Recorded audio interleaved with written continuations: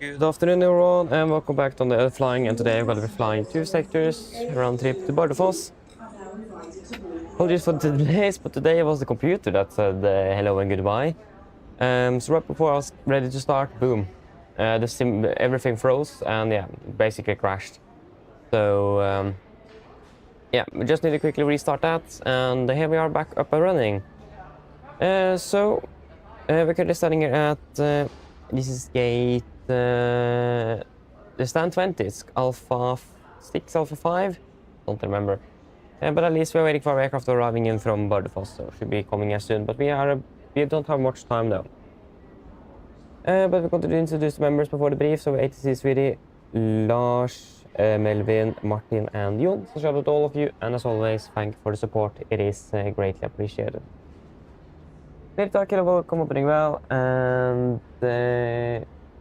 Christian, hello, welcome, hoping well, good morning, or good afternoon, and Merry Christmas to you as well, Merry Christmas. God formiddag, ja. Ja, hello, welcome, hoping well, good afternoon, Skyrift, hello, welcome, hoping well, Tom's, hello, hope you're doing well,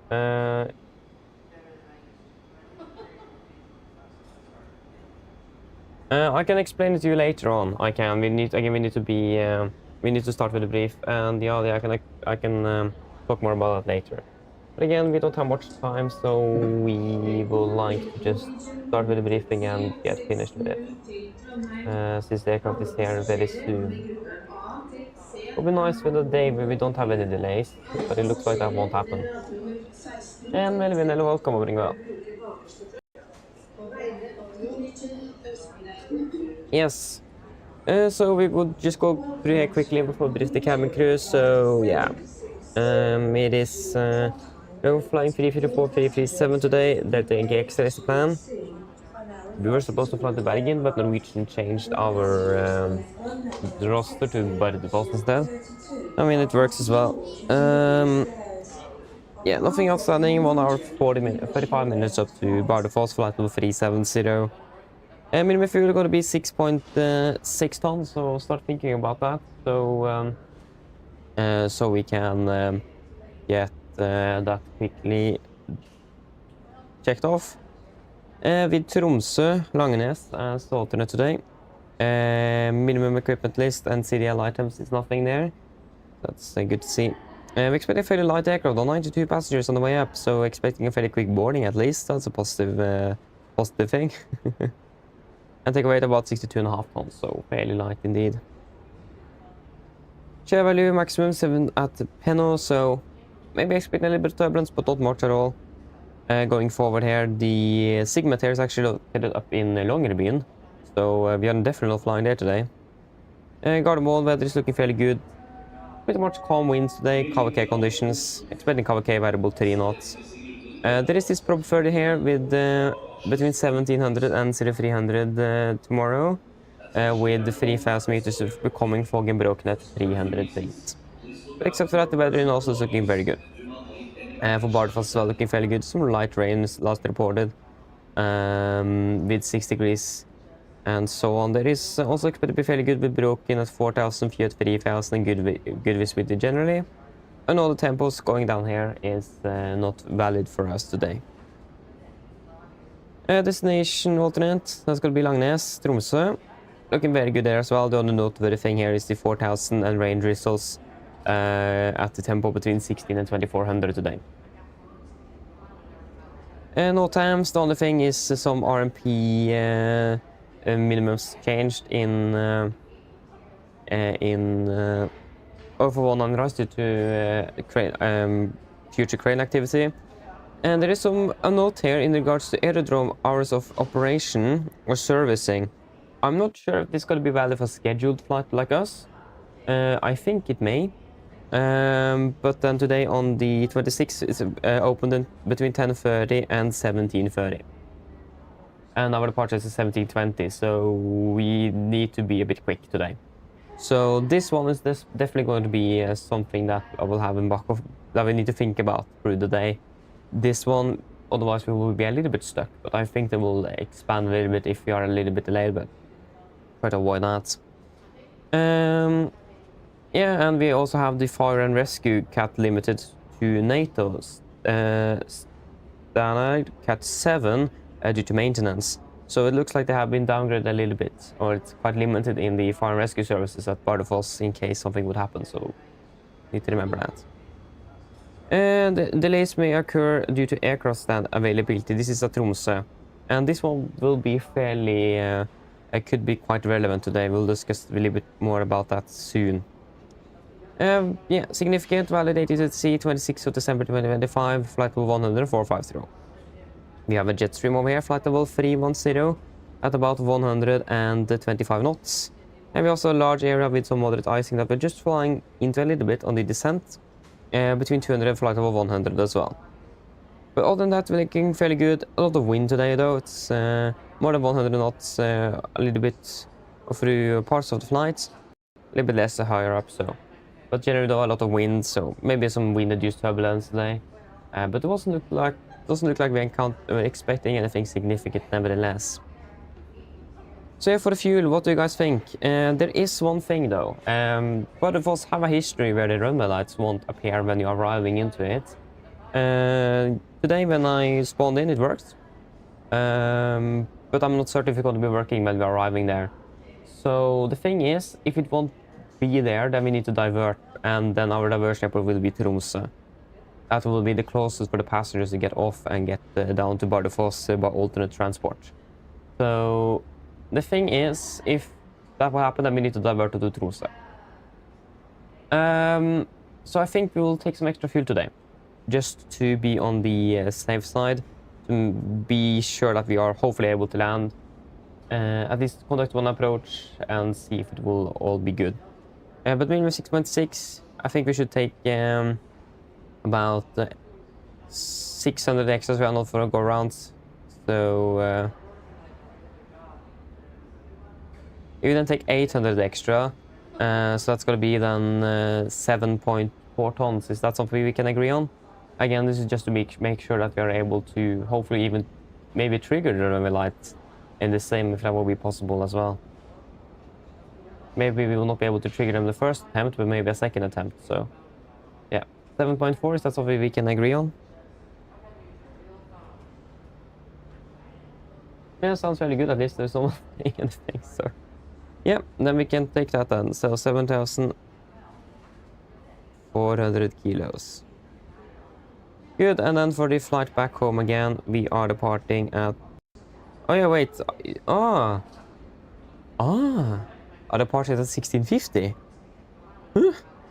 I thought it was at 1720. Yeah. Then we don't need to worry too much about that delay then. Flight time 1 hour 50 minutes. Should be landing in Oslo at 18:45. Flight level 380 and no dispatch remarks. Minimum fuel is going to be 7.5 tons. With Torp as alternate. 132 passengers, 61.8 tons on the takeoff weight, so we're going to be a little bit heavier, but we're fairly light aircraft today. But I mean, it makes sense, there's not a lot of people traveling these days. Maximum share value here is going to be 7 as well, so just mark that.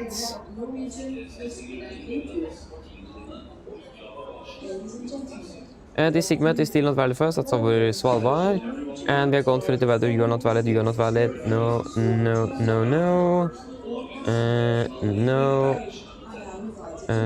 No. But yeah, at least the weather in Torp as well, cavalcade conditions expected, so very, very good indeed. And yeah, nothing new on the note times for the significant. It is going to be the same chart. No, this is the 18 UTC chart. But of the 26th of December 2025, flight level 145. So yeah, we still have flight level 310 here with the jet stream and the moderate icing between flight level 200 and below 100. And it means it's going to be a crosswind indeed. So yeah. But that should mainly be it though, it's nothing else. Really. Are there any questions before we brief the cabin crew?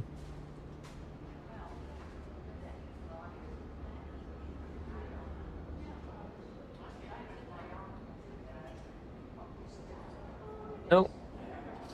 Now briefing is complete. Let's do a quick brief to the cabin crew, and then I think the aircraft have landed already actually, so I think it is pretty much ready for us to board. But yeah, I actually need you, EFB, in the timing. I don't remember everything. Hello, good afternoon. So my name is Fabian. I'm the captain today, the pilot in command as well. I'm going to be a quick round trip to Bardufoss today with you guys. Yeah, we're going to be flying on the Norwegian shuttle today, flying with Lima November Delta Yankee X-ray. And yeah, nothing else special there. Yeah, for our first flights, we are departing at 14:30 UTC today. It's going to be in approximately 39 minutes, 39 minutes. So we are starting to get a bit tight on the timing here. But at least flight time up to Bardufoss is 1 hour and 35 minutes with a scheduled time for arrival at 16:20. There was where I got the 17:24 at least. Generally, the weather here in Oslo is looking very good. There's nothing going on here that's going to be stopping or delaying us much from departure. I highly doubt we need to de-ice the aircraft before departure, but be aware of that maybe. We will decide that after we have one of us done a walk around to make sure that the aircraft is all clear of ice. So that is something we will discuss a little bit later, and then we will inform you and the passengers accordingly of that. But may expect a slight delay because of the ice, but most likely it won't be a factor today. Generally the weather is also looking fantastic, so nothing that's going to be delaying us out of here at least. Our departure routing, going northbound, expecting flight of 37,000 feet today. We don't expect any turbulence on the route today, it's looking very good. So nothing to be too concerned of. It's expected to be quite windy, so it may be that we will encounter a little bit of light turbulence here and there, so be aware of that, but at least there is not reported of anything moderate or severe today, so it should be a fairly smooth ride indeed. And then descending into Bardufoss, it is looking very good there as well, maybe some rain, but generally though very good weather indeed. So don't expect anything from the weather side stopping us from landing at least. The thing with Bardufoss is that there is some problems there with the runway lighting, so it may not be working when we're arriving. Oh, most likely it will, hopefully, but have experienced that it isn't. So we have taken some extra fuel on board to be ready for hopefully to get it to work, and wait a little bit if it will be able to work. But then expect that if it isn't working, we will be diverting to Tromsø and getting the passengers on alternate transport. So this is already planned out in case that will happen. But at least then you are aware of it. In case we are not then landing in Bardufoss, then most likely the reason is because of the landing or the runway lights that's not working properly there. So at least then you're aware of that, and then good and ready for that scenario at least. But yeah, landing in Bardufoss, so expecting a 30-minute turnaround, departing at 16:50. Should be 1 hour 50 minutes back home to Gardermoen, and we should be landing at 18:45 UTC. Generally though, looking very good on departure routing as well. Nothing else expecting anything else significant going on for the departure routing. Weather-wise, not expect to be changing much. Maybe some slight delays today generally, but maybe the ice will be required in Bardufoss because of the rain. But again, generally though, good weather is expected. We're expecting a cruise altitude of 38,000 feet on the down trip, on the return trip. It is still no turbulence expected. Maybe those winds will give us a little bit of light turbulence, but again, nothing major or noted here. So, bring a fairly smooth ride back to Gardermoen. And the weather in Gardermoen as well. We may expect a bit of fog coming in this evening, but that's a probability, so it will most likely not happen, but could happen. But generally though, it's looking fairly good on the weather-wise, so should be a smooth ride into Gardermoen, and hopefully landing on time as well. Yeah, again, operational-wise today, the only thing that will potentially be a factor is the runway lights in Bardufoss. That may not work. So that may induce some delays and even a diversion if it will be quite bad. So be aware of that. But that's really the only operational consideration to think about today. That will affect our flight the most. Nothing on MEL on the aircraft today neither, so it looks very good. And technical log, haven't been able to look through that yet, but it's going to be nothing major, at least for you back there, that to be considered. So should be fairly good. Of course, if it is anything, then we'll let you know, but should be fairly good. But yeah, are there any questions?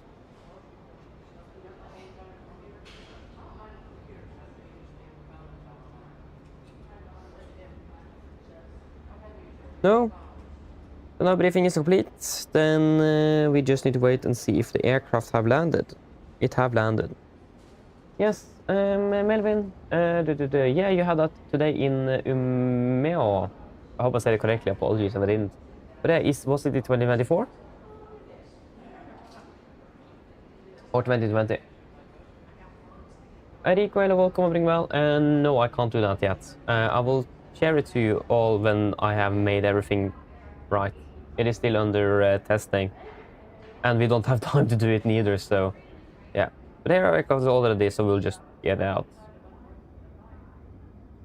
And we got even 2 on our side. Ismio is very soon. I don't know. Okay, 2020. That's good for us, though. Maybe it will be working. But yeah, Benjamin, hello, welcome, bring well, and yes, but hello, welcome, bring well.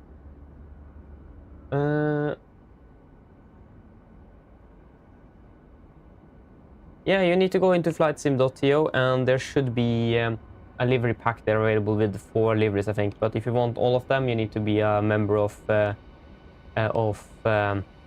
Virtual Norwegian. They make the fleet exclusively for them. But yeah, we even have an AFLY over there. What in the world? But at least our aircraft is standing here. Beautiful. Beautiful. Let us just get in. And here we have our flight deck. But yeah. Let me just get you set up. Wait, what did you turn? Let me just... I still hate that setting animation.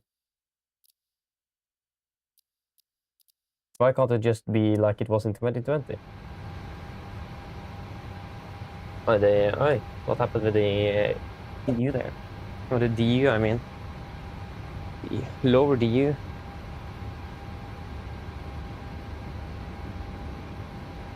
Yes, so hopefully we will not have any other technical issues today than like crash of the computer. That'll be nice. Thankfully, the 77 is still a fairly analog, if you can call it that, aircraft. So hopefully none of these computers will crash. That'll be nice.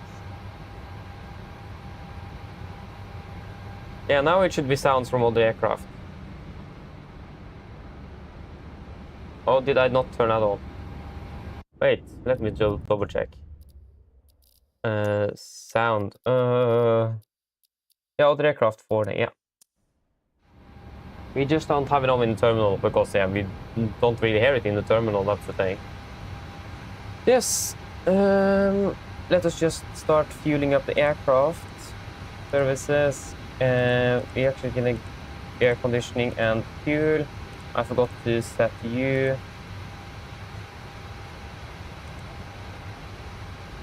And we'll just set about 12%. Yeah. And we requested, how much fuel did we request? 7.4, wasn't it? Yeah, 7.4. So then we'll just get that up and ready. And we'll just start sending the cargo as well.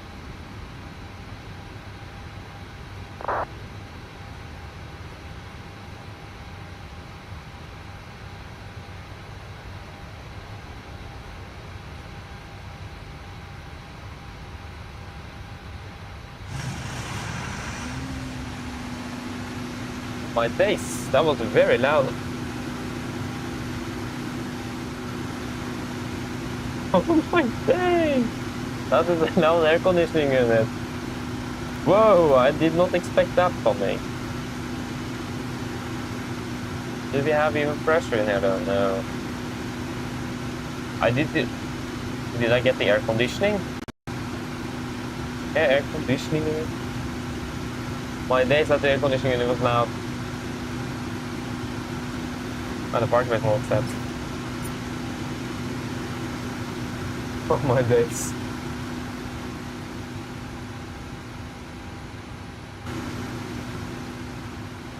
Hey, what's happening now? Oh, why is you getting rid of the door? Yeah.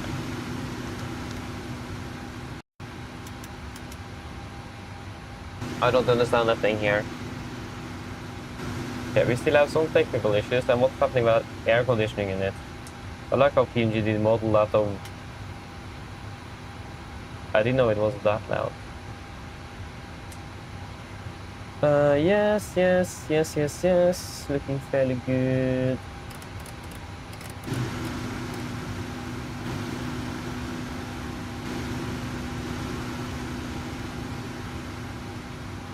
Yeah, we got Gardermoen Tower online, so we can just tune that in so we can listen to it while setting up here.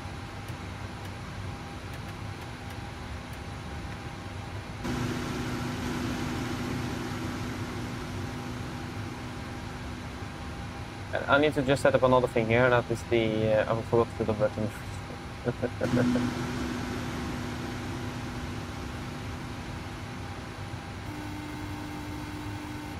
Where are we flying again? We're flying to Bardufoss. Yeah. I've been napping here. Hello. Hi. Okay, so I've spoken to security and they've started checking in, but there's around another 10 minutes to go before we expect to be seeing any passengers. Yeah, thank you. No problem. Why did they disconnect the jetway? I don't understand that. Cannot being connected. Yeah, still doing this though.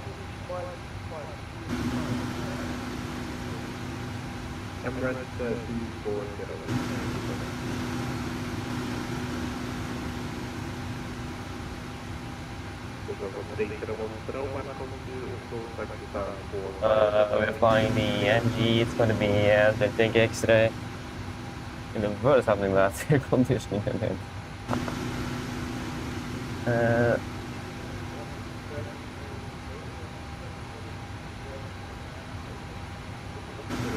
I don't have time for this.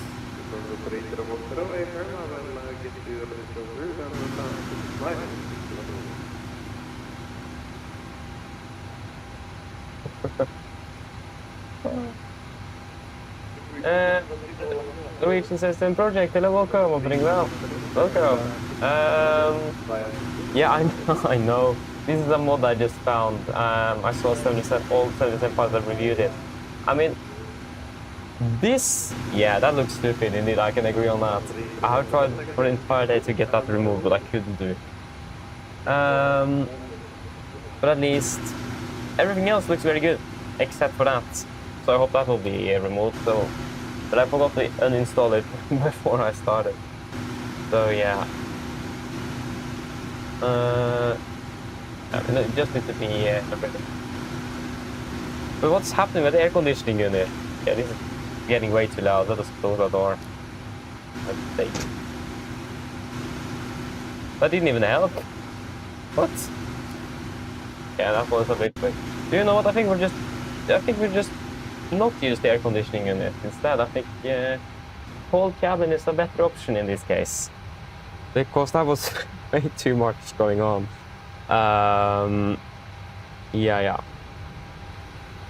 And let us just get the yeah. So 26K. Do we have short field performance? I think we have on this aircraft. Oh, that was not meant to happen. Yeah, we do have short field performance. Okay, fantastic. So we're flying the 77, 26K short field, winglets, carbon brakes. Fantastic. Then we have got the correct profile here. Eric's update as well.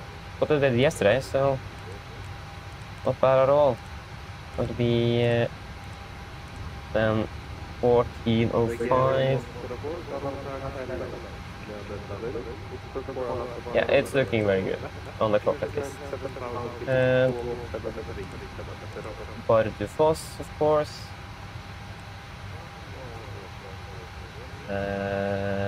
This. Yeah, disregard you. Nordic 3 for Tango. expecting... what does it say on the 80s? Or do we have anything specific on the 80s? Yeah, right, we have EPDLC now. Yeah, we can actually request that 80s. We want that. Let us get that 80s. Roughly with that fact. So yeah, we'll expect one on the 01 left then. What we have planned for at least. Yeah, 01 left is going to be Ribba 1 half direct to Gigni. Gigni, Zulu 125, Zulu. Yeah. And... yes. Gardermoen, information tail, 1320. Wait, what? Yeah, that's fairly right. Yeah, I listen to expect 0 left and 01 right in use. Oh, yeah, okay. And RCR on 01 right. And second part, 0 left, RCR 555, 100% wet, transition level 75. Yeah. We can request clearance from here as well. Yeah, right. Okay, so that link contact power. Yeah, so information. Okay, let's try that then. ATC clearance. Wait, maybe not in here. I've not done this before. Departure clearance.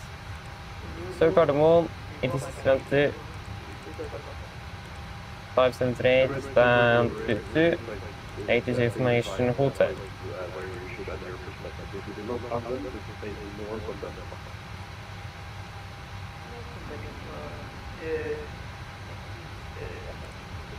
We'll see if it works then.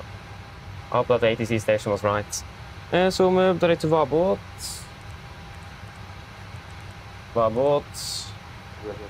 Henno. And then to Exapan.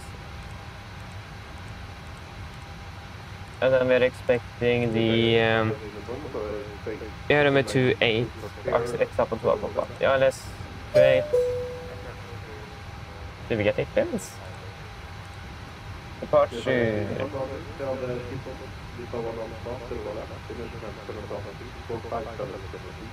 Okay, so departure request status. Record received, request being proceed. Okay, process standby. I can't even read. Okay. Yeah, so it's going to be Exapan to Papa, and it is going to be via Uglo.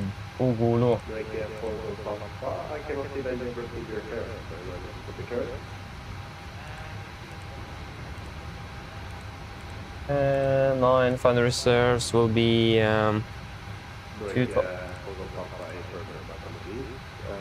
56.2. Flight level 370. Cruising wind will be 279.56. And minus 62.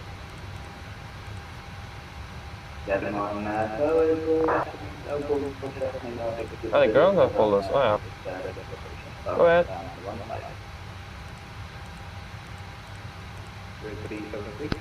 High Captain, microphone check please. Yes, read it loud and clear. OK Captain. Radio check is completed. DRM contact flyvet near any hostile stop roll. Roger.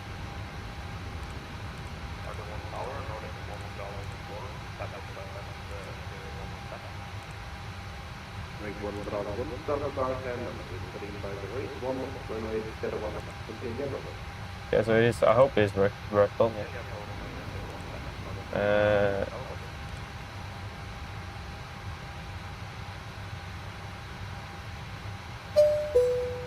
There we go. And that was tough. We won. There we go. Light rain, 2203 knots. Going to be. Where is it? There you go, 1017.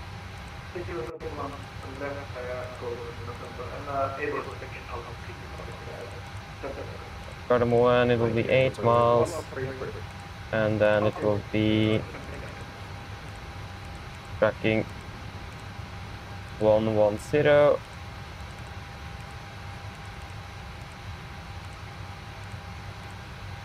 Fantastic. So then we'll just get you in here.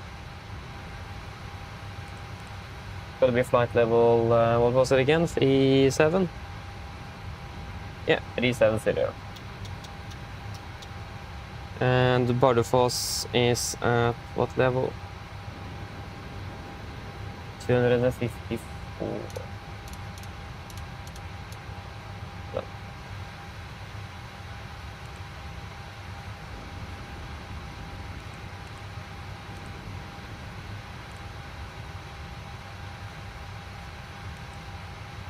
I have a feeling that he did not receive that CPDLC because we still not got anything from him.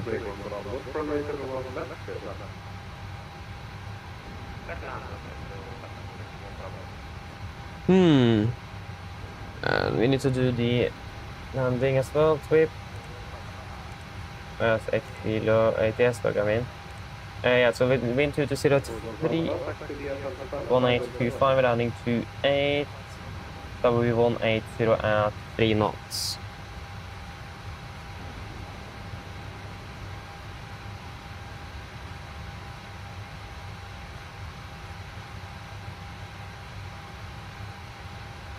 Did I say 3 knots? Yeah. Wet runway is going to be 1017 with a temperature of 5 degrees.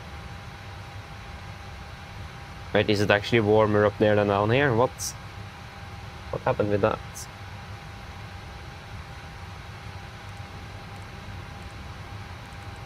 Oi, that wasn't meant to happen. Menu, and refueling is complete, so we can do the view. We'll just start boarding. There's no point in sitting and waiting 100 years for that. Cross boarding.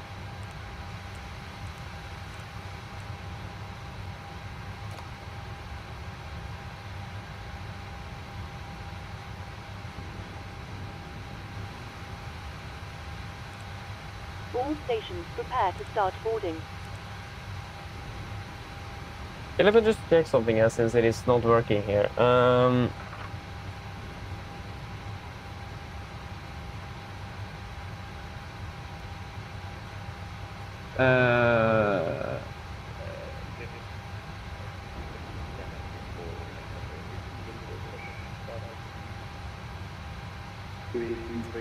Stations online. That's it.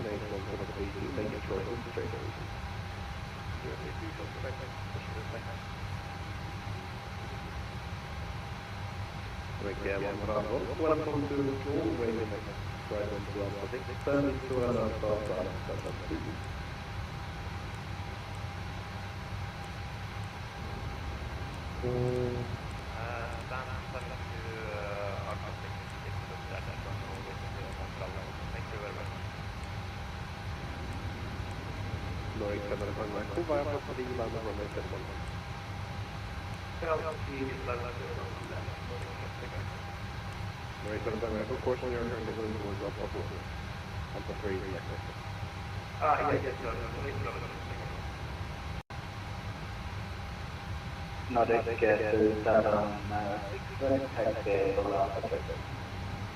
I don't think he's connected to the network. I can't find him as well.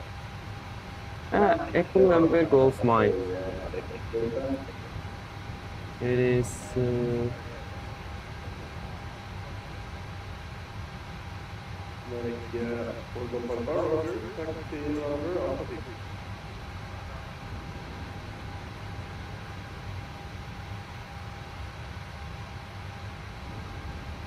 I will just ask him if I got the CPDLC done.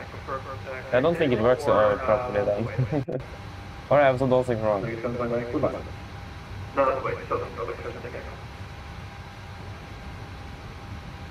Common tower. Wait.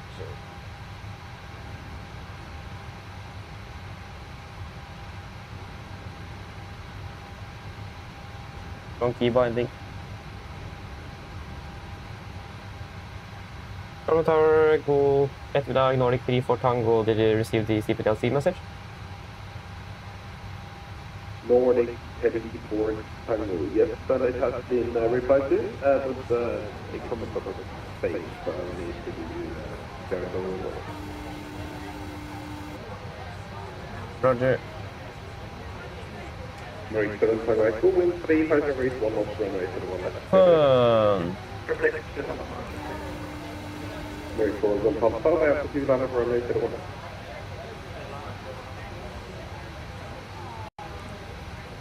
Yeah, because it just says that it is working on it. Hello. Hi, Captain. I'm just getting on the headset, I can barely hear it. Yeah, thank you. Yes. Oh, that was the wrong way. So yeah, 1 Bravo Golf. I see that the Emirates have just started their push. Just make the right turn on to Papa, then Yankee, and present down 7. Yes. Right turn to Papa, then Yankee and Hotel, walk upward.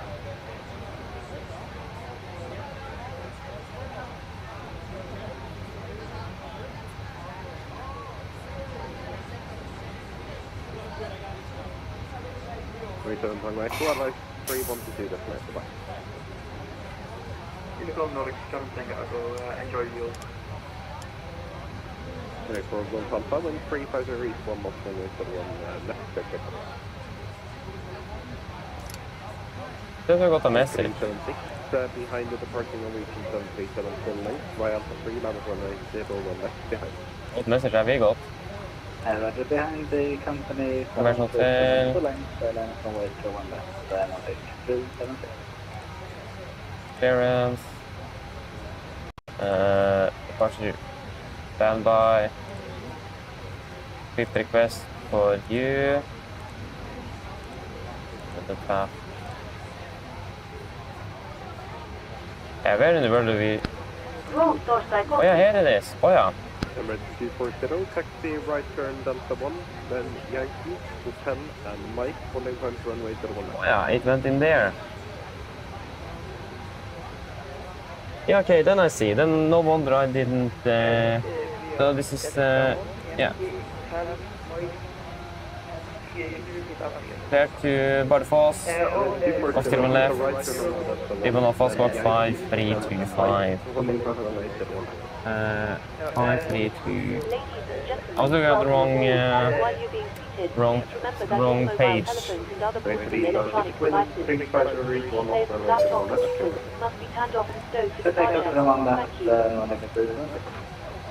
Therefore, go Papa, right 3, 1 to 2, Huh? Not received clearance cancelled. Huh? 14 extra, back to me. Yeah, there's so many problems here. ATC status at 1418. Yeah, not received clearance, cancelled the reversible voice. Okay, interesting. But at least we could expect that again, so. Yes. Are we ready for the departure briefing? 2-3 whiskey. Taxi 100% to the 1 left, back on 7 left. Right. So for the taxi,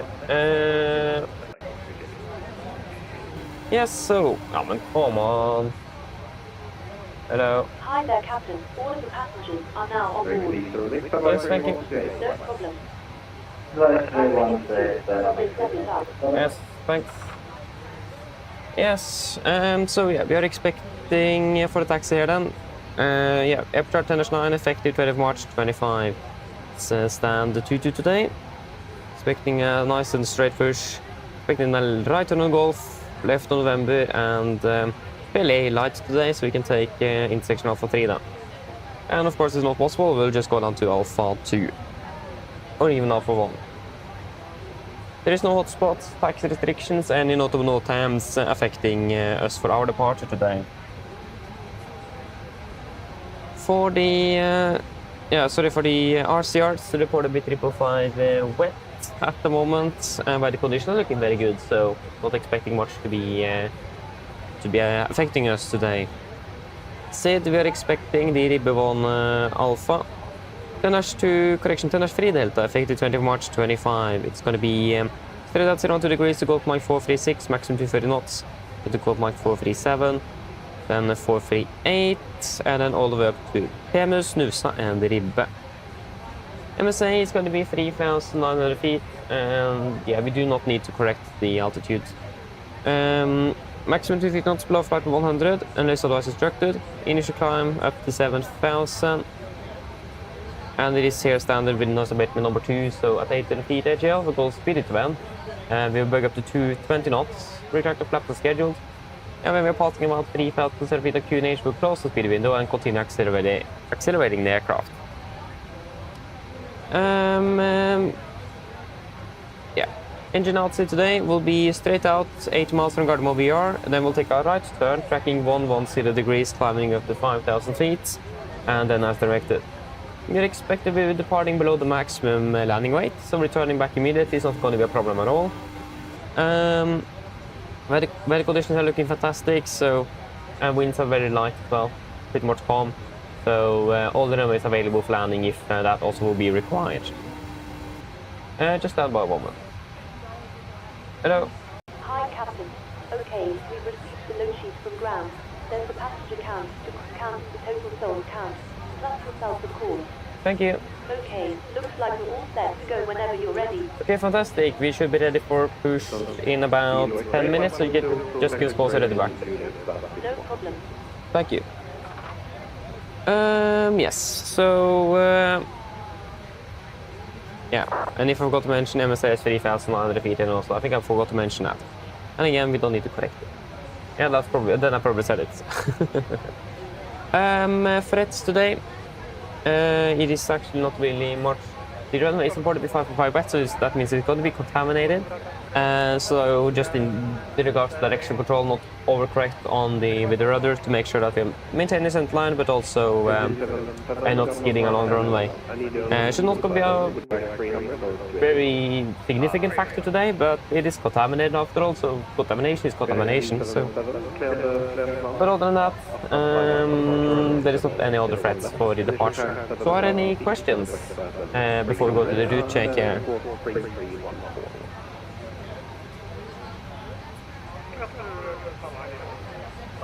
Probably not, then we continue the route check. Yes, route check. Yeah, again we expect Ribbon Alpha. Ribbe direct to Gigni. Zulu 125 Stormub. Direct to Vabot. Direct to Penno. Direct to Exapan and Exapan. Direct to Exapan to Papa into Bardufoss. Ground distance 607, we have 609 here, so that's close enough. And estimated we're landing with 3 tons compared to 2.4, yeah, so we're landing with then, yeah, well more than we need. So yes, are there any questions for the departure briefing?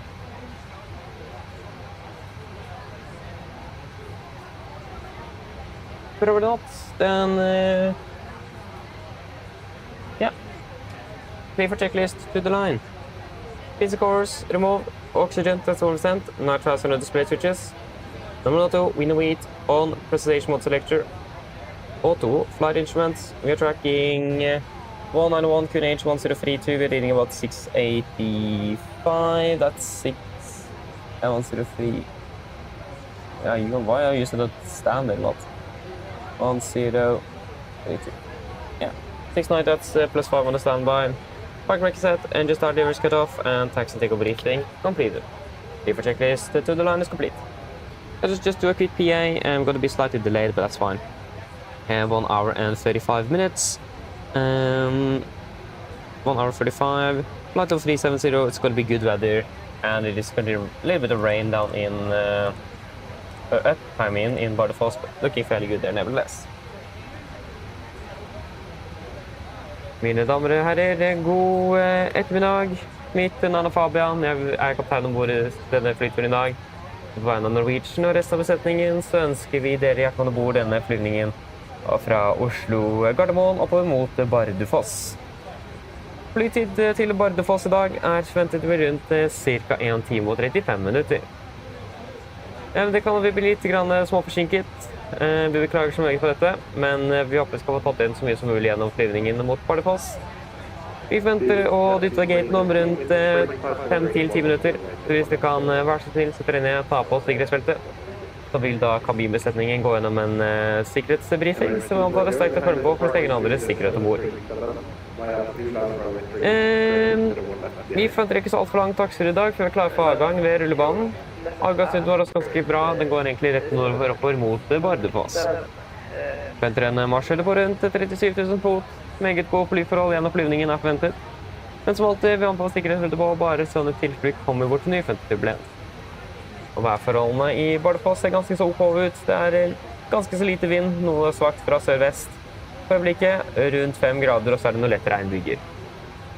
Ellers sitter ned slapp av, sover flytur med Norwegian. Ladies and gentlemen, good afternoon. My name is Fabian, I'm the captain aboard today, and we have Norwegian and the crew. We want to wish you very welcome aboard this flight from Oslo Gardermoen up towards Bardufoss. Flight up to Bardufoss this evening and so afternoon is expected to be approximately 1 hour 35 minutes.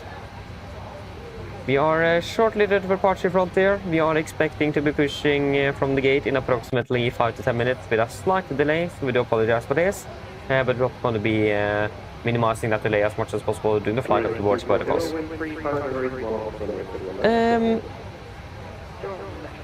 We are expecting a fairly short taxi today towards the runway, and a fairly nice departure reading as well, going up straight north towards Bardufoss. Expecting a cruising altitude of 37,000 feet today. Good fun conditions are expected through the flight, but as always, we recommend to zip on, just in case you can take some unexpected turbulence. And weather conditions up in Bardufoss looking fairly okay, just some light winds from the south-west, about 5 degrees centigrade and some light rain. Again, we should fairly soon be ready for push and start, so if you may then please sit down, take off seatbelts, and the cabin crew will go for a safety briefing that we do encourage you to pay special attention to if you own and know the safety aboard. Otherwise, sit and relax, and we'll enjoy this flight with Norwegian. Thank you. Yeah, a little bit messy there. Not sure what happened. But yeah, okay. We need to do the emergency briefing before we then are ready to go. So, ready for the emergency briefing? So, below 80 knots, we'll stop the aircraft for any warnings. Above 80 knots, property V1 will stop for fire, warning, engine failure, predictive windshield warning, and our airplane unable or safe to fly. If we go stop or stop my controls, come across the rest levers, designate all throttle, apply max manual braking, wait for R2 auto brakes, manual rest to the cable, and then apply max reverse thrust to stop the aircraft. If you could stop, I wait for first risk coast, auto disengage, and max braking applied. I'll call speed brakes up, speed brakes not up, wait for reversers, and call the rest status. I'll call any incomplete items, 80 knots, 6 knots, automatic disarm, and advise ATC of the reject. Then once gone to complete stop, I'll slow on the reversers, lower the speed brakes, then we will identify the problem, and I will pull out any necessary memo items that may be needed to be accomplished. I'll assist to identify the problem, and I will accomplish any memo items on your command. Then we will evaluate the situation. If no evacuation is needed, OMPA remains seated, situation under control. If the situation is unclear, OMPA cabin to the stations. If you then decide to evacuate the aircraft, I will order flaps 40, we'll go to the back of the crew range and breathe through the evacuation checklist. Happy? Hope so. So, there will be no actions below 40 feet, except cancel any warnings, everything given on a post rate, 40 feet, with the verified X-lay. Out on track, for the BC 12 degrees to 8 miles, Gardermoen VR, then right turn tracking 110 degrees 5000, and then further as discussed during the departure briefing. So, are there any questions? Probably not, then our the emergency briefing is complete. Yes, go ahead. Ground the call this up. Hi Captain, just Arctic update torstai let you know that we have started loading. The airline sent the final load shed up once we are ready. Are you finished now? Roger, thank you. Road torstai copy. Go ahead.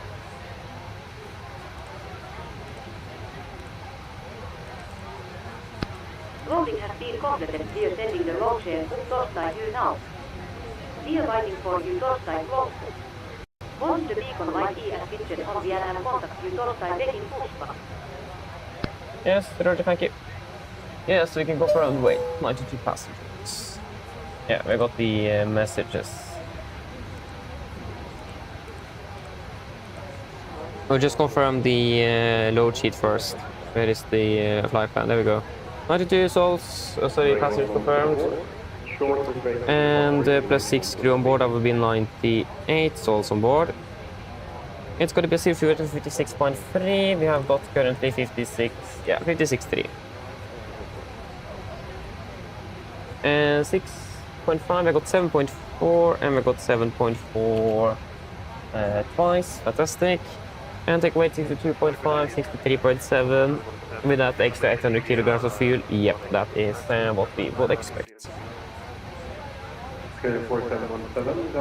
Fantastic, that is all good. It's going to be take a weight of 64.2. 64.2. Yeah, that was certainly fairly heavy then. Maybe not be able. And it's going to be, yeah, I was looking at the trim, not the weather. 25.4. And it's going to be winds, lines at 1, minus 1, 32. 351. Minus 1 and 1, 0, 32. Yes. And minus 4 on you, that will be minus 21. Oh, sorry, 21.4. And oi, we can fire up the APU, and then we should be ready to go. Oi, go very soon.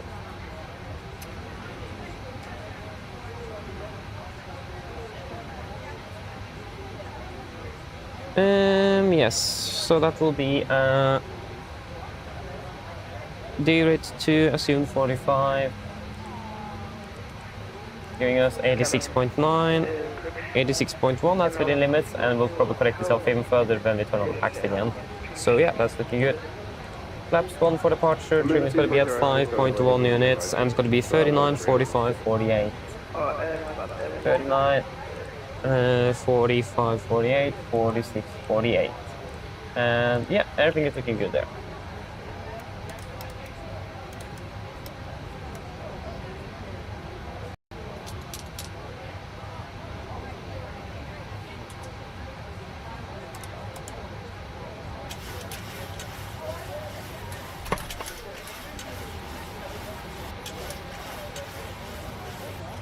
Yes, the free project list below the line. Fuel, we have 7,400 kilos on board. Pumps on. Yeah. Passenger signs set. Auto brake. RTO. Zero when cars completed. Take a speed. V1 149. VR 146. V2 148. MP V2 148. Heading 02 and altitude 7,000 feet. Free project list is complete.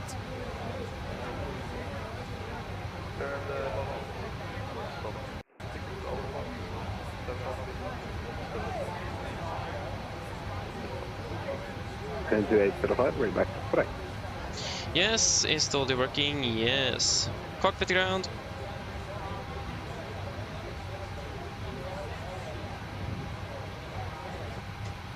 Just get rid of that door. I need to coordinate with it a little bit. Yeah, can you please disconnect and prepare for push and start? Roger. Stand by. So yeah, again we got a message that it was what exactly did it say? Just wait one second. And we need to do this as well. Oh, there's so much to do. Roll power has been disconnected. Thank you. Alright, 911 to the board, taxi on runway 01, fly Golf November. Yeah, we need to start that flight. Thank you.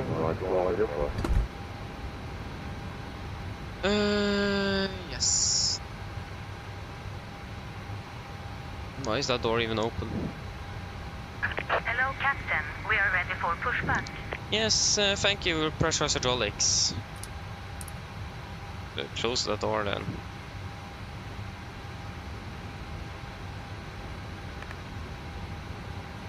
What did it say on that message again? ETC log. So it says Departure checks completed. Bypass pin inserted.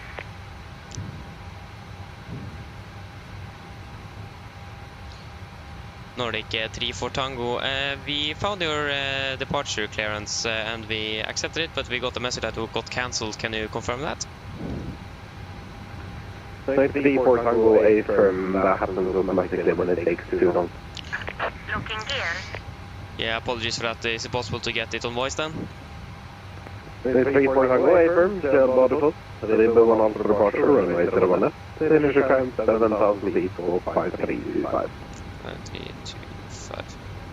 Nordic 3-4 Tango is clear to Bardufoss. Ribbe 1 Alpha departure, out of 01 left. Initial climb 7,000 feet, squawk 5325. 3-4 Tango, radar correct. Yes. Nordic 3-4 Tango requesting push and start. 3-4 Tango, short and straight push and start for you, can H1032. Short and straight push and start route, can H1032, Nordic 3-4 Tango. Oh no. Yes, copy over, cleared the push. Short and straight push and start for you, can H1032.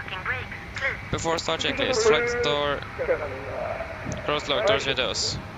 Cross locked, anti-collision light on, transponder set, redundant trim, 3 and 0. Before start checklist complete. 5325, just verify 5325, yes. Brake released. Commencing push. All engines clear. Start at wheel. Yes, thank you, starting to on the sequence. Okay, it wasn't a terrible delay. On my days, this has been an interesting departure, that's for sure. Yes, we're clear to start as well. So many interesting aircraft there today. Yes, starting number 2.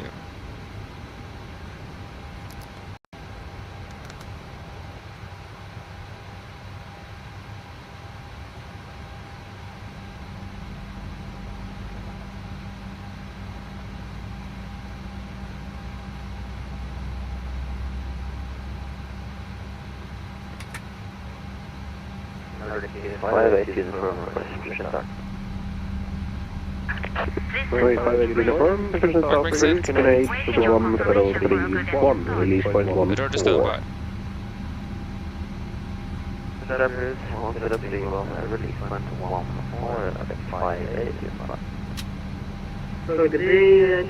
Yes, start it out. Starting number 1.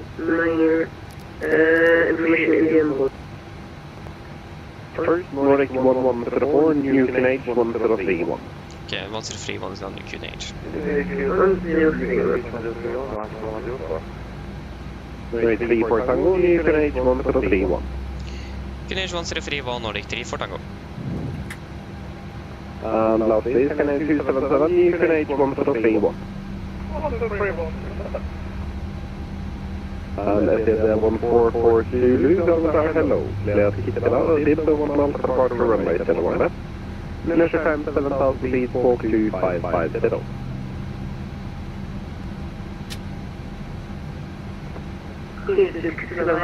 Yeah, start it out. Copy out to good as fast as you can, disconnect. I'm looking gear. Is it 144 Zulu, just confirm runway 01 left. Is it 144 Zulu, right back, correct. Oh.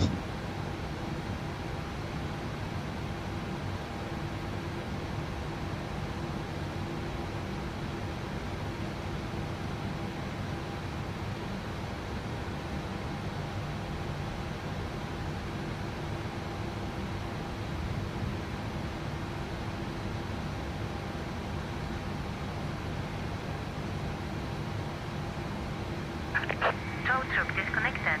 Bypass pin removed. Left is clear. Right is clear. Yes, thanks for helping Philippine. Have a good day. See you next time. And happy New Year. Merry Christmas.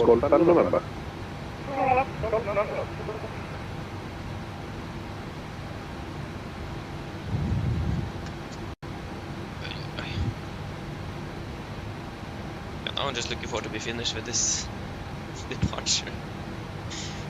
In air. Yes, there we go, got the gear pin. Was flaps 1, a flag pro check.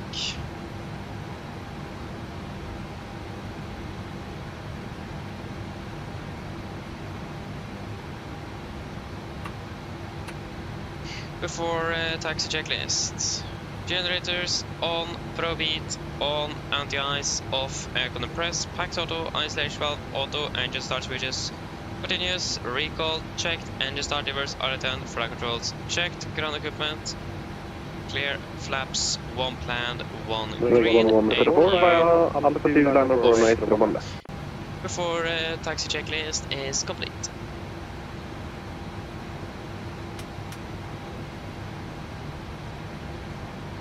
Wing 1104 via Alpha 2 line of runway 01 left. And set QNH 1031. 1031 set, cross checked.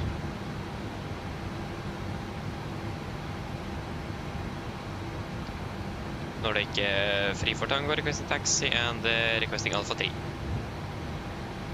Wing 34 Tango, roger. Taxi Golf November holding point Alpha 3. Golf November, hold point Alpha 3, Nordic 3 for Tango. Wing 1104, Left clear. Alpha 2 line of runway Right 01 clear. left. Brakes released.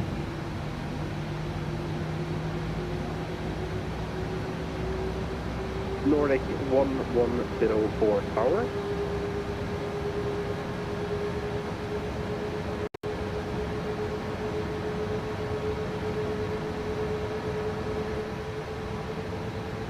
Oslo Tower, good day to you, Ryanair. Oslo Mike, information Juliet, for a good Ryanair 84 Kilo Mike, ground are hello. Build Stansted, split of 6 Bravo departure, runway 01 right. Initial climb 7,000 feet, port 1070. Hello. Hello. Ryanair Oslo Mike, initial plan 7,000 feet, walk 1070. Just to confirm the Hello. Hi, Captain. Just to let you know that the Ryanair cabin is 84 secure Kilo for Mike, takeoff. firmly public Thank you. Bravo, runway No 01 left. problem. Cabin secure. 01 right. Good. Ryanair Oslo Mike. Then it's going to be Alpha 3. Ryanair 84 Kilo Mike, we're back for that. I'm happy to company though that is not responding on frequency.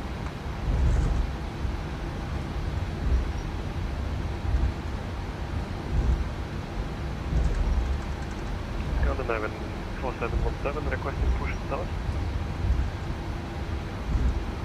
4717, short and straight pushing Right, south route, clear. KNH Left clear. 1031. 1031, short and straight approach. Scandinavian 4717.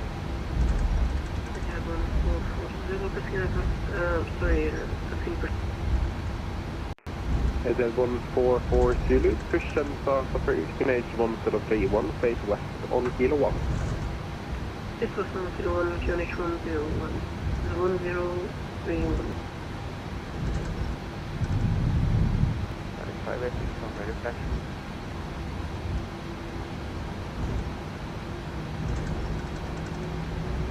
Break 58 uniform, taxi line for runway 01 left. Correction holding point Alpha 2, runway 01 left. Via Romeo pass and right. Right over on Mike, holding point Alpha 0. Oi. Break 1104, are you on this frequency? Left clear. Right clear. 277, continue holding point Alpha 1.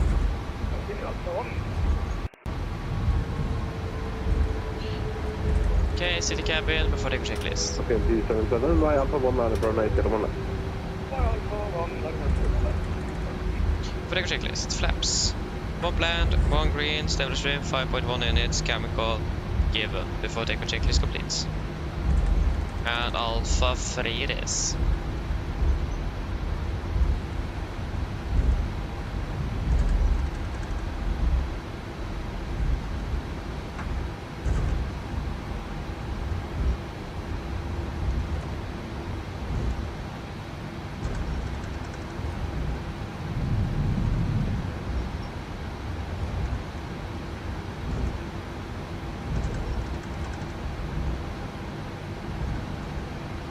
is clear, left is clear. And 277, wind variable 1 knot. Runway 71 left, clear for takeoff.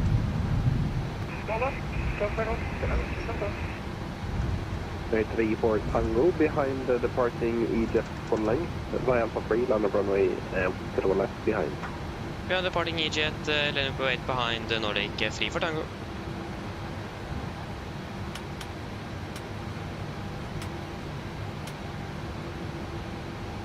Okay, but a little bit with the transponder.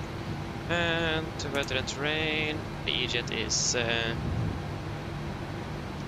departing.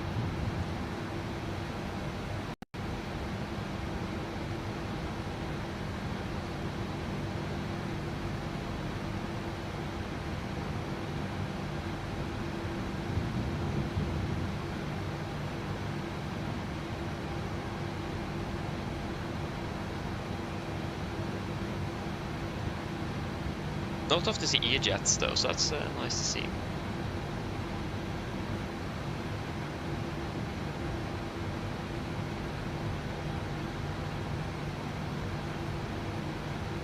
Nice. Have a nice flight wherever we are flying E-jets. We had 1442, Left clear, right clear.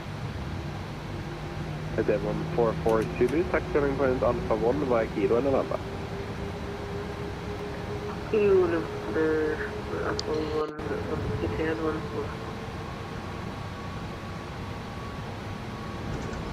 Yes, are you all ready? I'm ready when you are. And of course when we get the takeoff clearance. And 277, advice 312, that's right, bye. Right, 34 Tango, wind variable 1 knot, runway 71 left, clear for takeoff.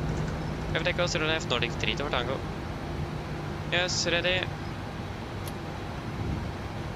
Nordic pilot Ready. uniform, you just took the left onto November, make next right onto Hotel, then line. Yes, takeoff. Setting thrust.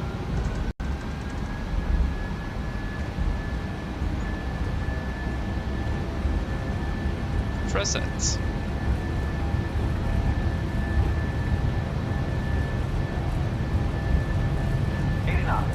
Checked. Eleven 4717 ready for taxi. 104717, taxi, holding from runway 71 left, via Golf November. Taxi holding point runway 01 left via Golf November. 1117 positive rate of climb. Gear up. Oh, Nordic pilot uniform, are you able to Alpha 3? what was that? Nordic pilot uniform, Roger, continue Alpha 2. Did you guys see that? Yeah, Speed advance to 20 knots. Set. 2805, confirm that you received your clearance. Yes, I have. Laps up, speed eject. Double 1174. Yes, I see now, thank you. It seems like you have recollected or something. But push and stop for range 1.31, release point 1 liner.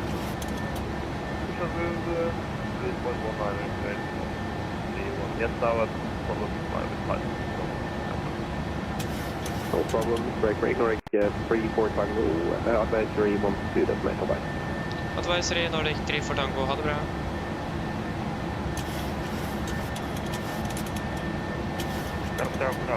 Papa Hotel ground. Via bar on 2000. Requesting to enter the CTR by the south.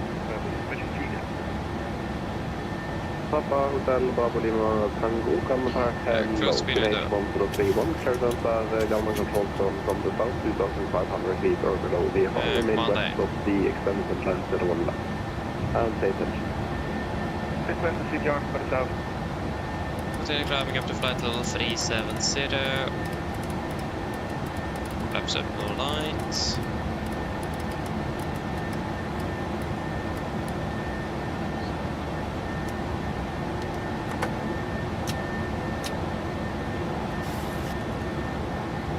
Set standard after takeoff checklist. And standard set cross-checked. After takeoff checklist, station bleeds. All packs, auto, landing gear, up and off, flaps, up and out altimeters, passing through 5,800 feet. Now, plus minus 0. After takeoff checklist complete.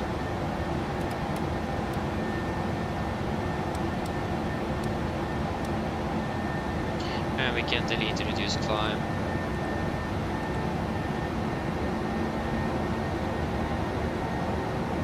And delete paper.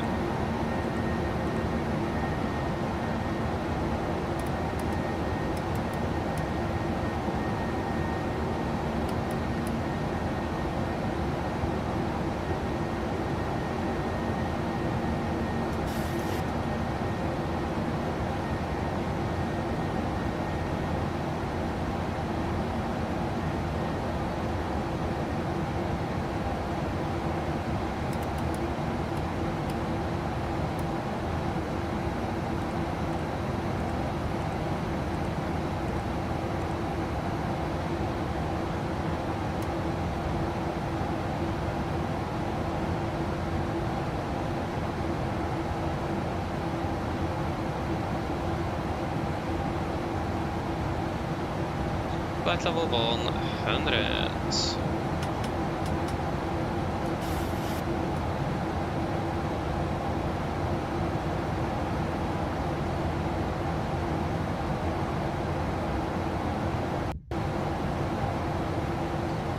Yes, fantastic.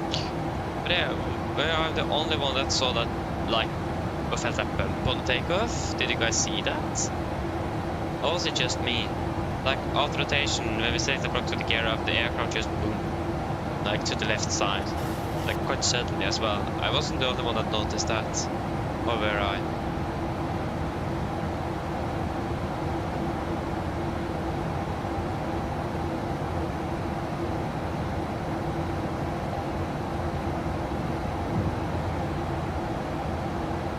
Yeah, like I'm not sure what it is, but it wasn't really just a bank. It was like a little yaw as well. It just, yeah, it suddenly went to the left. That's for sure.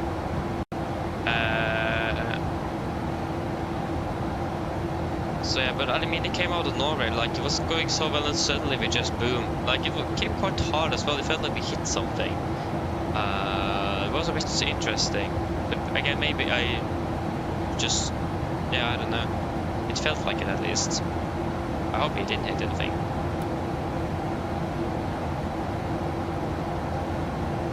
Yeah, I mean, wind would make sense. That was the first thought I had, but yeah, it was just quite sudden. And that wind would have changed quite quickly. Hoping to put a bit of wind shear. But yeah, that was interesting though. But at least we are up in the air, so. But at least the rain level go pretty well. Again, guys, I'm so sorry that I've not been able to answer much during the departure. I mean, there have been so much been needs to be done on the ground now. And that's stupid CPLC as well. The computer and all of that. Yeah, again, I'm sorry, but at least now I'm ready. Is that level go? Hope you're doing well. But if I didn't say hello to you earlier, at least hello. Okay, you had a small wind draft when you took off 20 minutes ago. Yeah, maybe it was the same one then. Yeah, maybe it was. So yeah, it was a bit interesting though. I did not expect it, that's for sure. But yeah, just wait a little bit, Tom. I'll see if I can catch up with anything else that happened earlier here. Oh, yeah, hello, welcome. Opening well. No, no de-ice. We don't need it. There was no frost accumulated on the aircraft. There is no the taxiways and nothing there is contaminated, and there was no mistable moisture, so or any precipitation, so yeah, not really needed. So yeah.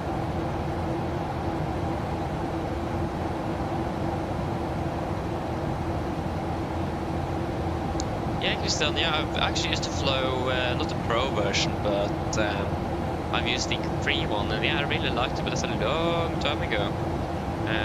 But yeah. Nice though, not bad, not bad. the chase plane as well is fantastic. It's a bit buggy here in the flight sim. If I do this, for example, that's what happened with chase planes. So yeah, it's a bit buggy here still. But I mean, that will get fixed. It is still in experimental state. So. No, again, if there's anything I have missed, let me know. Just run it again. So yeah, again, apologies.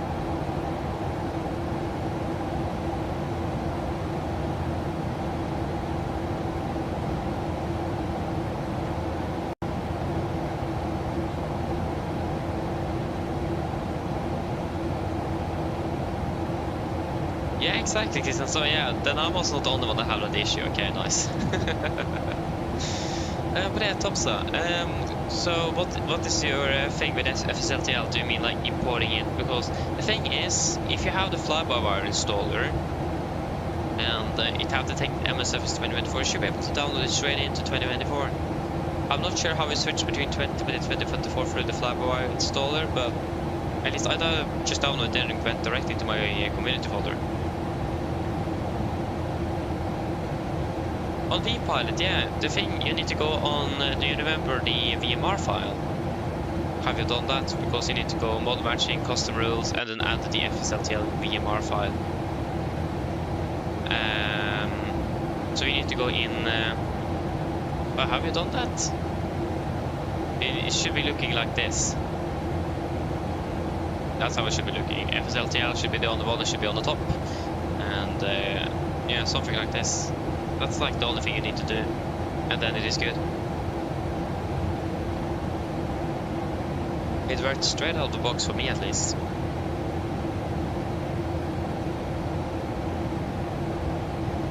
But did you update the VMR file? Like, did you reselect it? If you haven't, try that as well. Maybe that could help.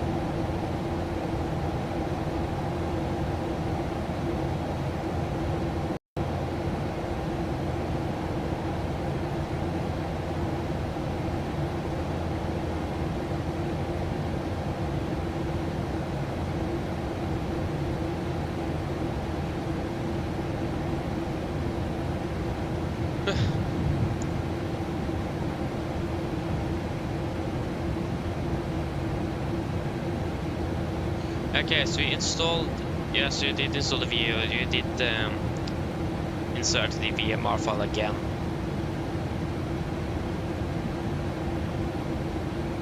Okay, that's a bit interesting. Oh, do we have the floodlights? Oh, they are on. Oh, I didn't know that.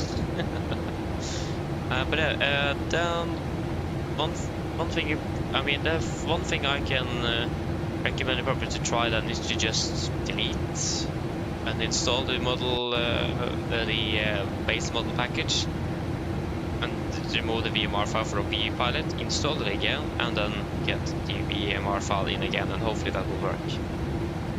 It should be just VMR file in, boom, you're good to go. So maybe it's nothing wrong with the VMR file, maybe it's actually something wrong with the base model package itself.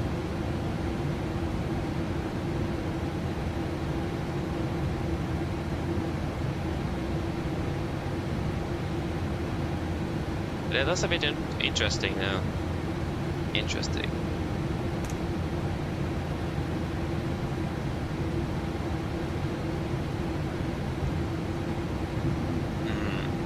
Yeah, even stranger. Again, the thing, I factory reset my computer before I installed the 2024, and so I installed everything up brand new again. So I have at least not encountered that issue. So maybe it could be something like that. I don't know. It's just easy to troubleshoot either. That's the thing. It's supposed to be easy.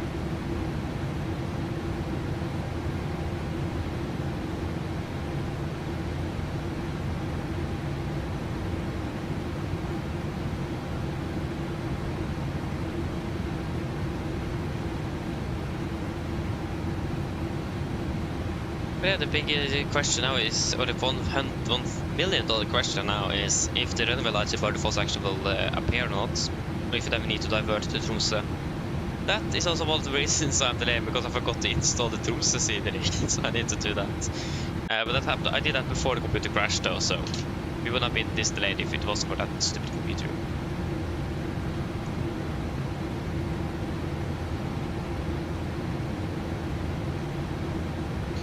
mean, don't give up though, Tomsa. You need to just troubleshoot. Don't give up. Don't give up.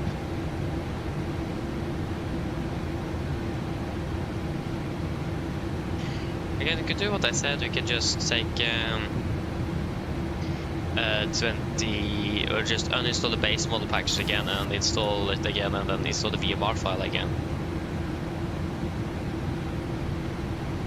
But you have one thing you can definitely try out. If you install the injector as well, just inject traffic in 2024, see if that works. If it works, then there is something on the vPilot client side. If it doesn't work, then something with the base model package itself. Try that. But I'm not sure though if the injector works in 2024 yet. So you need to check that first.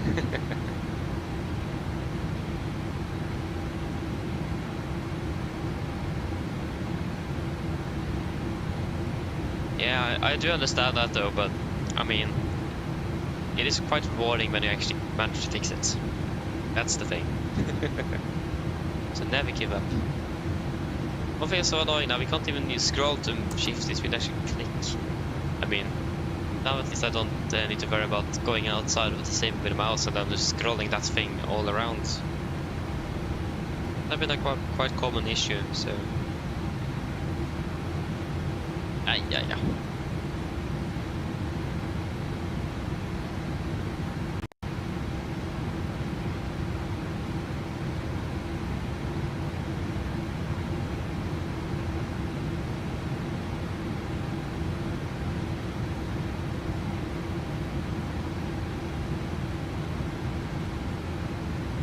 Wait, what? I talk about Bardufoss now. Terrain, or where are you talking about?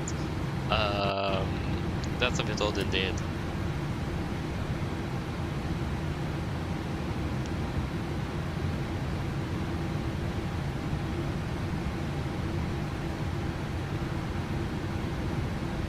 Oh yeah, I do understand you though, Tom. So I actually did like 2024 as well, but I've been using 2024 for a little bit now, and I'm starting to get used to it. So I'm starting to like it a bit. I do.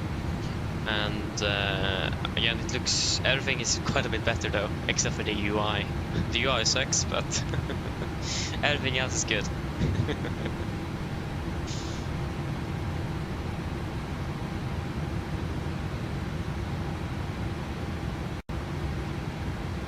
Yeah, I mean, I do understand it though, Thompson. But again, it's all personal preference, and we all have our own opinion on that, so yeah. Oh, one thing I'm so looking forward to see, I'm actually going to be able to see the Aurora Borealis today. That would be so cool if you can actually see that for the first time inside the sim. I'm not sure if that's very active now, I don't think so, but it's quite common to see in northern Norway generally though, even though it's not anything that we get any warnings in advance.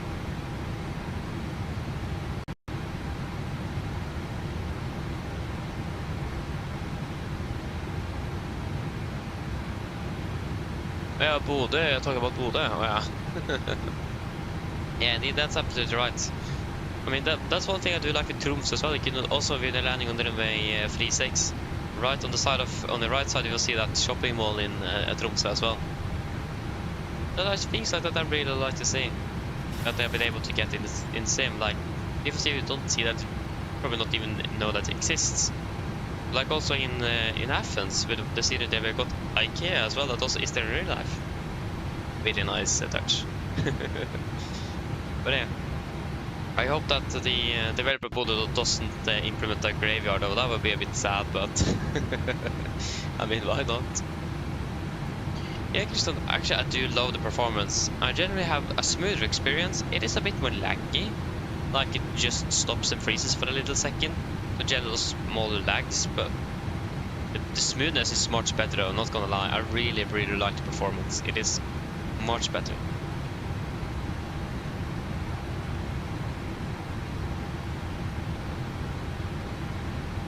Yeah, I mean, again, I do understand your point though, Tom's. I do. And again, it's all personal preference.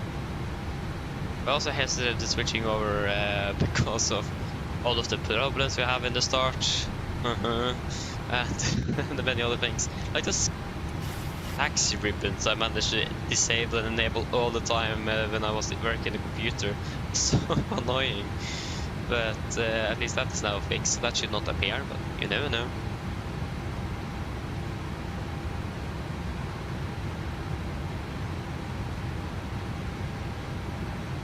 So yes. And 1000.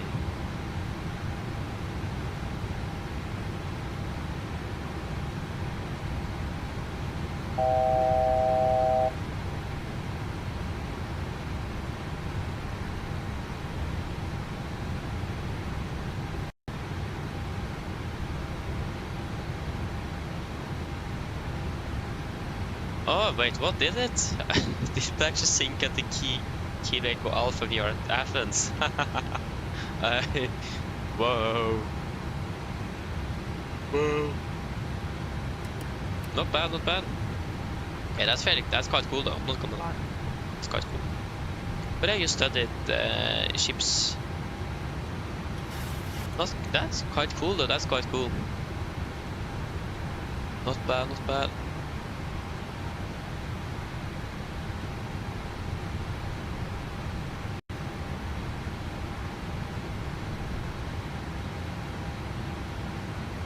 Yeah, exactly. That's also what I said. It's going to be some issues in the start for the first streams. It's definitely going to be problems, and we have experienced problems in it for the first 3 streams now. PC crashed today. We have a lot of problems yesterday, and the first day was a lot of problems indeed on the Christmas day. But again, this is fixed. That will sort itself out a little bit later, and I'm applying fixes to everything accordingly. And yeah, if I remember to do it though, that's a catch. But I already feel that's getting better. Now it was that CPDLC thing that I thought we were going to have it in the ATS log, but of course it will.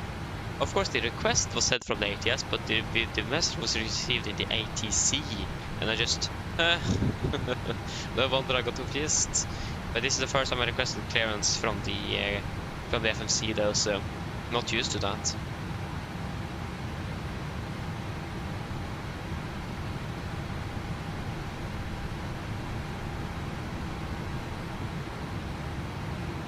I've been screaming. Oh, I'm not screaming, am I? But I know I have a lot of voice cracks though.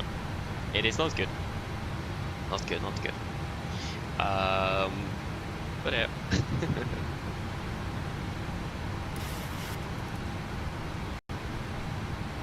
At least I'm not actively trying to scream, I'm not. But let me know if I do though.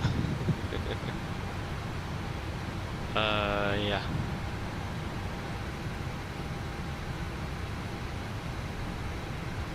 Like, what happened with that? Everything generated in this cockpit now is so much darker.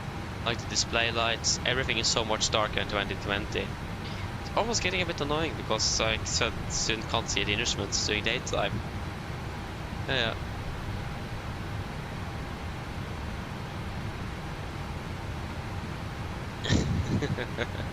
Yeah, I mean it is fun indeed, sometimes it is. So yeah, but I've been a while since I got one now though. Yeah. It'll probably come soon. It's probably sticking its head around the corner now. Yeah.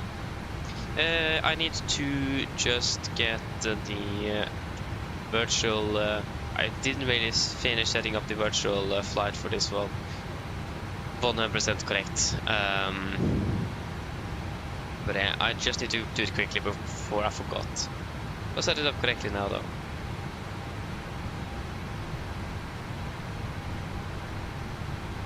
And then Bardufoss, Oslo, dispatch flight. So that's at least ready. Yeah, I mean, I like the cockpit. So one thing I don't like though is, I mean, the texture pack is nice, and there is a lot of good textures here indeed. That's pretty good. But especially this is, and also the throttle as well is heavily damaged. Like, what happened with that? So. If there could have been an option to just like make those a little bit less damaged, then yeah, I would really enjoy this one indeed. It's really good.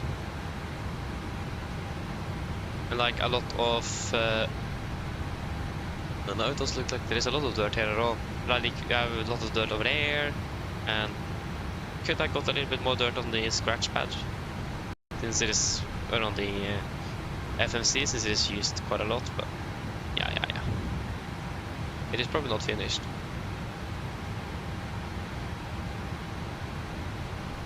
Hey, the server crashed, but...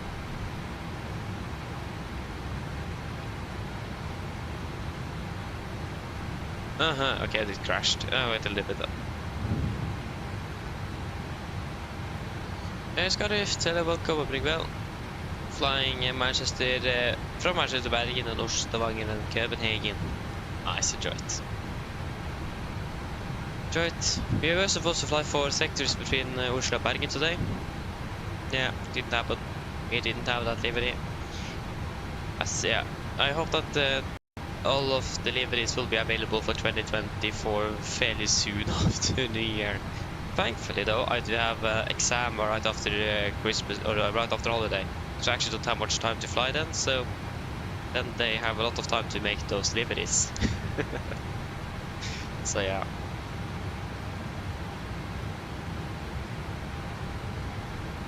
And also my ATC training, so I need to finish that today. And I embarrassed myself so much. I took the now test in phraseology, needed 10 correct out of 12 questions to pass, and of course I overthinked everything, and then boom, I got wrong on 2 questions that I definitely should have got correct.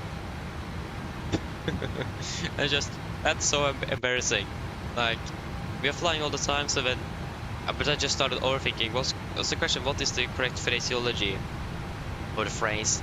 And it was like, for example, Scandinavian 321, ground contact tower 18305. That was the one I selected. That's not correct. You don't identify yourself for every call. But I started overthinking and just thought, yeah, isn't that supposed to be the right thing? And yeah, we don't do that. If I just would have, because I thought about it, just doesn't sound right. That's not how they talk to us when we are flying, but I think that's how it's actually supposed to be. I think I heard that somewhere, and it shows that it was wrong. So yeah, I'm a bit embarrassed now. I didn't even pass that exam, so I need to take it again after this. So embarrassing. Yeah, oof. So I will try to avoid that happening again. Wait, sorry for that voice crack. But yeah, that's the phraseology side, especially for IFR flights. It should be fairly good with VFR. Yeah, it's starting to get in, but it was basically the IFR ones I actually failed on because I started overthinking. Perfect. Hello. Hello? Hello? Hello? Hi, Captain. I was just wondering if you'd like a drink, maybe a tea or coffee, or a bottle of water. Yes, do you guys want anything to drink? Anything? Oh yeah, it does. It does thumbs up, but it's still less than it's still a sunset. So yeah, it's gonna be dark indeed. It is Nord-Norge. Long live Nord-Norge. Northern Norway, it's dark, so that's why I'm so not looking forward for the runway lights in Bardufoss. Yeah. You want a water? Yeah, you want water. Water. Anything else?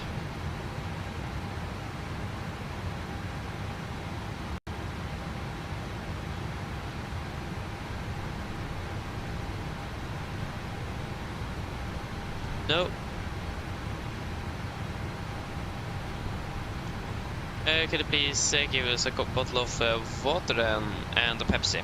Of course, just give me a couple of minutes and I'll bring it to you. Thank you. Yeah, you're quite lucky this got shift. Perfect timing. Benjamin, you can't get delivery to work. Okay. What is the problem? Explain. I can see if I can help.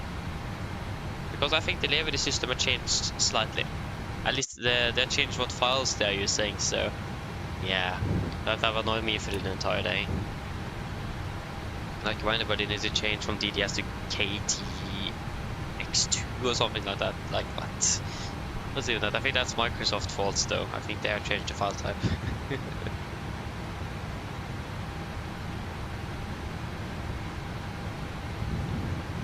But yeah, what is the problem? And I may help. I could possibly help. Hello.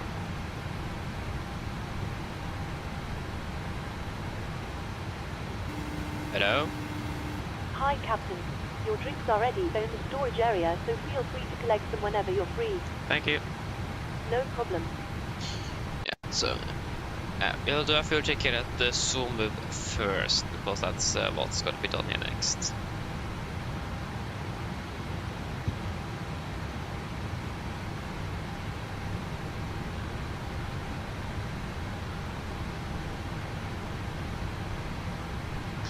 Yes, so fuel check at the zoom move. We should have 4.2. Yeah, we have 5.3.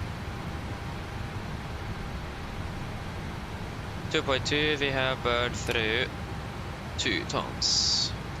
Wait, is it 2? Yeah, 2 tons. 29 will be for 28 minutes. Fantastic. Yeah, okay, so but I mean, don't show up in sim, comment folder, don't comment in place. Are you downloading liveries that is compatible with 2024? Because the old liveries in 2020 will not work in 2024. You need to use 2024 liveries. Are you downloading it for the new sim and not the old sim? That is the first question. That's easy to do, easy mistake. So I understand if you've done that. Okay. Have you gone into the configuration of the aircraft and livery and checked there? Yeah, probably have. But yeah, what aircraft are you talking about? Are you talking about the 737?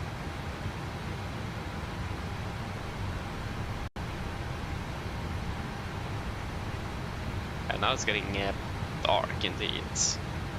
Beautiful sunset, I mean. And yeah. Yeah, 77, okay. So, are you sure that you have got the correct aircraft variant? So, like the cargo or passenger, and then the correct density, the cabin density, the cabin layout? Because I think in most of the new liveries are now applicable for the different cabin layouts. So, have you tried the different cabin layouts and seen if you will get deliveries from different layouts? Okay.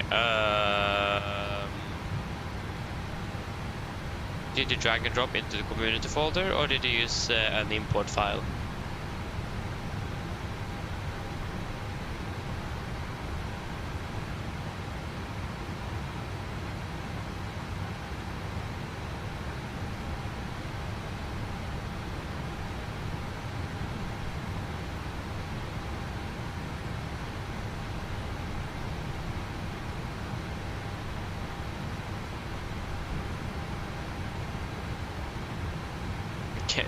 It looks very dark. It is like pitch black.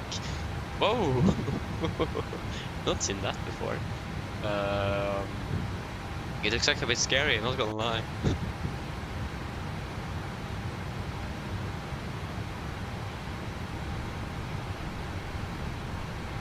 Okay, interesting.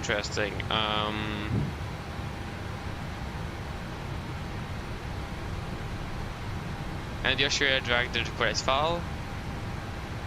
Because sometimes there may be an extra folder in there, so you need to go an extra further step in before you get to the final folder. Maybe that could be, I don't know. That's not easy. Yeah, I'm not sure then. Then I don't really know. Huh. But have you tried using the ones that PMDG have made? Try that and see if that works. If that works at least, then it should be able to fix the problem. If not, maybe it's something wrong with the aircraft, so try to reinstall. But check out if PMDG have, or any of their livery, if their liveries are working. Bilex, welcome, hoping well. I'm doing good, thank you. You're doing good. Oh, I hope you're doing well as well. Yeah, I mean the experience is good. It is a bit technical issues here and there in the start. That was expected, but it's getting better now. So yeah, it's been improving. So it's getting less and less delays and more on-time performance now.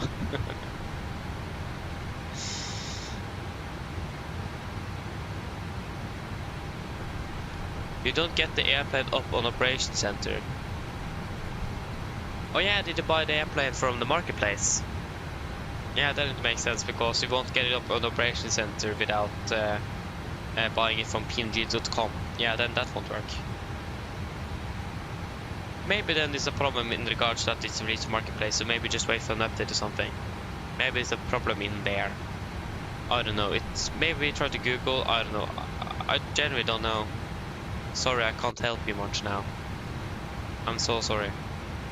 I understand your frustration, though. I do. Maybe check PMDG's forum.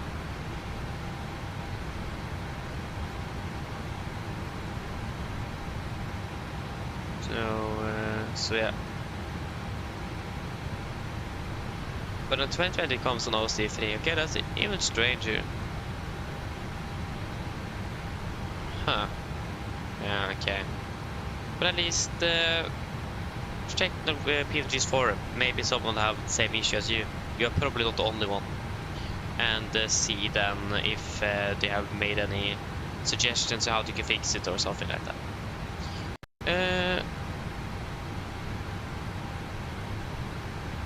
Felix, to be honest, it looks a bit more game-ish, but it also looks much better. We have been so used to 2020 and yeah, that's the standard, but when you look outside, what we have in 2024 actually looks more accurate. And to be honest, I love it. I really like, look at that. It looks fantastic. It's beautiful. Not gonna lie, I really like it. It's definitely an improvement from 2020, that's for sure. So, to be honest, yeah, as I said, it feels a bit more like a game-ish sometimes with all of the blue. But nevertheless, it also looks better. It looks like how we could expect the weather to look like on a winter day. So, it looks better as well. Really happy about it. Really good. And it looks like a a very sad movie from the 30s coming in front there as well. It's very dark.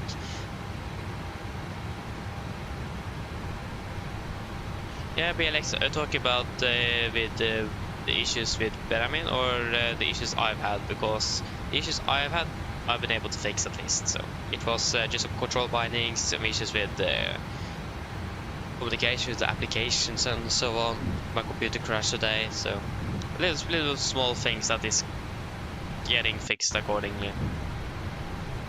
If you can see on the first landing in Oslo from Budapest, you can see those taxi ribbons that suddenly spawning in. And just what in the world that came from, and thought that was the control bindings I had, and it was because the simulator managed to switch my on the keyboard profile, so that was nice. Yeah, it is, but I mean, I'm not sure if it's going to be a full moon today, or it's going to be a half moon, or what's the moon level, if you call it that. What's that going to be? It should be coming up here in the east.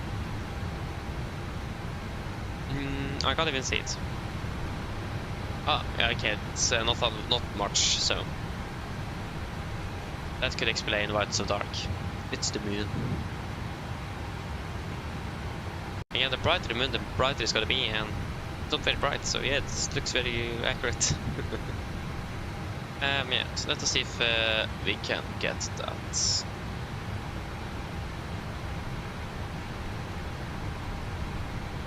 Yeah, Merry Christmas to you as well. Can't forget that. Yeah, I did see Santa in even the Norwegian on the newsletter made an article about it. Like, now it is 130,000 people that's watching Santa flying over Norway, and just whoa, I didn't knew they were going to make something about it.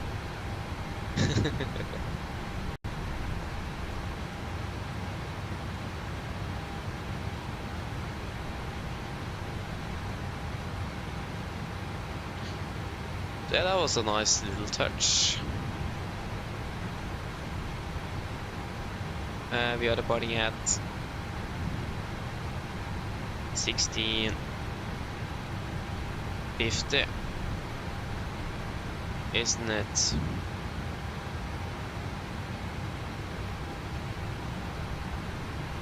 Okay, have a Fury. Okay, what could that then be, Tomsa? What could that be?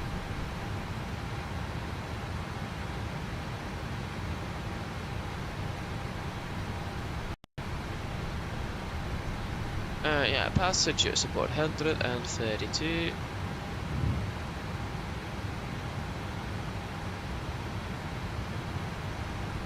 How much freight aboard? We have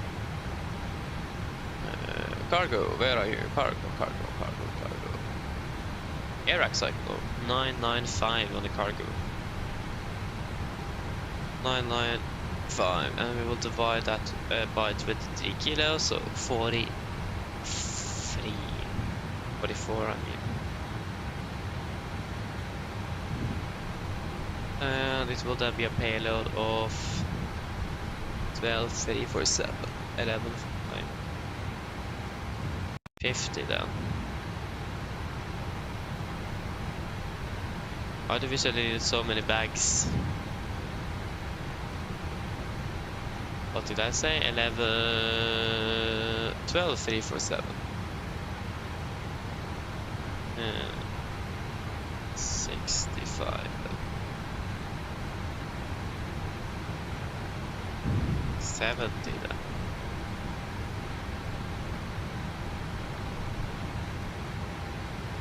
$72. 74.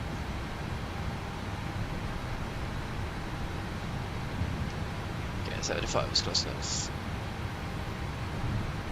Yeah, so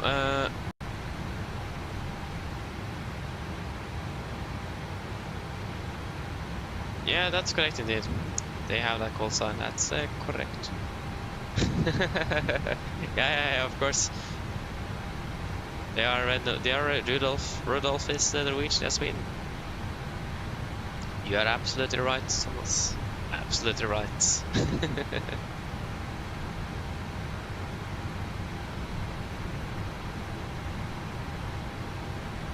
Yeah, if you go to PMDG's website and you go on to, I think it is under this chapter more, and you can then go into the PMDG forum, and then you can see all of the discussions and going on there. So all the latest news from PMDG and all of that is in their forum.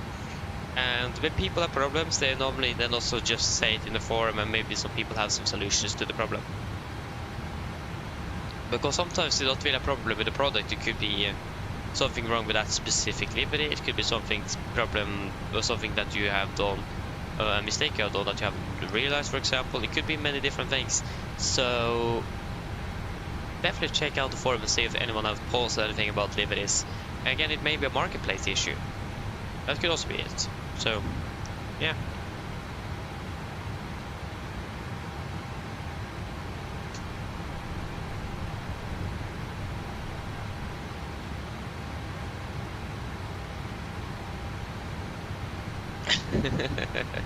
yeah, Tom said, yeah, it does, of course.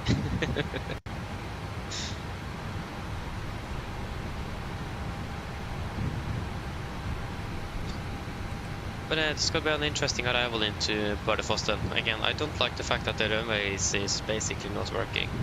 But I hope it was work, otherwise Tromsø is the next stop. I mean, we managed to fix Kirkenes in 2020, so hopefully it should be working in 2024. I think I've heard that it works in 2024. Oh my days.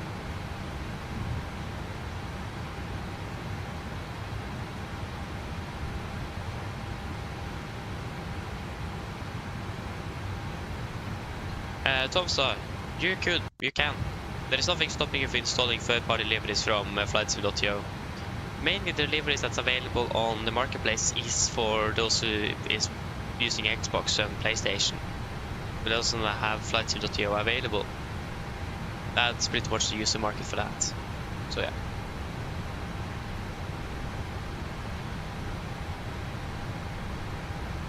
Yeah, sounds like a good idea indeed, Benjamin. It did start a little bit to regret the choice of switching over that quickly, because again we don't have almost any liveries. Pretty much half of the liveries we were using today, all of those aircraft was sitting on the ground today. They were not flying today, of course. That's fantastic. We have 3 aircraft with us flying today, and we could just use one of them. So that's fantastic. Beautiful.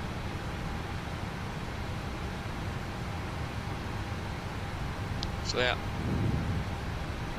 let us get an automatic trip. But why is it so dark on the CTU? I don't understand that. Shouldn't it be much brighter? I think every display have been so much more darker since 2020. It's insane.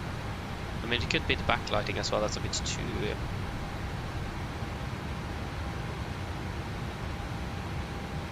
But it's just a little bit too much. I'm not really. Again, you can't really disable the bloom and the lens flare and so on. So I imagine the bloom have an effect in here as well.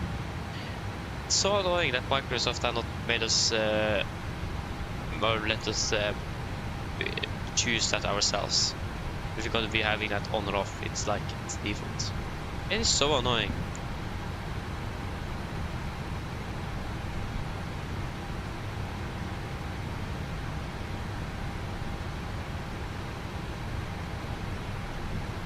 But yeah, we are stuck with those options.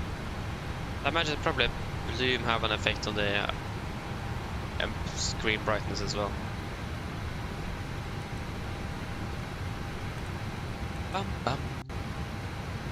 Where's the I still don't think the real aircraft have this sound, but maybe it does. Yeah, so it's 3 knots. Wait, what? This is the 1450, the clock is 1533. I should have a new one soon then. It's still light drizzles though, but generally weather is looking very good. I have to say. It's raining on the tempo. Yeah. It's got to be sleeting as well tomorrow morning. Nice. Blowing snow. Wow. Showers of snow. 1000 meters. Vertical 900. Blowing snow. Gusting 50 knots. Fantastic.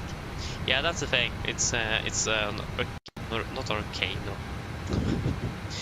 It's a storm coming in to northern Norway tomorrow, and now I can see that it's yay, 50 knots of gusts.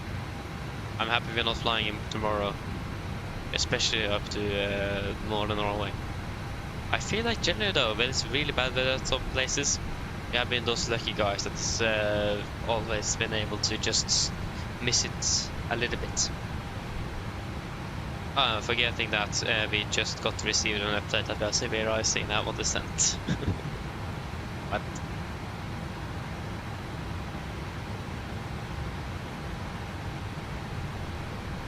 And let us just get a weather update for Tromsø.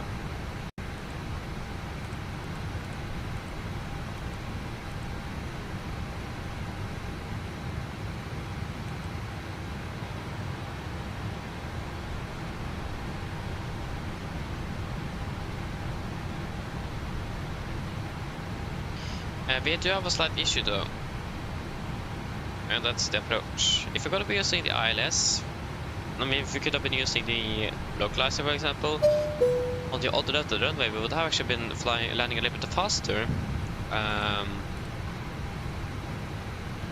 But the downside is generally though the precision of approach we have. Again, we will be fast if we've been using runway 10 on the localizer. But again, if you don't have any runway lights, then and also the downside as well with using runway 28 is the offset approach. It's an offset ILS approach. That's nice as well. Does it help? No.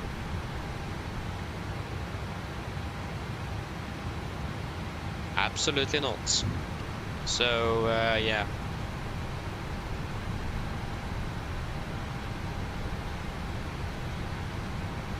But yeah, we should gotta check the timing.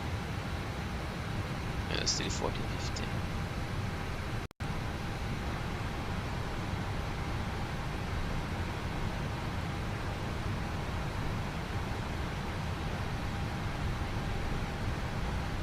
på det. We need the latest weather before we can decide on that.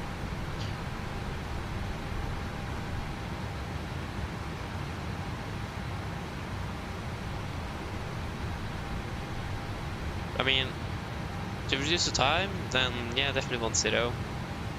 And we can do an RP approach, there's nothing wrong with that. But yeah.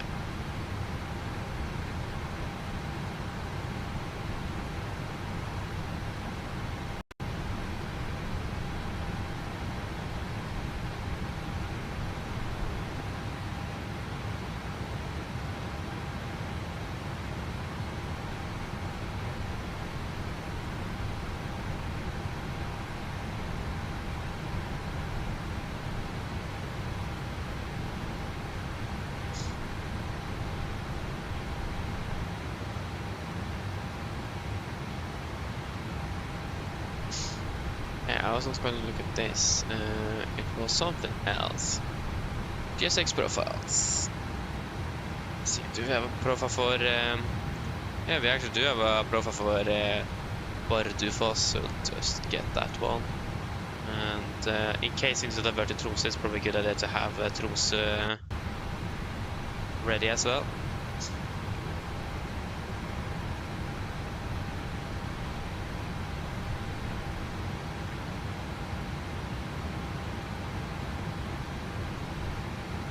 Oj, så är det. Oj. This is for Tromsø. And then we will take it for Bardufoss.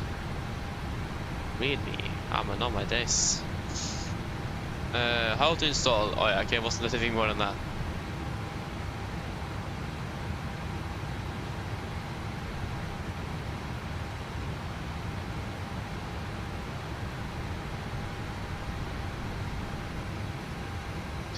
Okay, let's just try. Did we send a TWIP request?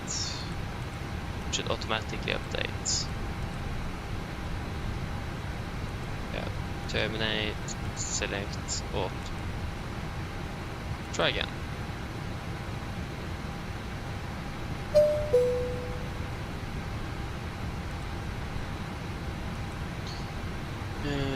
Okay, it haven't changed the meter yet. It is no changes. And we got a bit stuck on what we should do before we have a new meter. And we should have got that meter a long time ago by now. Let us check. Here's something with WhatsApp.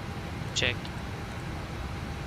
And we can, if we just take you and we terminate the WhatsApp, and then we request for from PMDG. Oh my days.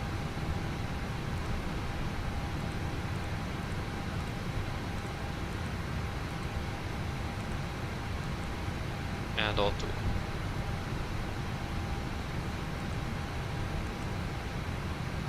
Okay, WhatsApp, I can send that.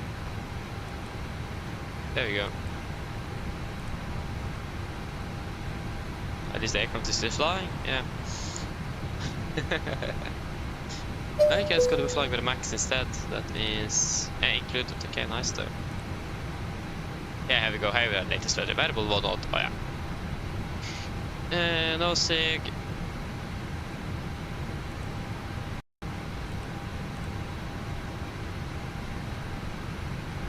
My days, the weather's not looking good at all. I'm so happy I'm not flying here tomorrow. But yeah, shall we take a look if we can use the other runway? Opposite side, that would be fantastic actually if we could. If we can use the runway... See remark, where can I see that remark?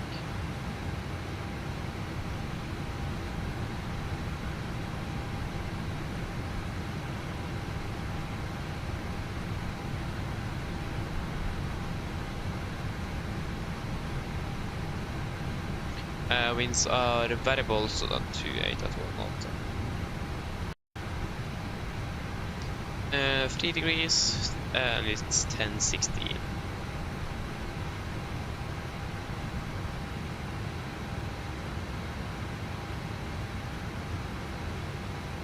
Landing weight will be 3.7, 4.5.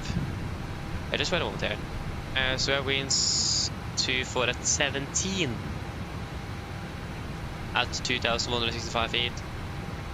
Do you know what? I think we should just use 2.8. Since we have such strong winds that high up, I think we should just use 2.8 then. Otherwise we'll have a very nice tailwind on the landing, so that doesn't really sound good. But yeah, 3.7, 4.5. So 3 plus 5 is 8, so yeah, 60 tons then. So 2.8, and the winds are then 1-0 at 1. Go full reverse thrust.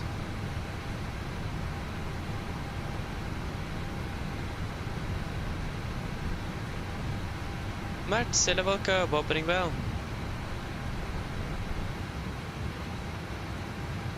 Not what I'm not sure. I think it is, but I'm not sure. I'm just flying this aircraft, so yeah, it doesn't really matter too much for me at least.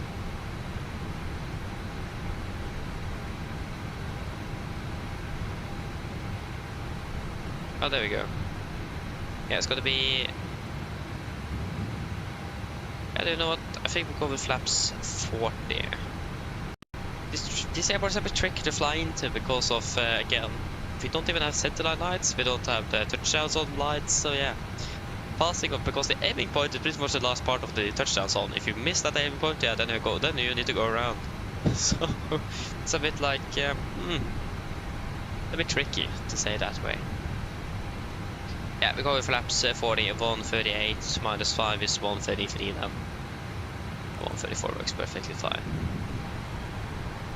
Yeah, let us just start setting up, and then we should be ready for a briefing in just a few moments here.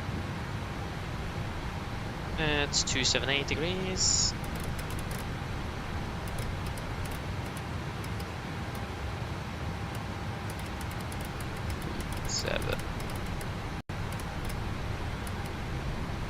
And then it's gonna be 1087.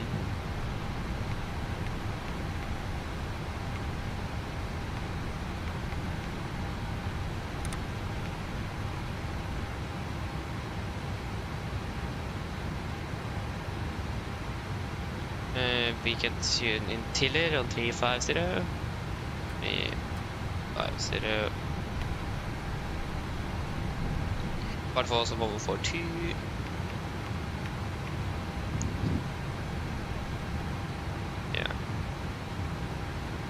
No altitude corrections are needed. 5% on the mist. 5%. Are we able to go 5% on the mist with flaps 40, or do we need to go flaps 30 for that one?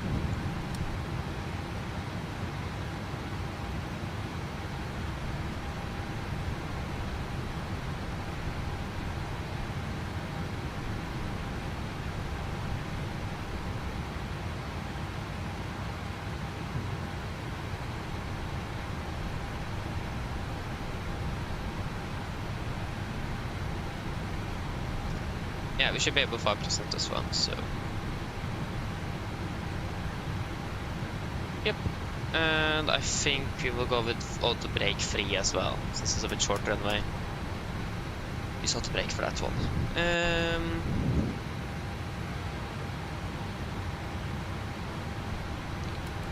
Yes, and it's going to be a 659 there.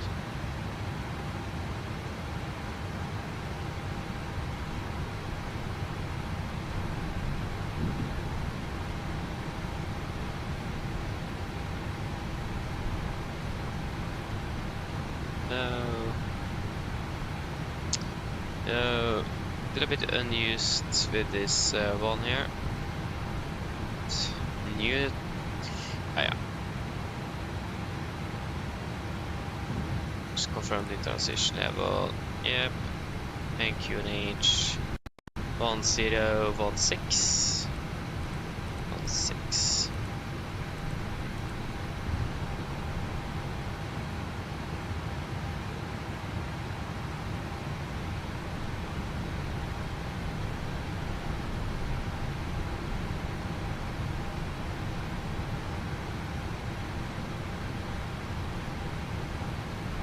Yes. Then bam. We're cruising at flight level 37. It's going to be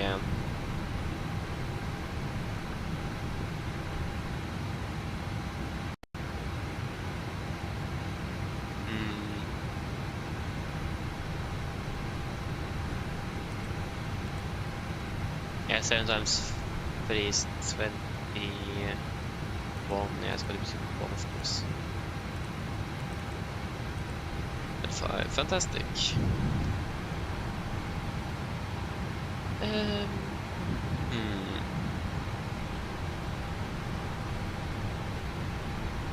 just verify that everything is in the computer as well. So Exapan is the start series. Exapan 44, 12.5, 44, 12.5 to Vaxot, then 6.9 to Data Uniform 511, then 7.45, yeah, 6.9 to Data Uniform 510, and then 90 degrees to Ulu. 21.4, 22.6, yeah. Ulu should be 6,500 above.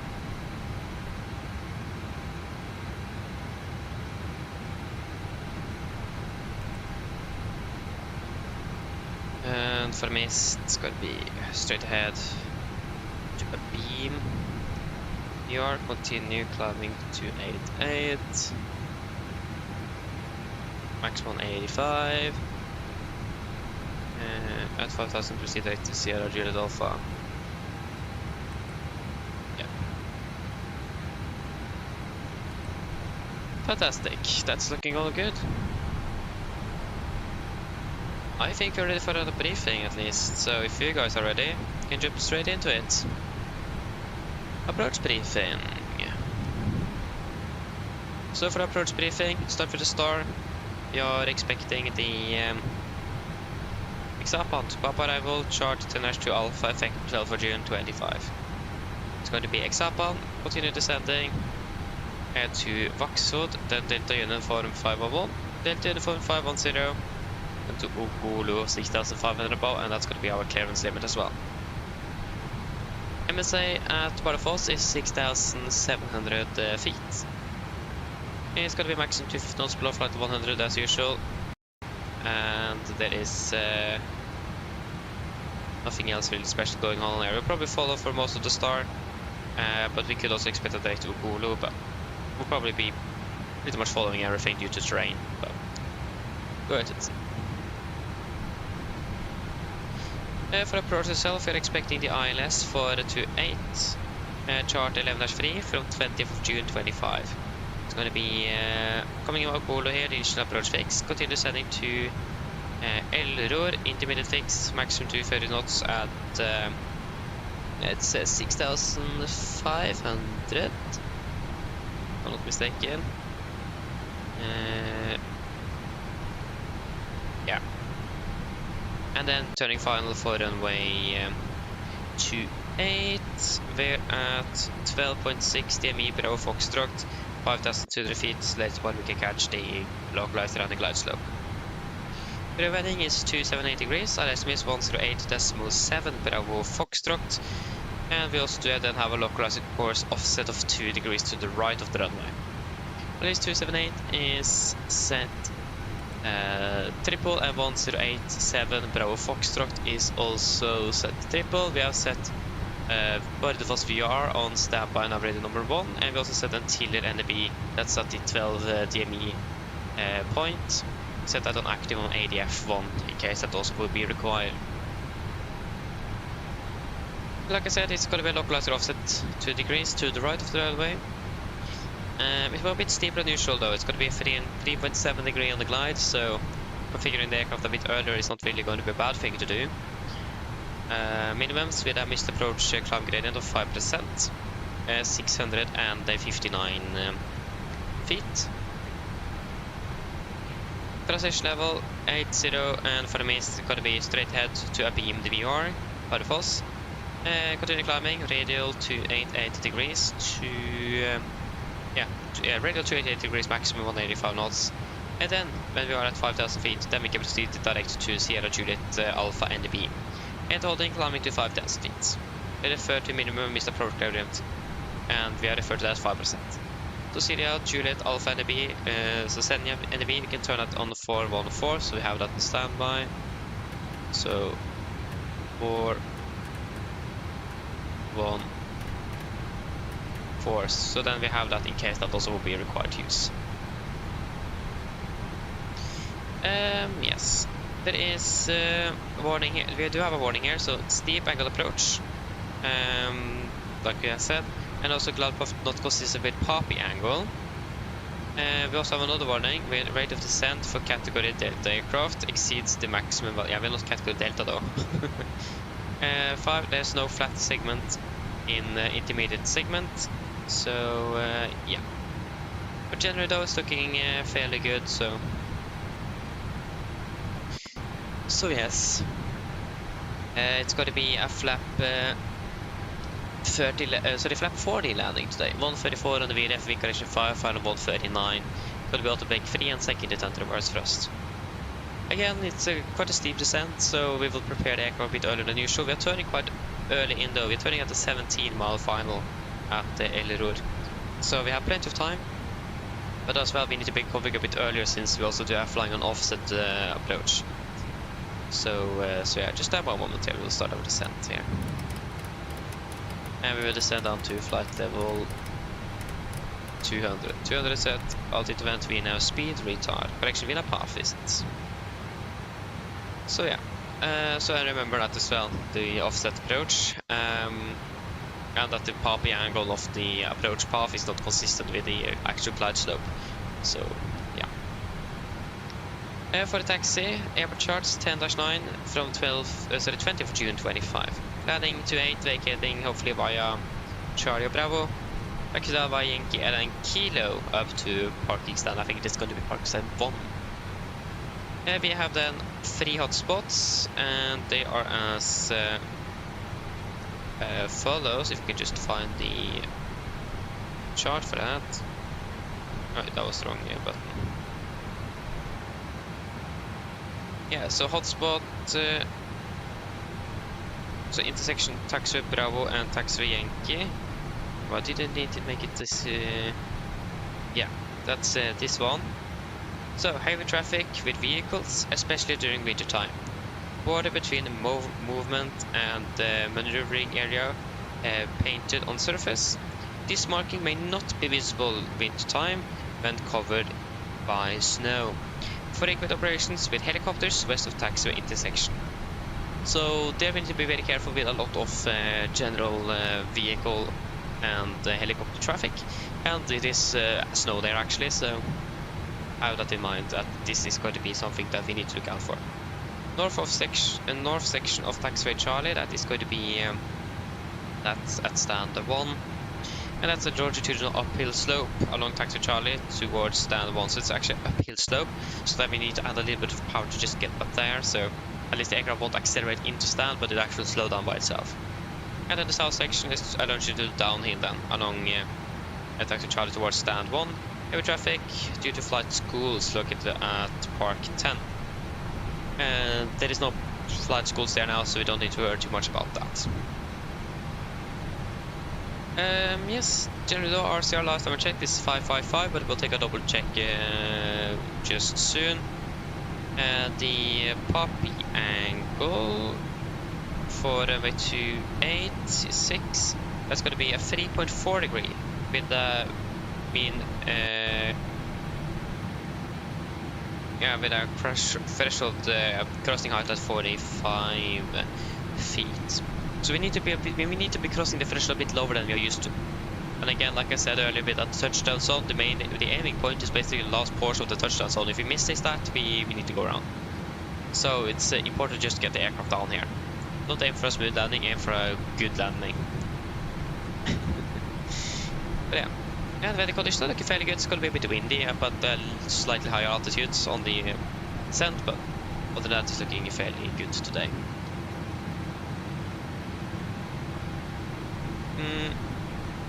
We do a caution as well. Wind shear eddies maker with wind 170-250 degrees above 15 knots. And aircraft flux valve are influenced by unstable compass indication in area from holding point alpha to 10. So it's a lot of what did it say specifically? Unstable compass indications. There's a lot of magnetic variation in the area, so be aware of that as well.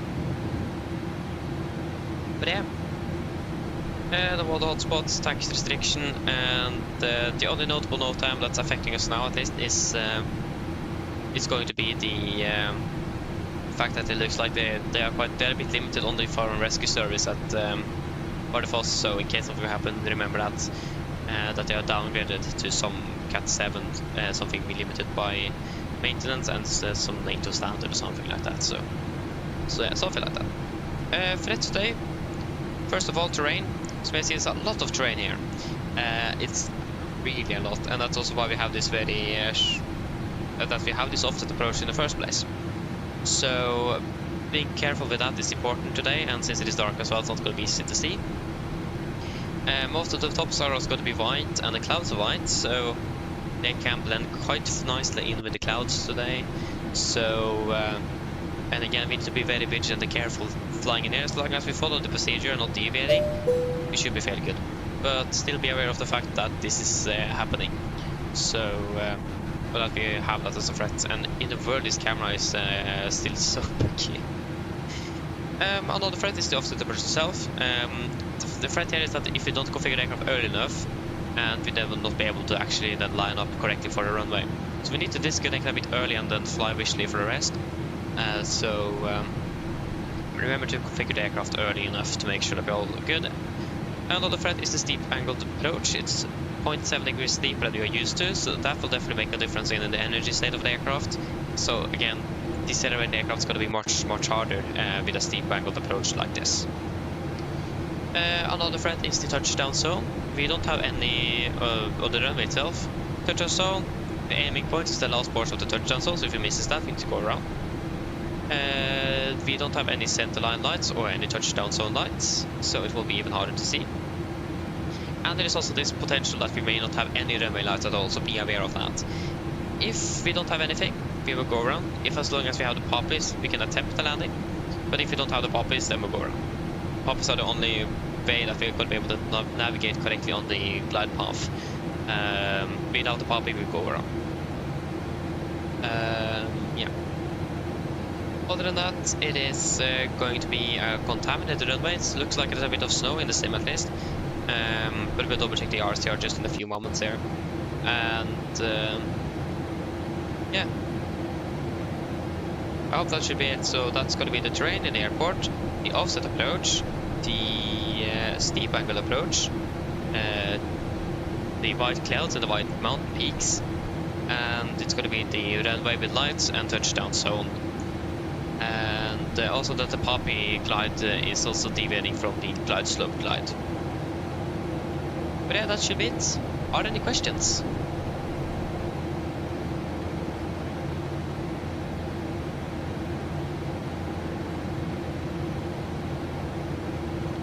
Probably not, then our briefing is complete. And design checklist. Oh my days, yes, we can't do that. So, landing altitude, 250 feet, recall. Yeah, checked, auto brake. Free land data, VRF 134, minimum 659 feet. Approach briefing completed, design checklist is complete.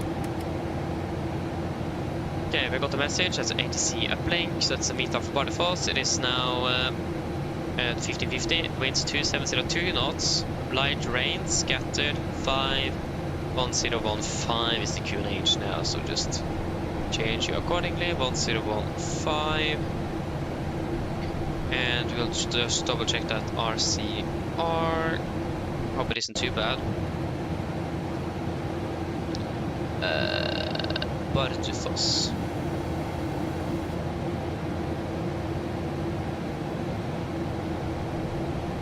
Oh yeah, we don't get we get a snow time at least from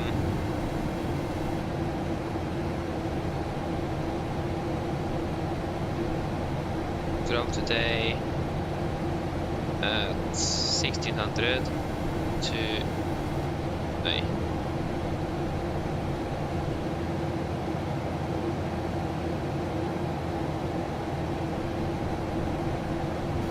To today 2100.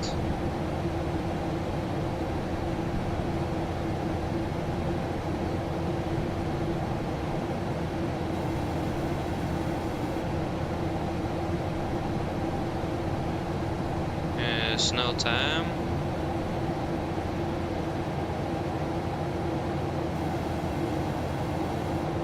Hello. Hi, Captain. Would you like some food? No, thank you. No problem.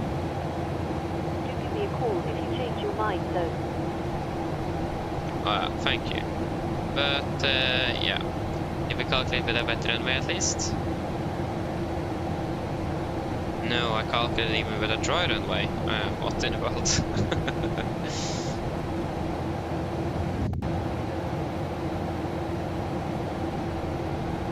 And we can continue descending down to flight level 100. Just going to finish a little bit here before we then do the PA, so flight 100 set. And is there any significant changes here now? No, not really. Everything remains pretty much the same. Fantastic. So then, at least I'm fairly happy with all of this.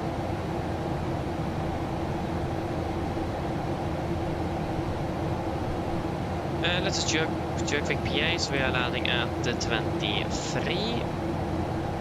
Yeah, we expect to be landing about 20 to 25 minutes, and the weather conditions are looking fairly good.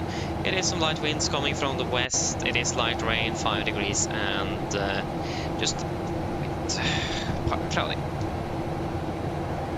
Mine damer og herrer, dette er kaptein som snakker. Som du kanskje har merket, så nå begynte nedstigene våre ned mot Bardufoss lufthavn, og vi er forventet å lande rundt ca. 20-25 minutter. Men forholdene i Bardufoss for øyeblikket ser ganske så bra ut, egentlig. Det er litt grann svak vind fra vest. Det er litt grann lett regnbyge for øyeblikket, med ganske så greit og overskyet i tillegg.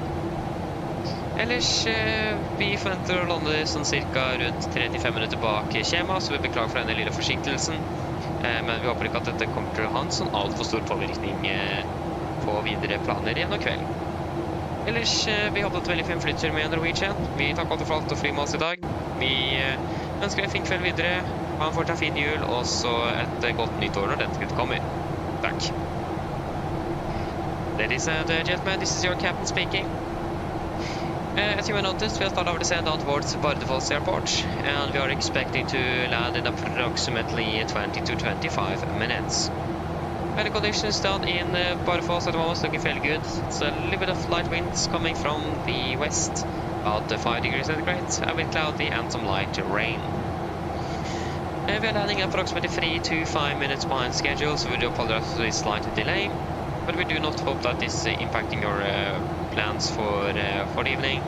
And again, we do apologize for this. Nevertheless, we hope that you enjoy this flight with us. We thank you for choosing Norwegian this afternoon. We hope to see you again on your future flights, and we do wish you a pleasant evening. And still a Merry Christmas and a Happy New Year when that's around the corner. Thank you.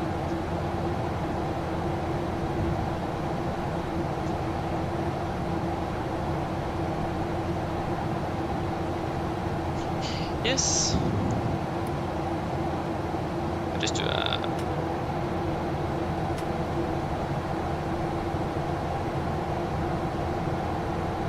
yes, so Voxy, hello, welcome, hope you're doing well. I'm doing great, thank you, doing great. Hope you're doing well as well. And hello, welcome, hope you're doing well, good evening, welcome. Again, if you want me to call you something else, then let me know, please.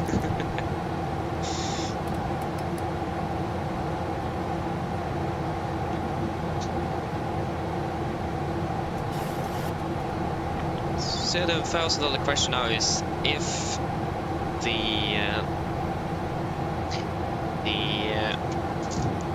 rebel lights at Bardufoss actually will work this evening or not.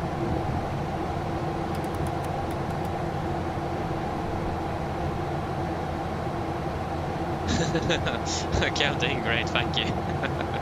So is it okay if you just call it ut? Is that okay?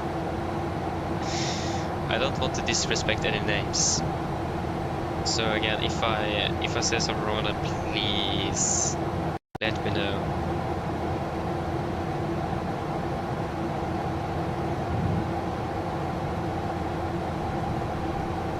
Again, also don't take it personal. Okay, there was a lot going on here. Is this? We did not need you. We can. Ah, come on. Is this the navigation data? Why is that open?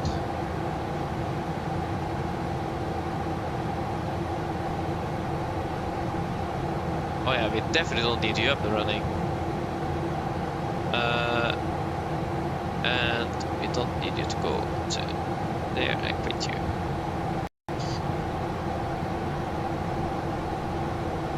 Yeah, the nav status is fairly easy. You can just check it right here. It is this is the RMP and this is the actual navigation performance. So this is now currently 0.06. But you can check it also here. AMP actual 0.06. Or you can go here and you can check it right. Yeah, where is it back here again? Yeah, actual 0.07. There it is. So it's 3 different places in the aircraft you can check it. And this one is fairly new, but not in the real aircrafts, but in the PMDG it's fairly new. But there in the progress page or right in front of you on the ND. But I think actually this one is an option that you can get. So I don't think all the aircraft does have this option, but I don't know. Oh well, hela welcome, hoping well to the evening. The thing is that we can't even see the airport from here. I like that one green light down there. Why is this a green light? Yeah. So stay on the lookout for Bardufoss Airport. And I think we'll switch to terrain radar on my side as well soon because, yeah, just clouds, there's nothing else, and something special depicted on the radar neither.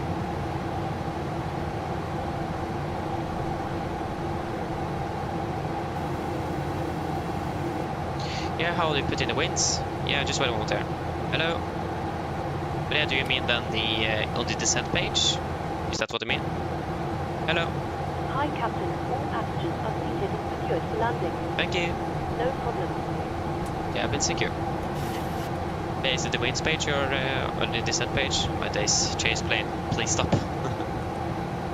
They're just in here. If you want to enter itself in the link page, you go to route data and you just find a way. Yeah, now we are in the sense it's a bit hard to show you now, but yeah, if you want to do it in the legs page, you just go into the route data and you can insert it here where you have winds from the start off, or you just set in your top of climb wind here on the cruise wind. Yeah.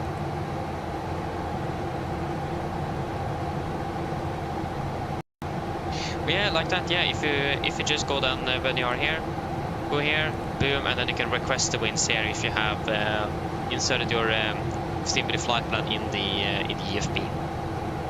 Then you can just click request here, and then we'll request your winds automatically, both for the cruise section and also for the descent part as well. So that's where you can do that.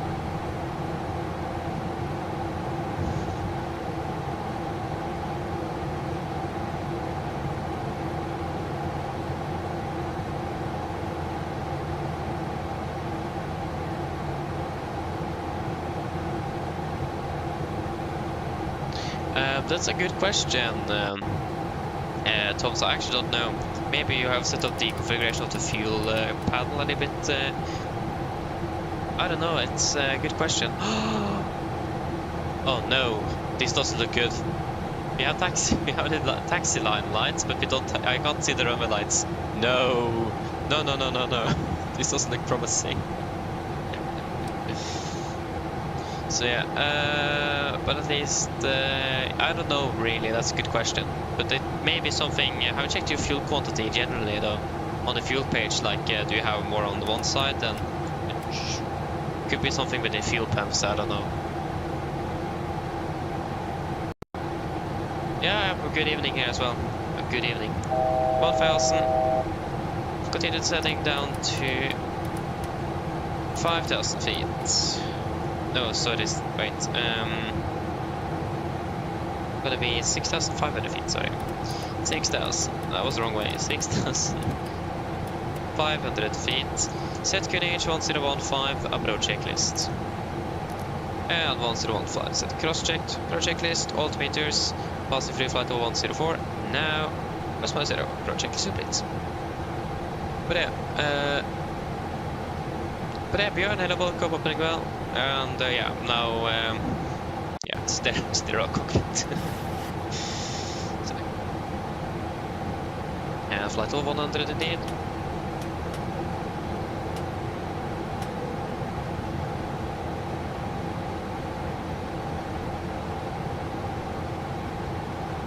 Yeah, I'll switch over to terrain and we can go engine anti-ice on.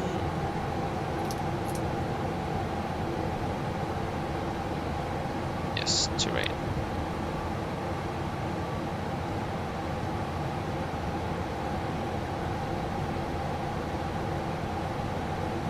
So I forgot to mention it to the passengers so that if we can't land here in Bardufoss, we need to divert to Tromsø. So, but I forgot to say that to them.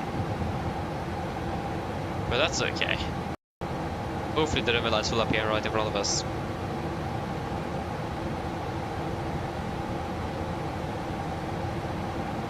But I don't really want to take the risk if you don't have any poppies, because it's not easy to judge the height here when you have so much rain in front of the runway and it's dark. So I would really like to not do that.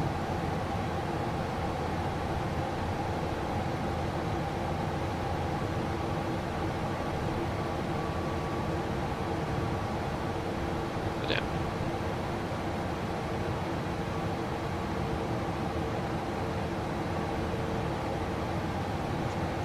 So now we have a nice tailwind, 35 knots.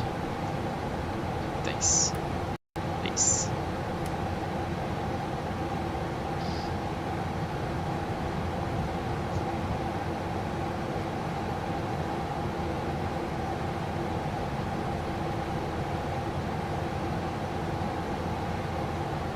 Go speed into vent. It's going to be 230 knots, 230 sets.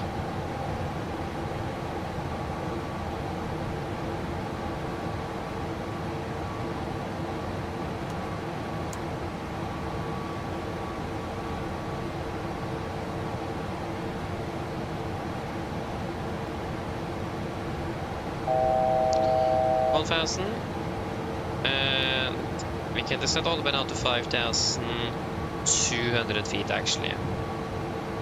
There we have frequencies are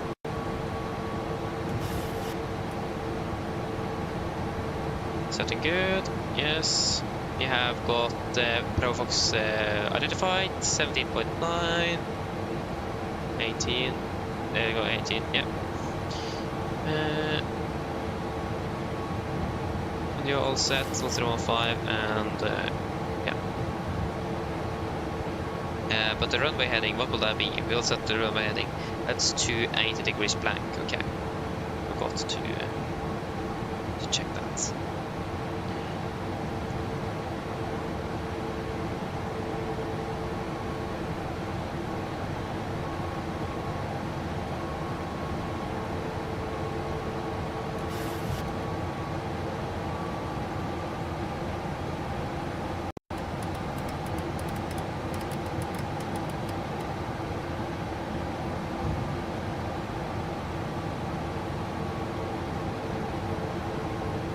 Yes, Warlock arm, Warlock capture.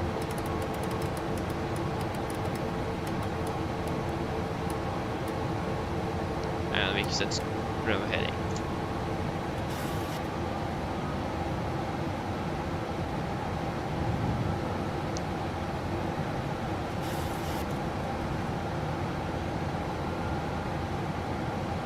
Hey, the runway lights are working. Fantastic, we are actually going to be able to land. Nice. Yes, approach arm. Glass to capture with approach altitude. 5,000 feet. Flaps 5, speed checked. Yeah, set 180 knots.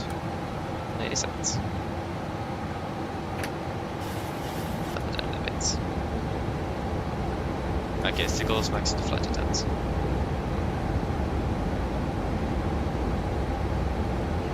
Border for traffic, Nordic, free for tango is established on S28, 14 miles out, Bardufoss. Yes, flaps 5 set.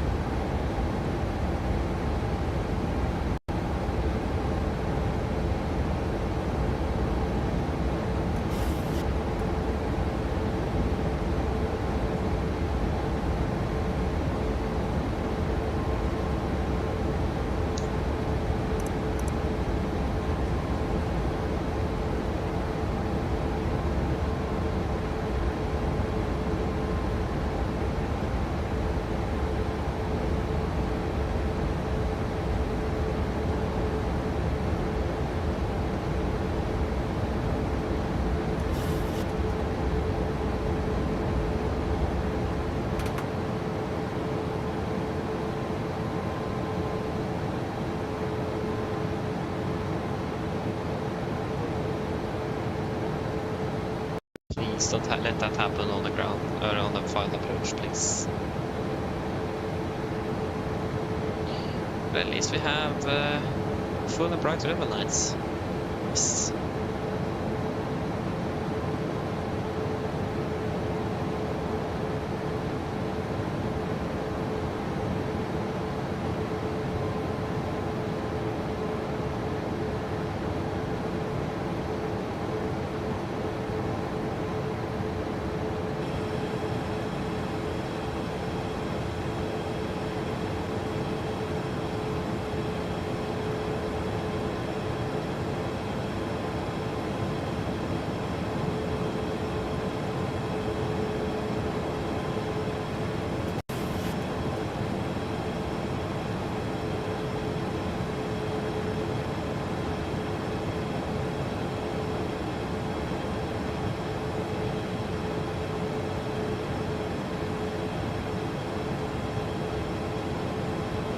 Get down, flaps 15, speed checked. Speed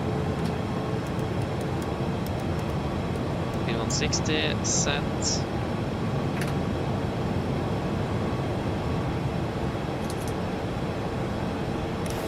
Camera crew, seats for landing, please. Landing shift to flaps. Camera call given, engine start for jets, continuous, speed brakes, arm, landing down, and holding a flaps. Flaps 15 set, RA live, QNH 1015. Flaps 25, speed checked.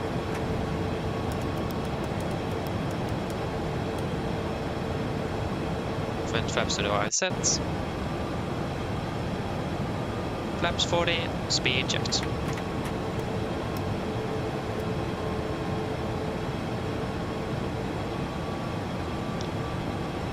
Complete landing checklist. Flaps 40 bad, 40 green lights. Landing checklist is complete.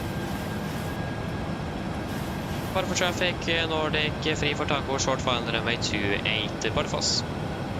Yes. We're all good and ready. Runway is clear, clear to land.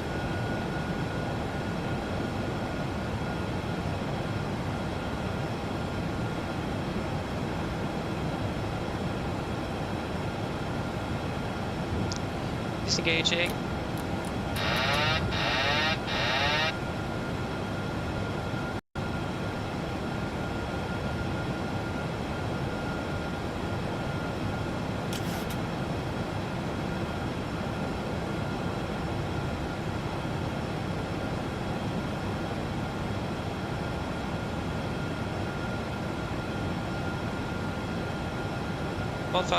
You're stable.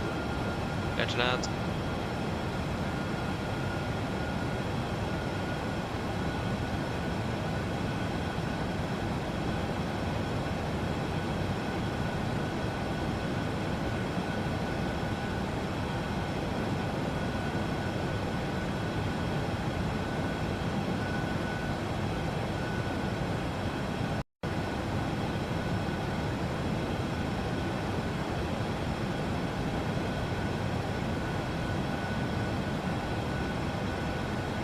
Approaching minimums.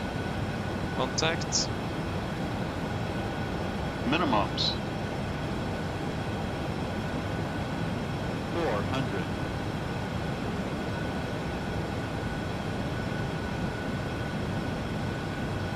$300. 200. 100.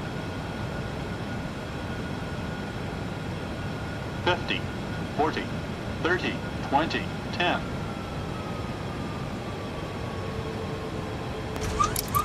Spruks up to reversers.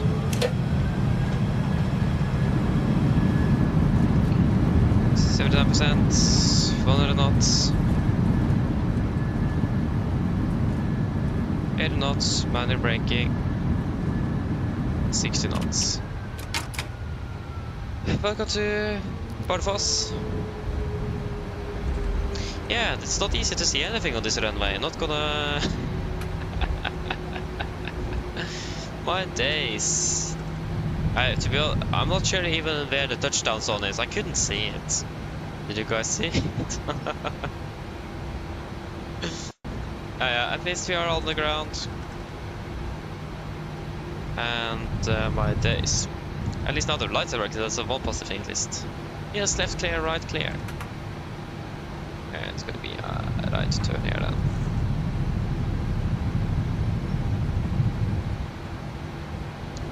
Come on.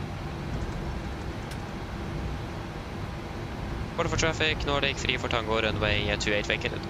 Correction, Bardufoss.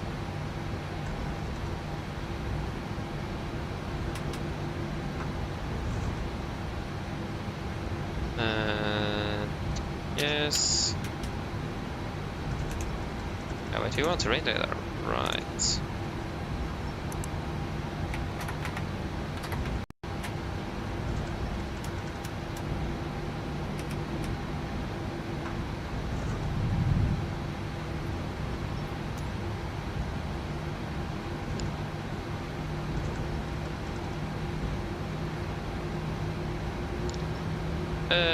It's gonna be gate 1. No. Yeah, there you go. Left is clear. Right is clear. It's gonna be left turn here.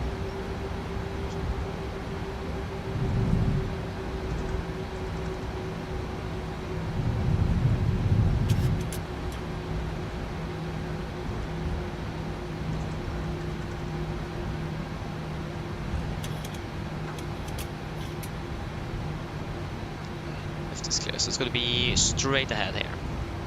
But that's clear.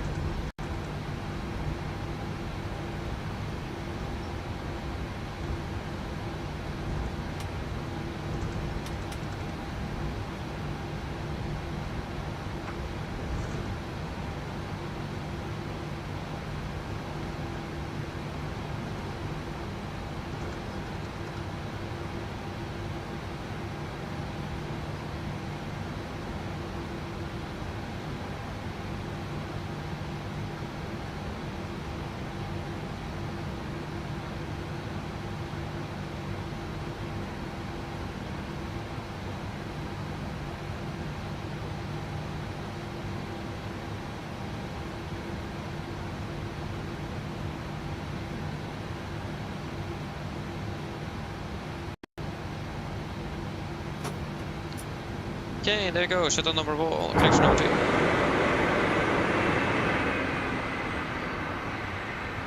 What in the world was that?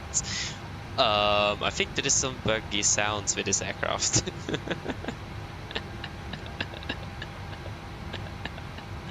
What in the world was that? And shutdown number 1. Yeah. I think my aircraft is slightly bugged out at the moment.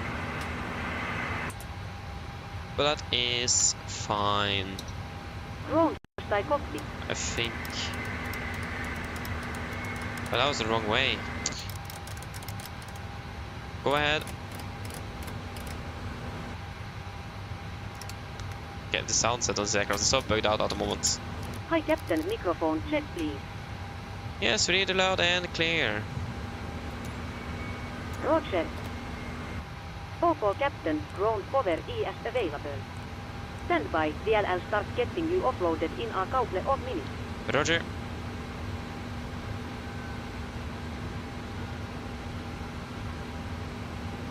Yes, shutdown checklist to the line. Fuel pumps off, throw beat off, hardware piles set, flaps up, no light, parking brakes set, engine start levers cut off, and the radar off. Shutdown checklist to the line is complete.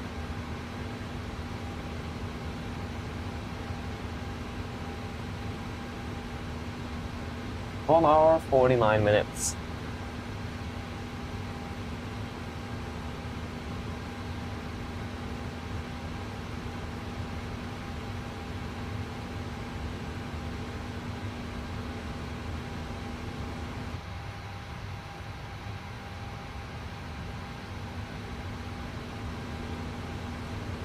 It looks like a quick restart of the sim would not be a bad thing at all. Sounds quite buggy. So I think the flight sim is a little bit buggy, but that's fine. Yeah, let's just open the door. Hello. There we go. Yes, are there anything you guys want to add in the technical log?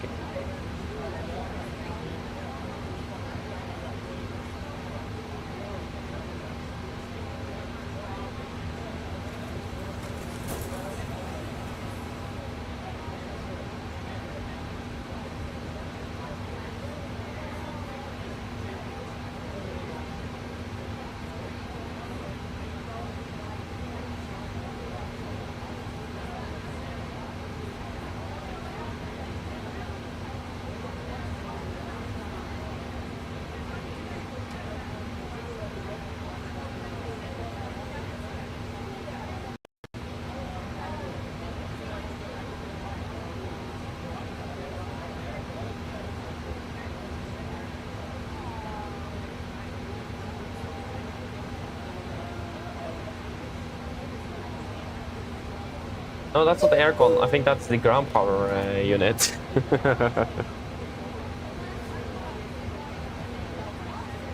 Yeah, let us reset you. We'll import a new flight plan here. How do you mean adding in the FCOM? Sorry, the tech log.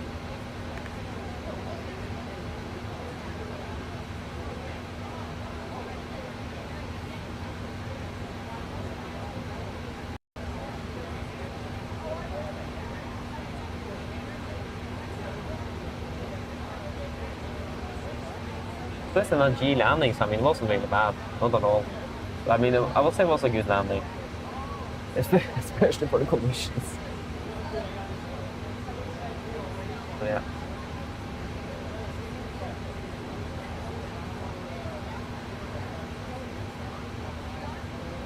And flight full sign 784.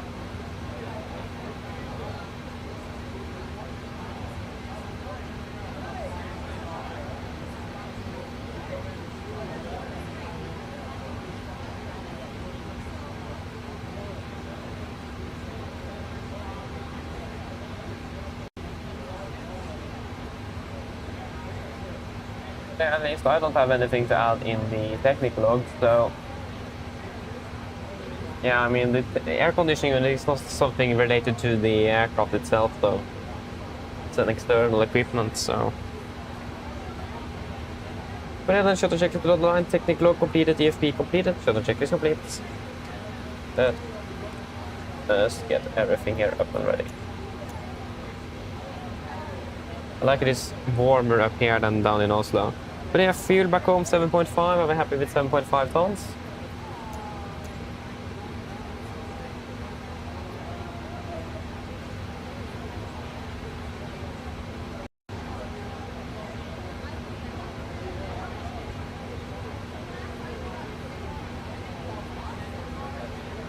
Okay. At least anything that's not really related to departure, I will answer after departure if that's okay, because we don't have much time here. We are 20 minutes into less than 20 minutes into departure, so I'd rather get out. So nothing special on the fuel then. At least I'm very happy with flight plan fuel, so we can go 7,000 500 kilos. Fantastic. Let us start setting up then. Again, apologies.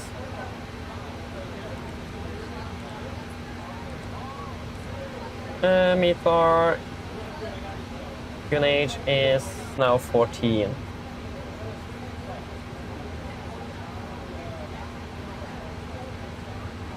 Yeah. So we're flying from Bardufoss to Gardermoen. And we are going to be Nordic 7 Echo Uniform. Departure runway will be runway 28. It's going to be via the Amimo 1 kilo. Amimo, it's going to be direct to Gubav. And direct to Bimum. And direct to Belgium. And then the Belgium Free Lima and the system on left there, so.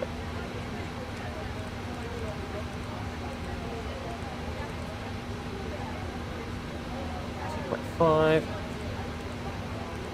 Going to be zero fuel weight of 54.6. Flight level 380. Going to be 27691 and minus 60. Hello. Hi. We're all done back here. Everyone's offloaded. Britt's landing, by the way. We barely felt anything. Thank you. Give me a call if you need anything else. Of course. I think GSX is still a little bit bugged.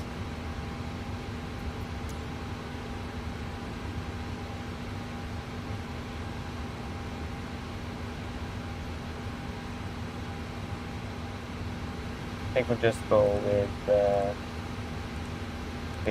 you.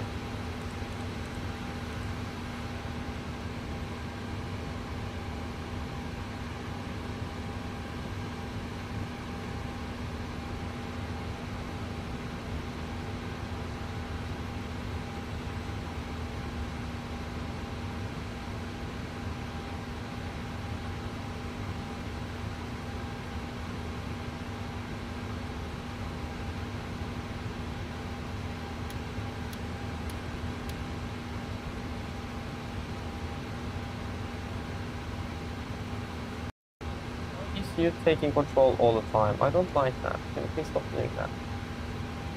Oh yeah, right. I can't use I can't even click on the settings button without it crashing. Okay. Disregard that then. At least the fuel truck is here. Please. Yes. Okay. Yes. 10-250. It's going to be 310, 200, 100, and we'll request trip as well for Gardermoen.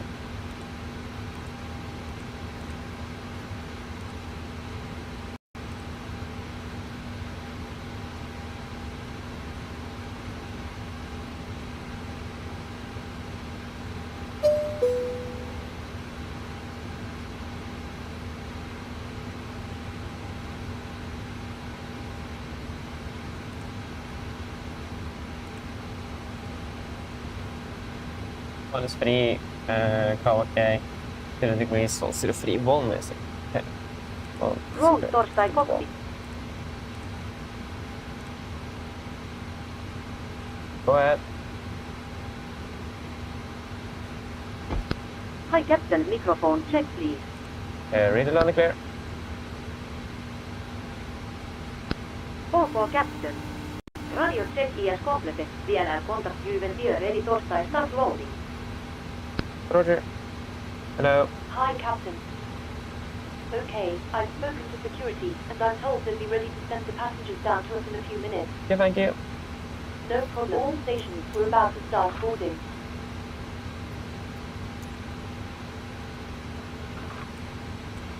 Yeah, it's gonna be runway 28 for departure.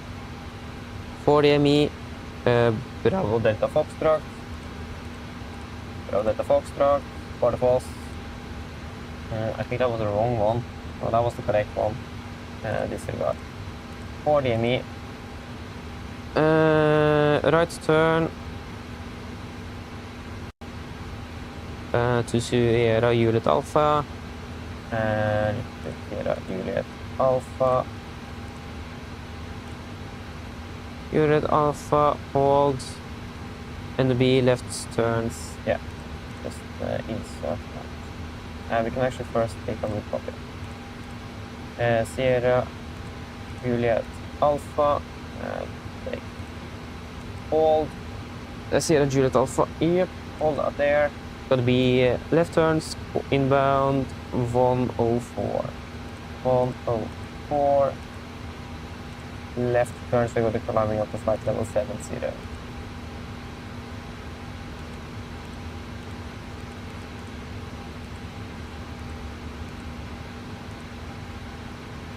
Yes.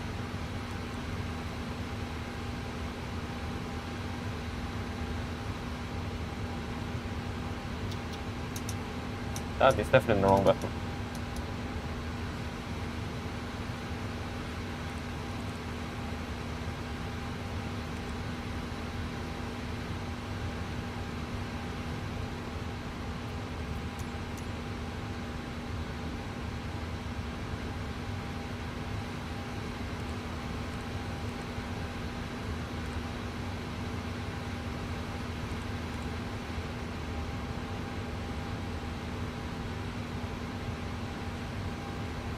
Yeah, flight level 9 is respect. And it's gonna be it's gonna be 28. Yeah.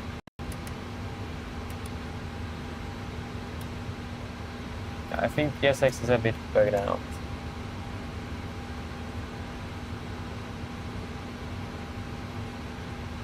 Just to restart it a bit quickly, so it's gonna be 1060.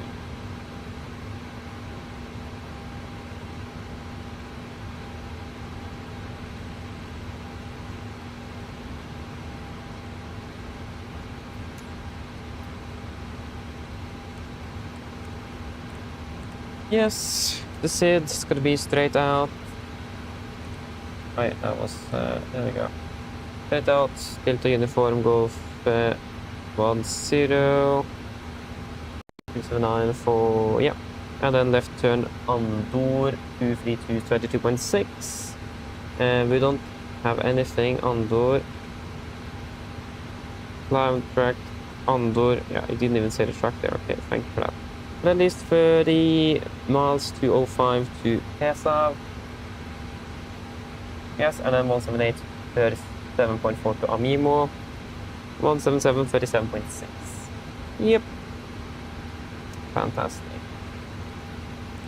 And we can also just take a 25 mile ring around Bardufoss. That is looking good. Should be ready for a briefing soon as well.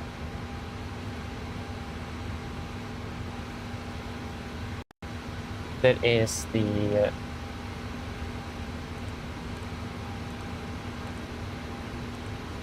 meet bar is going to be, yeah, winds calm, -3 and 31.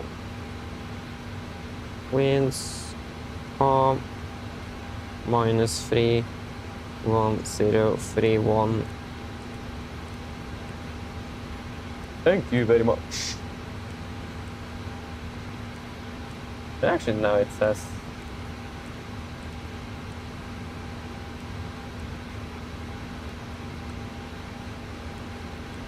oh no, it actually says that before GSX just set the zero fuel weight in. Oh, interesting. But yeah, that's looking good. Bardufoss gonna be a wet runway. It's gonna be full length as well. Yeah. Everything is pretty much ready.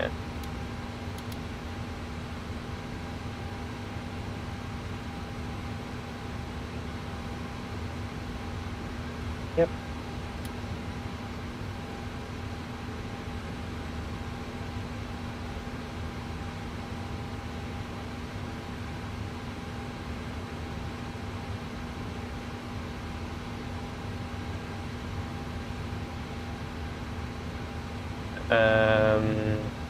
Yep. We're all set, fantastic. 1642, 1642.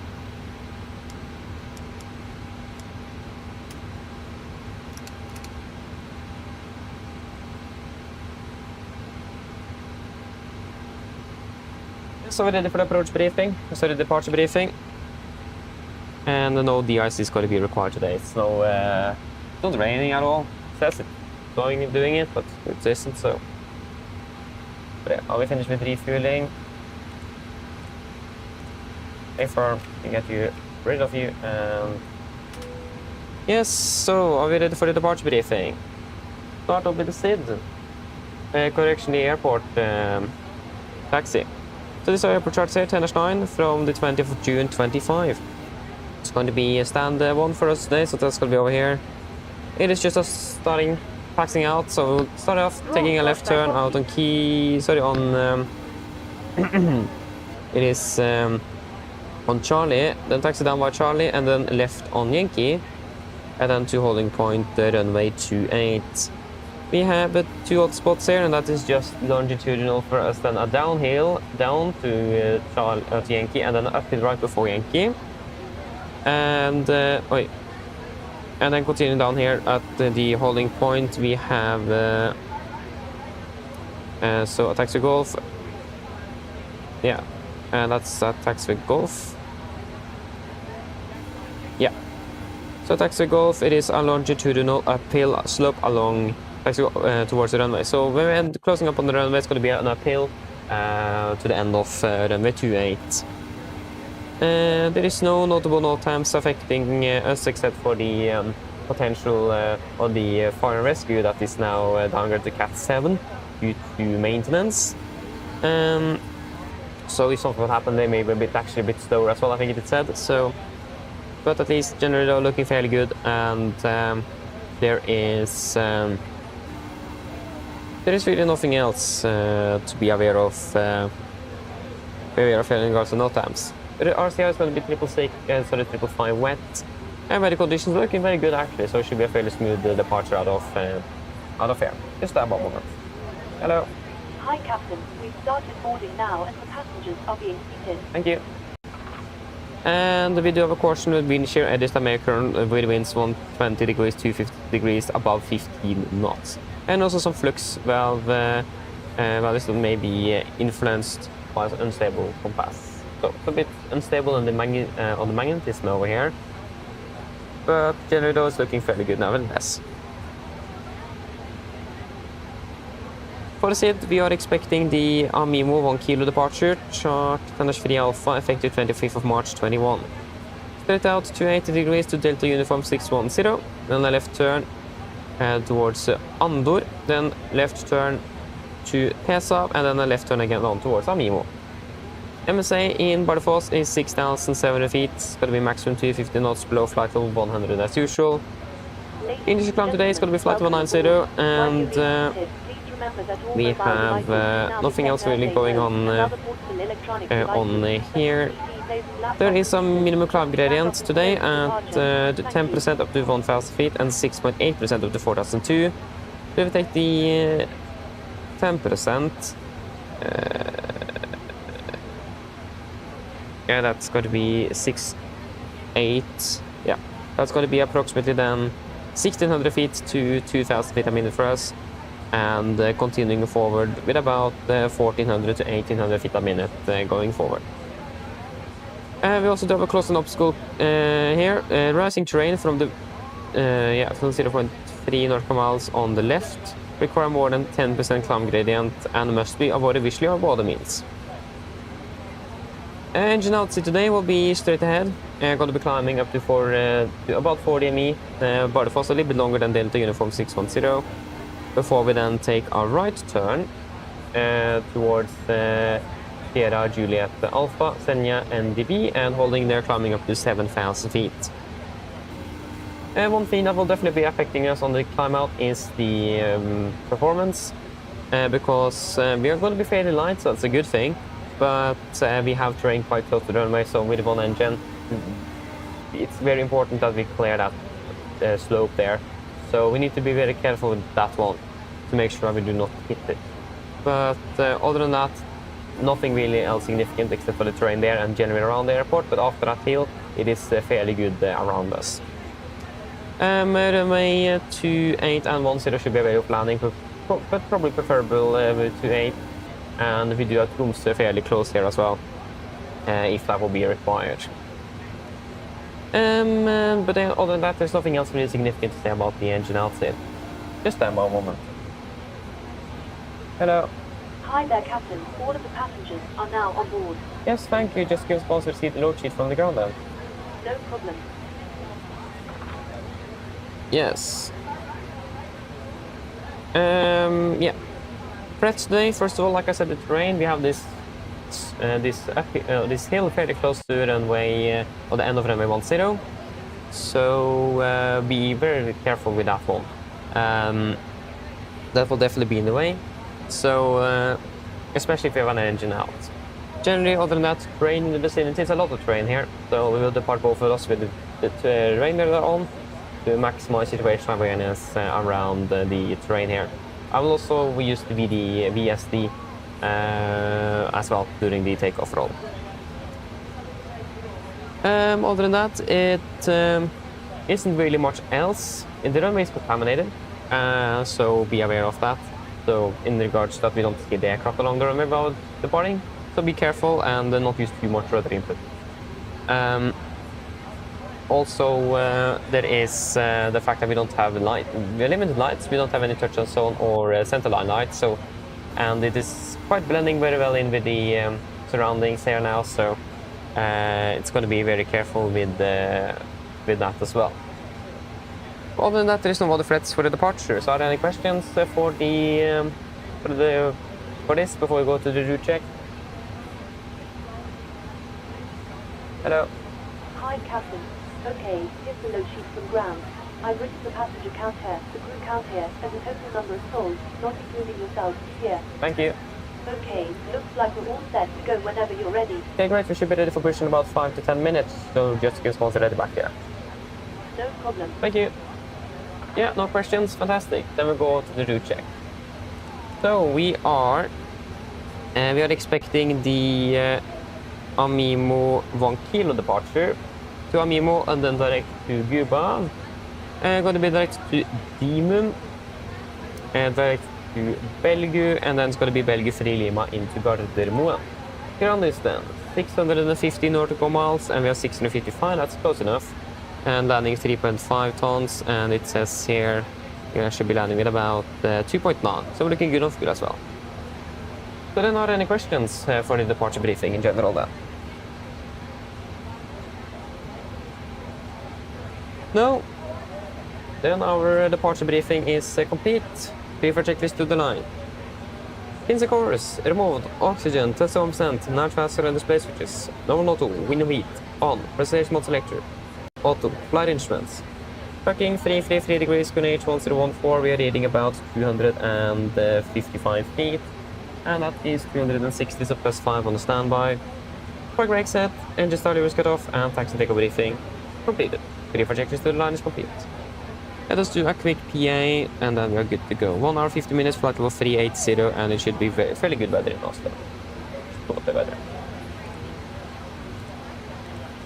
I'll see what it's like this. We could print it out actually. METAR, got them all. Yeah, it's power care conditions, 0 degrees minus 3 degrees. Mine damer og herrer, god kveld. Mitt navn Fabian. Jeg kaptein om bord i dag, og på en av Norwegian og resten av besetningen så ønsker vi dere hjertelig om bord denne flyvningen fra Bardufoss lufthavn nedover mot Oslo Gardermoen. Flyttet mot Oslo i dag forventet vi rundt ca. 1 time og 50 minutter. Vi litt forsinket for øyeblikket, så vi beklager for dette, men vi håper vi skal få til så mye som mulig dette gjennom flyturen mot Oslo. Vi forventer å starte opp motoren og bakse ut herfra om ca. rundt 5 minutter, eller mellom 5 og 10 minutter. Så hvis dere kan være så stille, setter dere ned, ta på sikkerhetsfeltet. Så vil da kabinbesetningen gå gjennom en sikkerhetsbriefing som vi anbefaler å følge med på for å se andre sikkerhet ombord.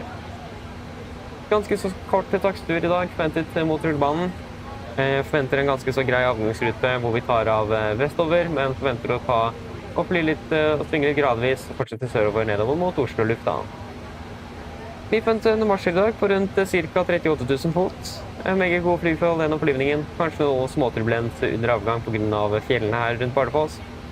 Men utenom det igjen, god flyforhold, men som alltid vi anbefaler sikkerhetsvette på, bare sånn til vi kommer bort under ufent turbulens. Så værforholdene nede i Oslo ser veldig bra ut. Det er for øyeblikket skyfri himmel, vindstille og -3 grader. Ellers sitter jeg slapp av, så får du flytur med Norwegian. Ladies and gentlemen, good evening.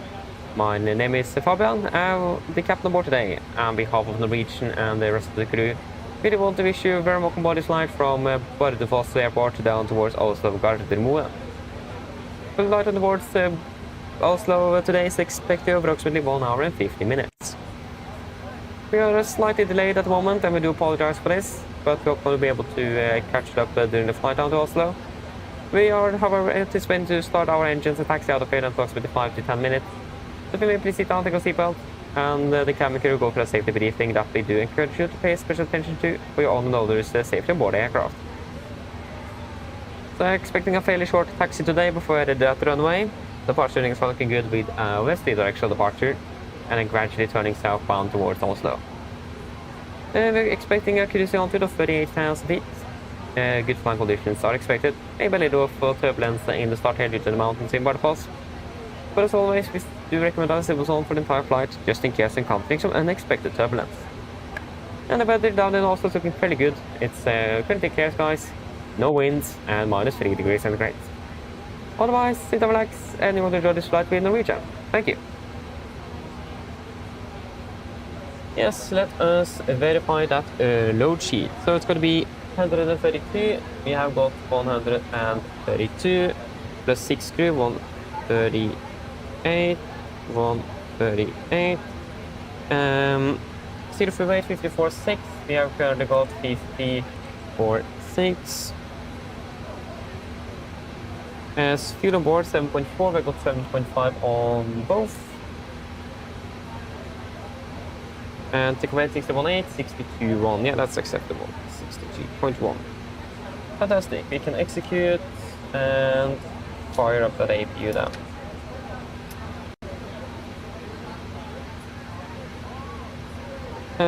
Yes, full length.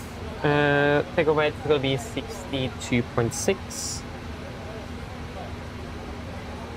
And CG 24.5, 24.5. And we have the Bardufoss, this is the 1620, and the clock is 16:55, yeah. Gonna be 210 at 8 knots.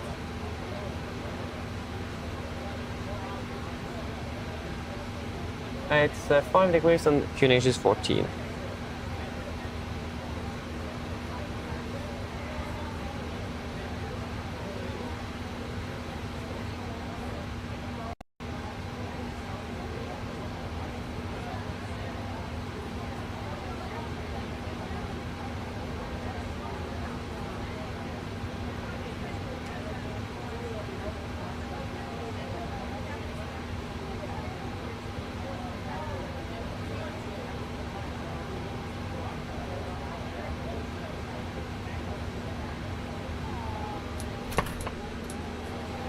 A long time to calculate this one. There we go. And let me just verify I'm not trusting this. Yeah, okay, I can trust it. So it is going to be 26k and assumed 37. 26k assumed, yeah, 37. 37. 94 to 94 to, fantastic. It's going to be a flap 1 departure. Trim is going to be at 4.6 and 35, 40, 49. 35, 40, 49. So again, flaps 1, 1, 5, 4.5, correct 4.6, and then 35, 40, 49, 35, 40, 49. Fantastic.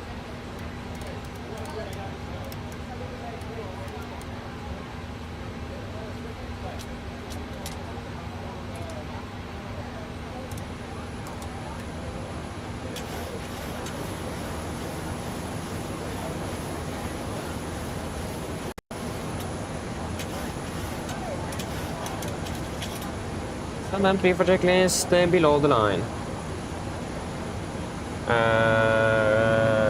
4.5, 4.6, not 5. There we go. Yeah, below the line. Fuel, we have 7,040 kilo support, pumps on, fast design, set, auto brake, RTO, 0 neck cars completed, tickle speeds, V1, 135, V1, 140, 149. And V2, 149 heading to 80 degrees, and altitude 5790. 3 for checklist is complete.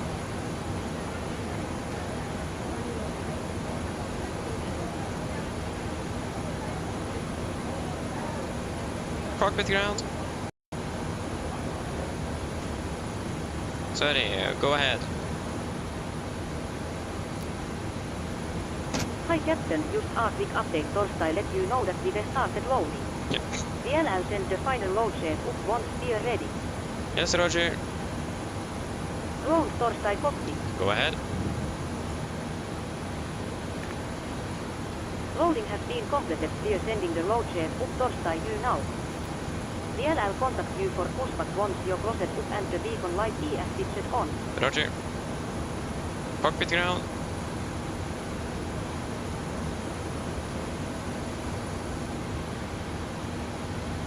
Go ahead. Yes, can you please disconnect the ground power and prepare for a cleared aircraft for startup? Roger. Stand by please.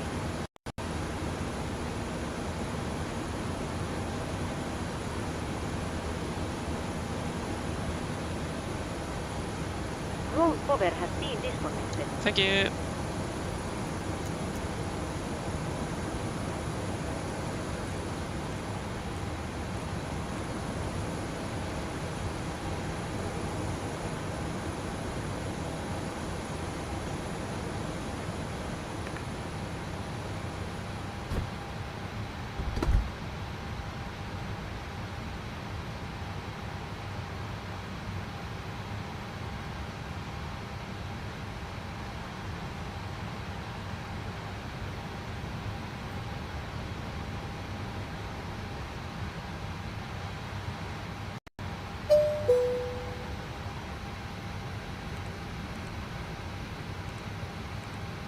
That's the meter for Gardermoen and Bardufoss. Bardufoss. Now it's gusting at 18. Okay, so it's 210 at 7, gusting 18. Slight rain still, but it's not raining here. But Kunich is 1013. Okay. Set Kunich 1013. And that is all set. Yes, and we are ready to start. Park ground, we press hydraulics, and we will start engines 2 and 1 in sequence. Before start checklist, flight door is all closed and locked. Doors, windows closed, locked, and the collision light on. Transponder set, rudder trim 3 and 0 before start checklist complete. Yes, we can start up engine number 2. Start number 2. There we go.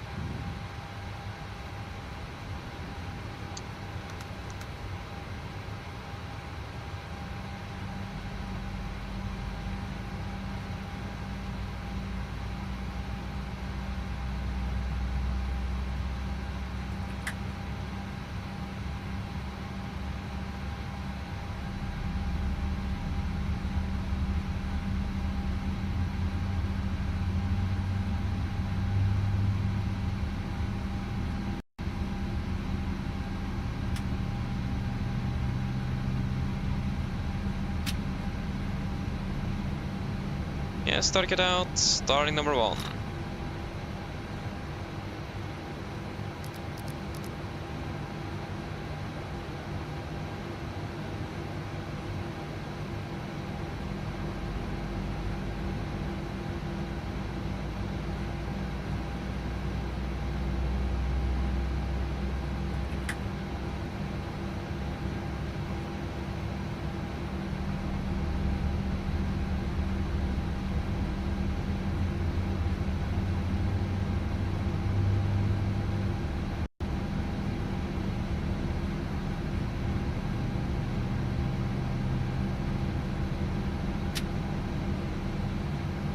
Start it out.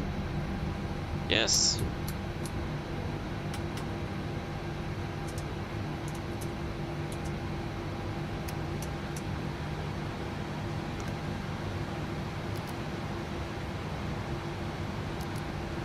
And let us just read you as well. Yeah, that's... Yeah, well, not... Yeah, that's really nothing then. Yes. Flaps 1, flag control check.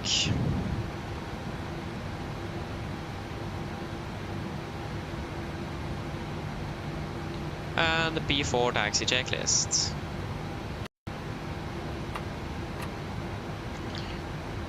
For taxi, generators on, Promeet on, and guys off, aircon press, packs auto, installation valve, auto, engine start switches, continuous, recall checked, engine start reverse. Auto tent, fire controls are checked, ground equipment is clear, flaps, 1 plan, 1 green, APU off before taxi checklist complete.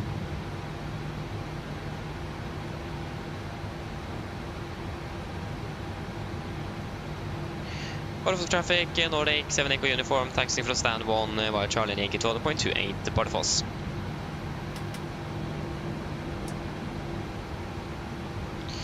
Yes, right clear and left is clear.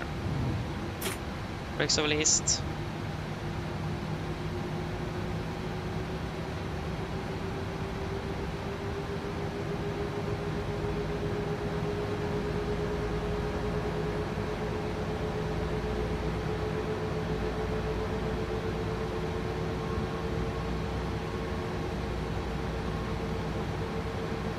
So clear on the right there, yeah.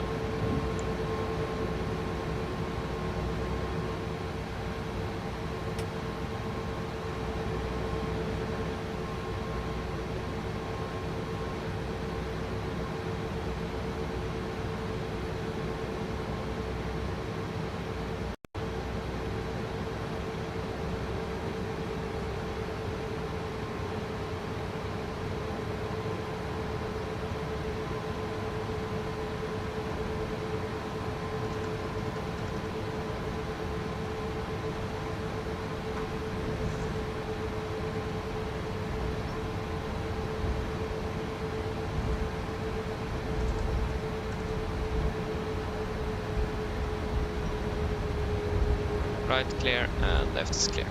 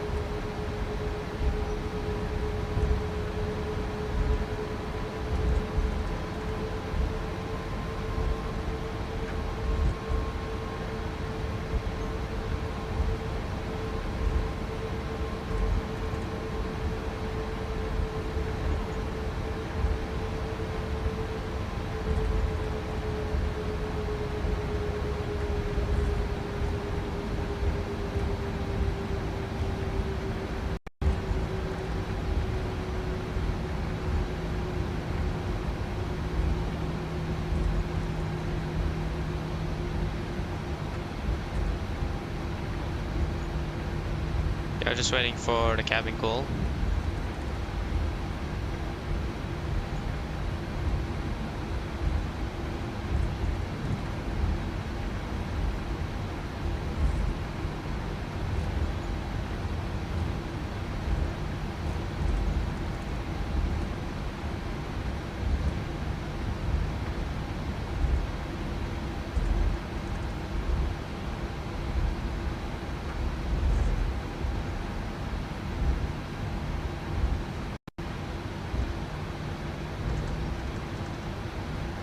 Yeah, it looks like we that doesn't look good. Yeah, we'll take it very slow over there.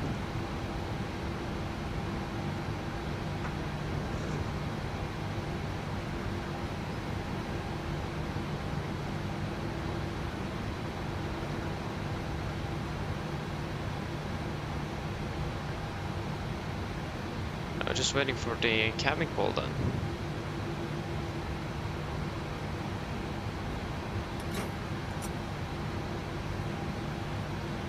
Oh, why did that center itself? Should have done that.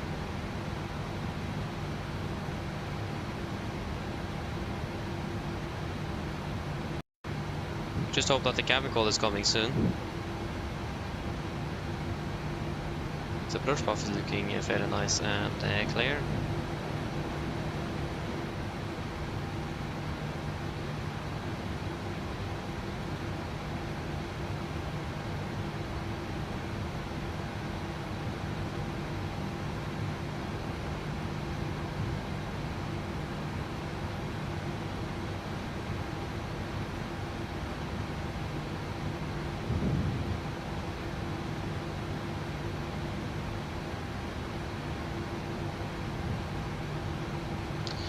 Yeah, it's typical.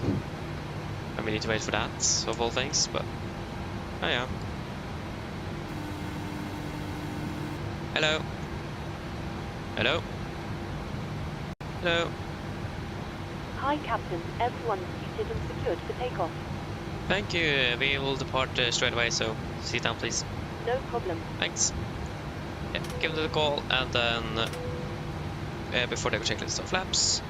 1 plan, 1 green, stabilizer trim, 4.6 units, chemical, given before they go checklist complete.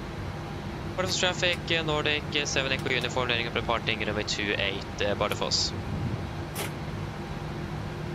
And left is clear. And right is clear. Terrain. Terrain. Are you guys ready? So are we all ready for departure?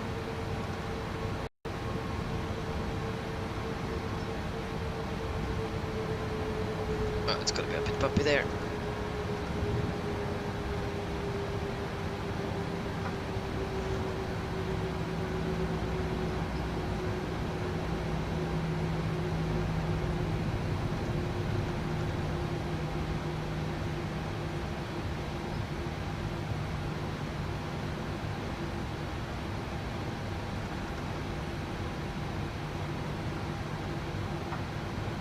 Yes, ready.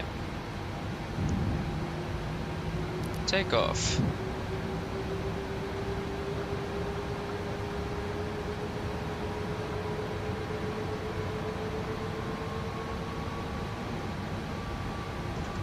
Setting thrust.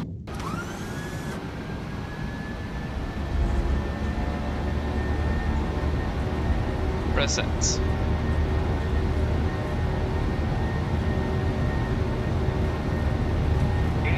Checked.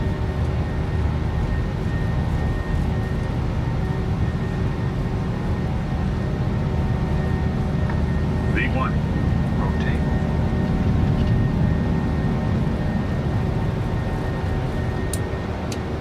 Positive rate of climb. Gear up.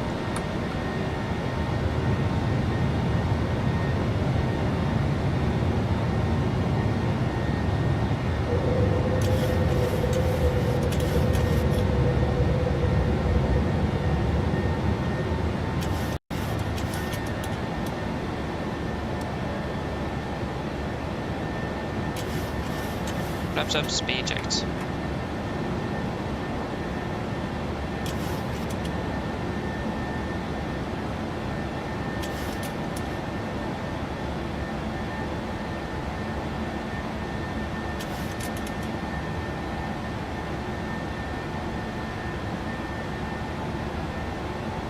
Flaps up the lights.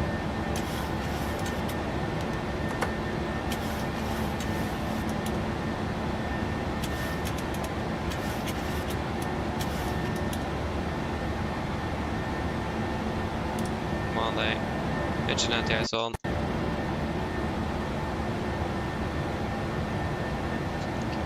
Continue climbing up to flight level 380.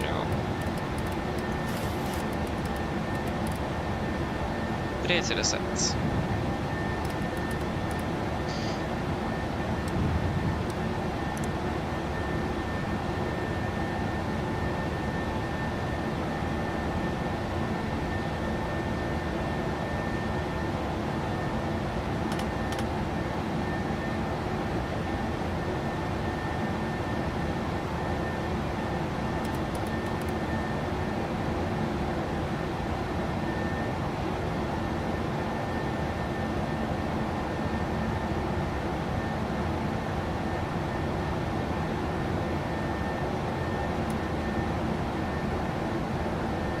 Set standard after take checklist.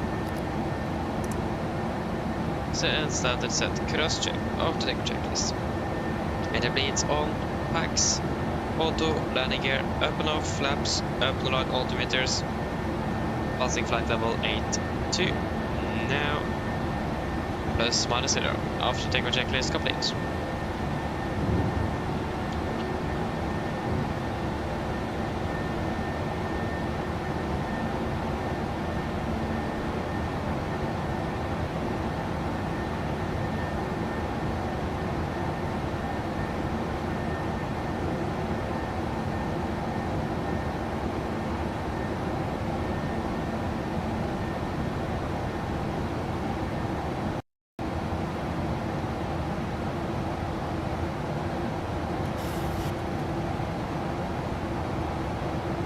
Yeah, flight 100.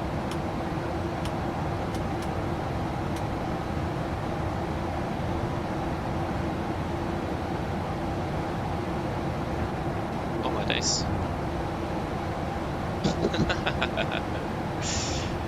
That camera. It's a bit annoying.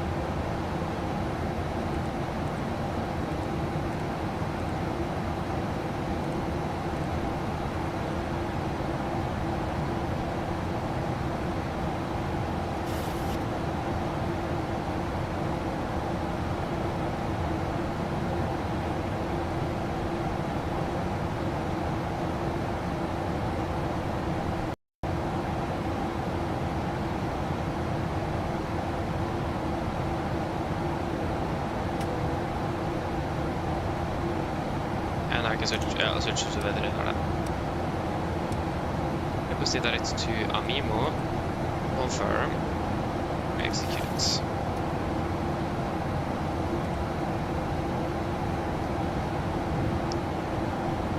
Yes, good. Found on the way back to Gardermoen and a bit delayed, but yeah. Could have been worse, couldn't it? I mean, we could have diverted to Tromsø too, so. That was a real possibility.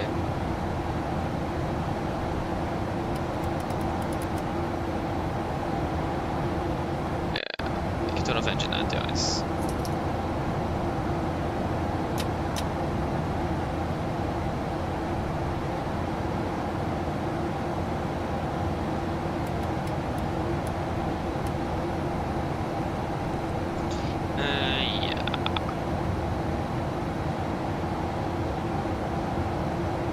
One thing we can do, we can terminate the updates for Bardufoss. Terminate.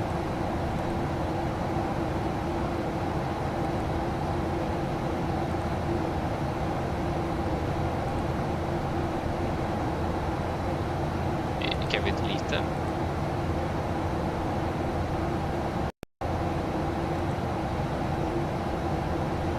Gardermoen 16. No, we can't. That would have been quite useful though.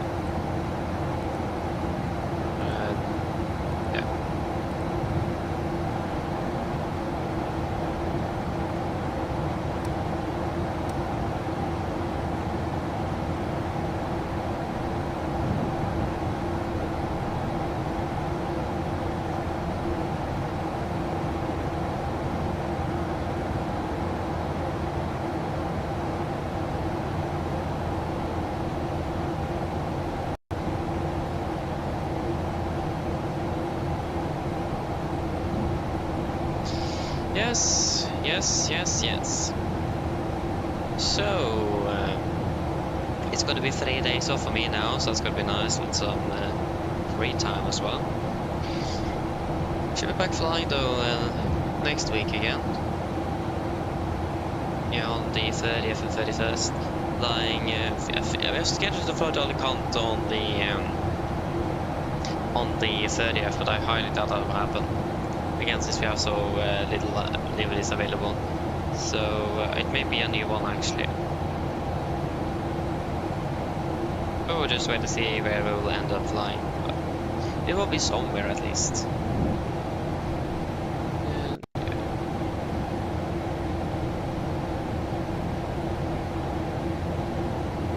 minus 30. Minus 41. Oh, I missed. The engine audio is on.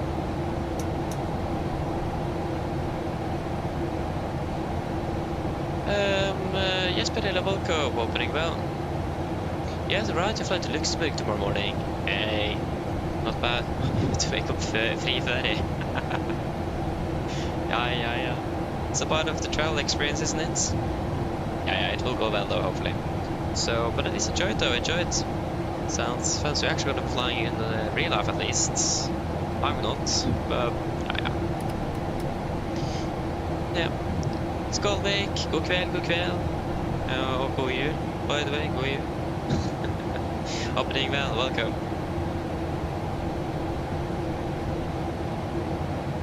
Yeah, okay, we're going for 8 days. Oh, okay, nice though. Yeah.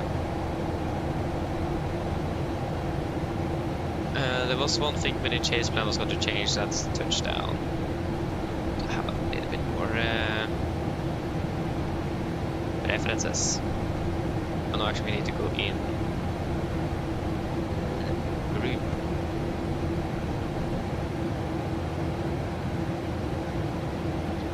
Touchdown effect because I set it down from 1.4, I think it was. Because I thought I did this again, but actually this was saved. That's what was the only thing that was saved. So yeah.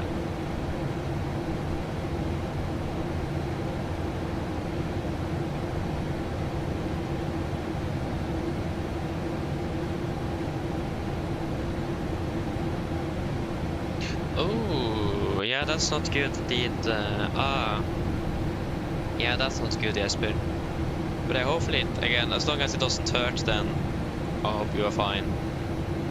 But then you should be fine at least. But yeah, I hope you are fine though. Yeah, that's not good. Not good, not good.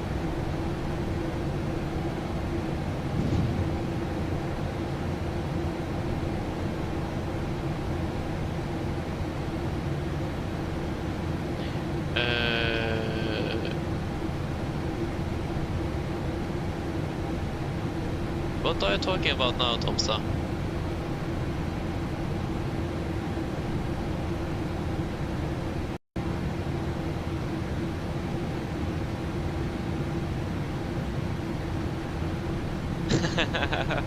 Yeah, it's good that you're thinking positive about it though. That's just positive, isn't it? Positive thinking. That's the best attitude you can have.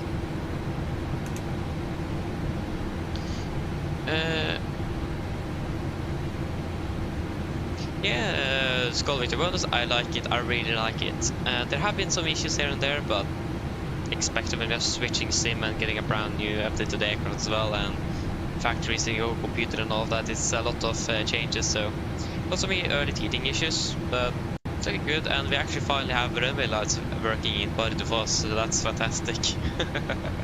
There's some positive things with it. And yeah, I really like it, I do. And the fantastic update that PMG made is, I love the aircraft. Just this chase plane is a bit buggy, but yeah. If you see that we're shaking out of the aircraft, it's not the aircraft that's moving, it's our head. So it's just chase plane, so again, apologies for that. So I can't do much with it. But again, it's a fantastic update on this, so if you don't have 2024 and not bought the update Skålvik, it is recommended. It's very good. Really, really like it. So yeah. Hey, this talk, welcome back again. Welcome back. You just landed in Malaga. Nice. But hey, if you have had any more questions, then throw it now. I have time to answer now. So again, apologies that I couldn't answer on the ground, but at least throw it up now. No, not throw it up. That doesn't sound good.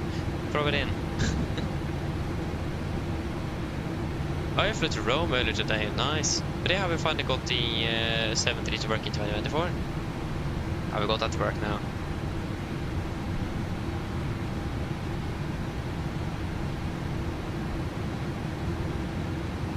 Hey, nice. Of course. Nice. But again, the flights, this simulator is just beautiful. I really, really like it. So yeah, I will say this is definitely worth the upgrade. And I also don't have a problem at all paying those for the money that they want us to pay, the $30. So yeah. Yeah, they talk. The thing, it's fairly easy when you click the disconnect. If you have it bound to your controller and you click the autopilot disconnect button, if you just click it once again, twice, then it will also cancel out the warning. So one click is to disconnect, and one click after that is to cancel out the auto warning. Same with auto throttle as well. If you disconnect auto throttle, one click is going to disconnect it, but whenever a flashing light, if you then click it again, then it will cancel out the light as well. So instead of clicking on the paddle, you can just click on the button again. But I just click twice and then it cancels it out. So that is something you can definitely do.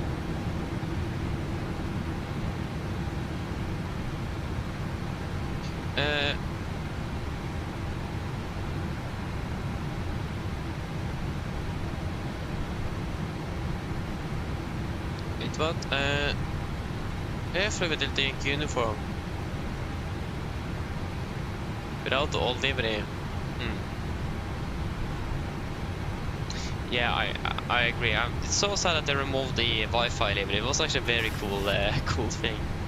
And I mean, Norwegian was one of those airlines that first introduced free Wi-Fi on their aircraft, on most of them at least.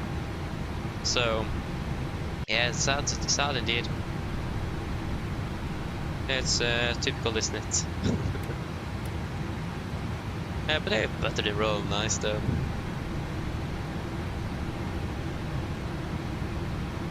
Hey, not bad, ESP. That's just a good preparation. Oh my days.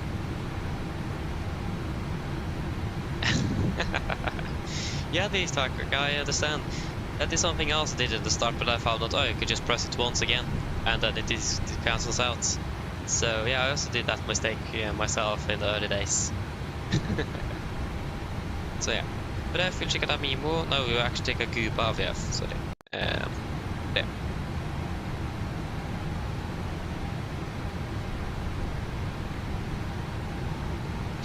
Skolvik, yes, it does. It does. So yeah, it does. So it's just to jump in and buy it straight away. So yeah, again, I really like this update, and that we finally got A cars as well is fantastic. That's at least something Norwegian is using, so it's good to have it.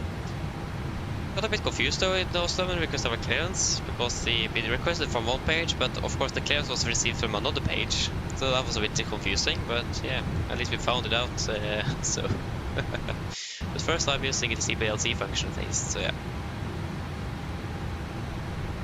yeah, flying KLM Windows is both flights as well. Oh yeah, it's gonna be a cloudy and bad wind. Yeah, that could be something. Yeah. Probably go well nevertheless.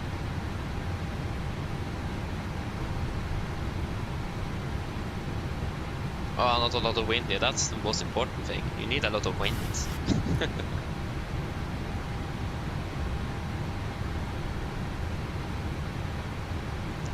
Yeah, they talk. Good question. To be honest, it haven't changed actually. It is pretty much the same as 2020. It haven't changed too much, no. So the systems and all the strange behaviors of the autopilot and all that, they've not fixed. So, but they're working on an update. But they are like, I remember they said that they were going to be working on the EFB and implementing CPDLC.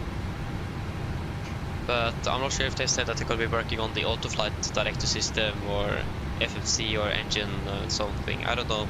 But it is pretty much the same as 2020.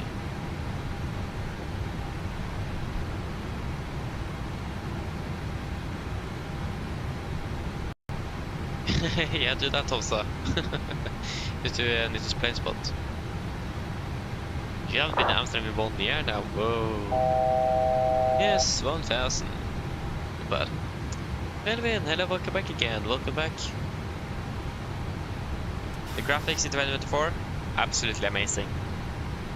It's beautiful. To be honest, it is not a significant change from 2020, but it is an improvement. That's for sure. It's like it wasn't groundbreaking from like X-Plan 11 to 2020. No, but the graphics are still very, very good. Yeah, nice. See you soon. Nice to see you soon.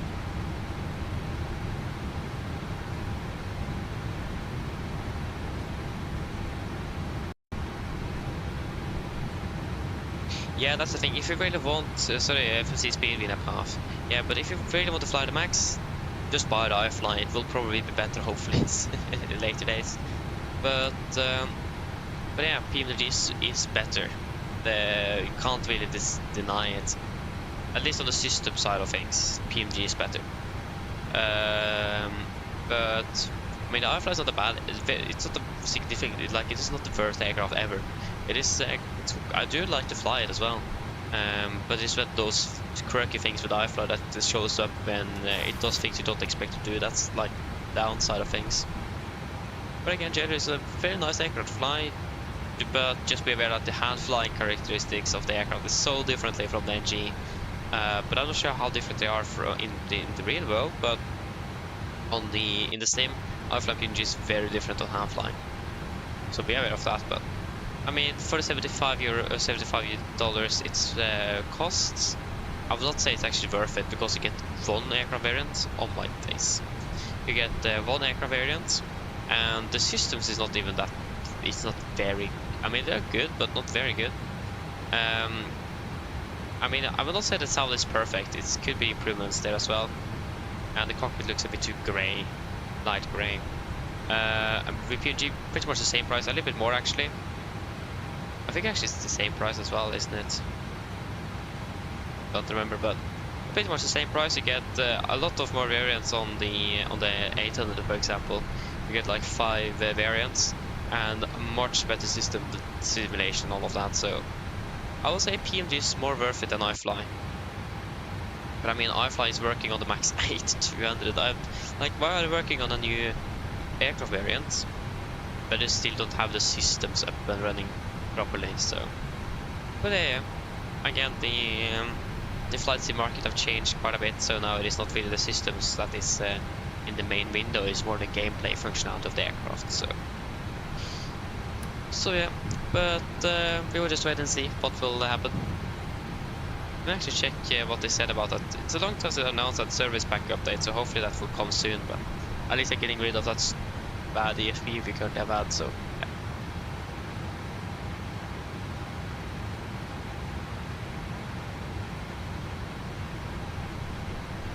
yeah. But at least you were inside of the touchdowns, also that's okay.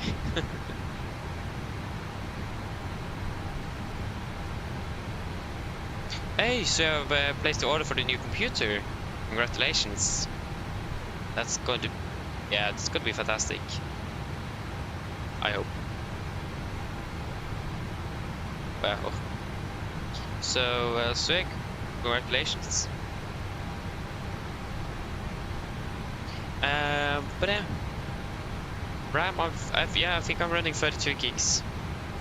How much did you get?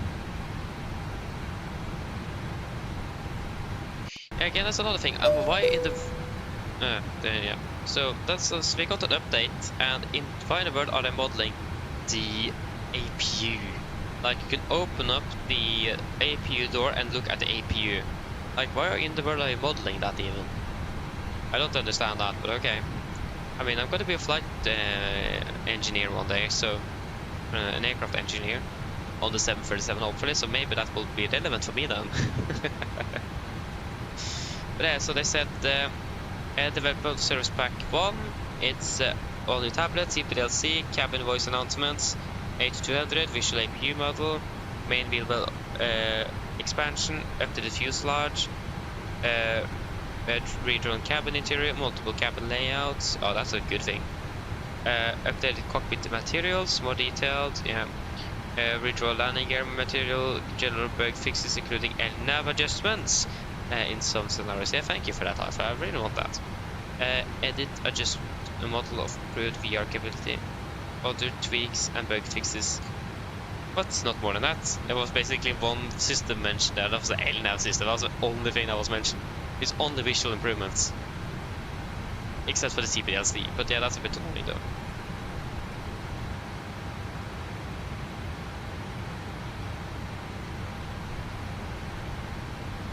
So yeah. But again, that's how the market is at the moment, so can't really do much with that.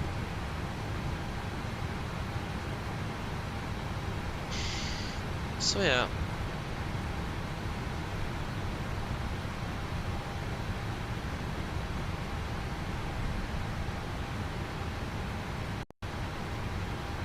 Yeah, that's a good question, Melvin. That's a good question. But there you have a point indeed, Tomsa. And the attack with the AI stuff, yeah, it's quite bad actually. But yeah, currently I'm using, I'm using exactly 60 gigabytes. No, sorry, I'm using 17. I just switched to 17 on the memory. So I'm using a little bit more than half of it. So not much actually. So I don't think you necessarily need 32. I think you should be fine with 16 as well. But so yeah. Yeah, so Gardermoen, Mintar, winds available 1 kk minus 4, 1030. Yeah, so we need to do some cold temperature corrections in Oslo at least. And what is the options for this guy? Follow. Oh.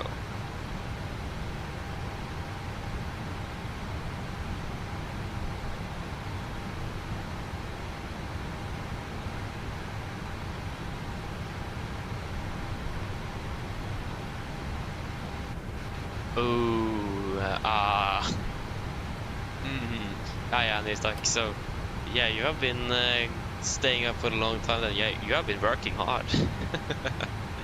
Nice.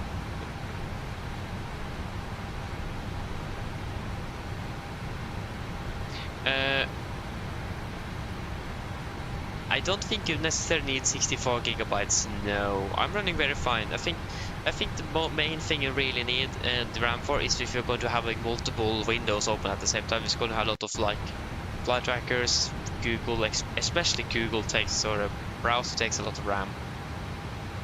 But other than that, except for side tasks, you don't really need much RAM. It is more for all of the side work. Yeah. Other than that, it is mainly the VRAM that's important now. So yeah.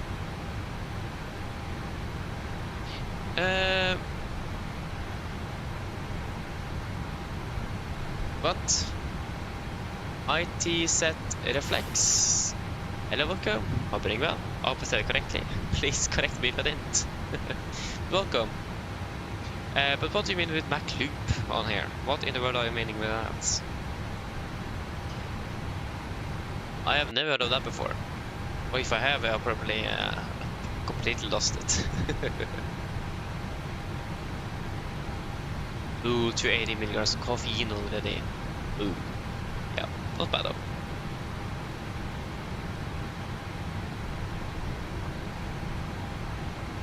Just did 34 for the game. Oh, whoa, whoa, whoa! What in the world is he doing then? Interesting. But yeah, maybe, I mean, if you don't have a high-end computer, then yeah, the higher graphic settings, the more RAM you will be using as well. That makes sense. I think it's quite connected in regards to the terrain and object level of detail, because those two are pretty much dependent on the CPU, and CPU and RAM works pretty much together. So yeah. But other than that, it is mainly those side tasks that is really the thing for RAM. So yeah. Oh yeah, use the Phoenix, yeah, and the Phoenix is also then quite heavy on, again, CPU and then also on the RAM usage. But I mean, again, the higher graphics settings you will have, the higher RAM you will be using as well. But then also will have a better CPU and a better GPU and all of that, so then that RAM usage would naturally go up.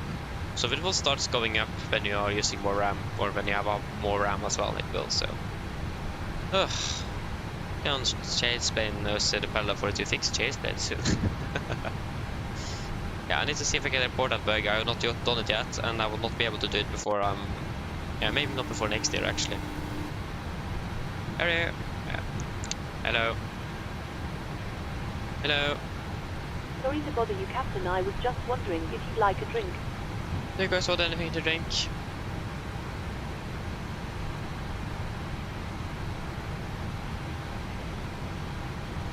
Yeah, I think I'm using exactly 100 on both. Maybe I think I'm using 120 on terrain. I will probably actually maybe increase it a little bit as well, because my performance is fairly good. I should be able to increase my terrain out of it a little bit. So yeah, something like that. So probably increase it slightly, but we'll just wait and see. I'm still doing a little bit of testing, but from what I've experienced, the performance have been very good, except for in Milan yesterday, but that's actually fairly bad. But that was also with the IFLY, so that's not a trustable source. I'd rather trust setting it with PMDG. But yeah. Fanta, anything else?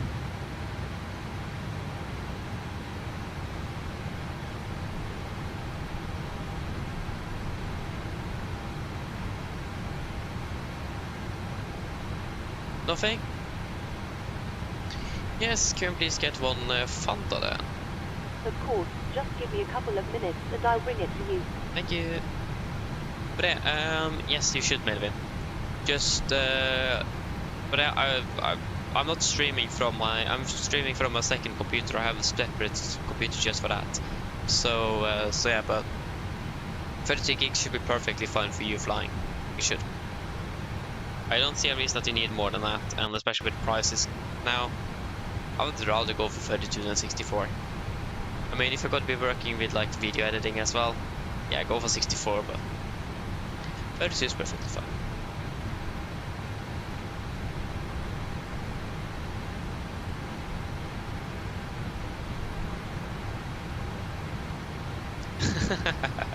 Yeah, of course. I mean, the system is not really where it should be, so no wonder I have trust issues.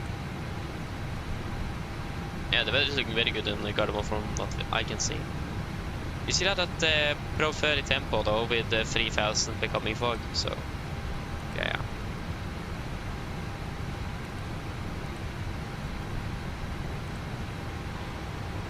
But yeah.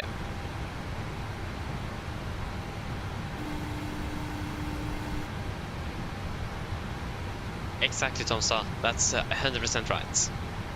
Hello. Hello? Hello? Hello? Hello? Hello? Hi, Captain. What is? Your drinks are ready. They're in the storage area, so feel free to collect them whenever you're free. No Thank problem. You. Yeah, okay.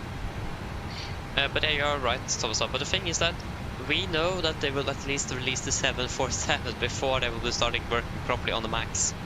But at least Phoenix is working on the Neo already, so yeah.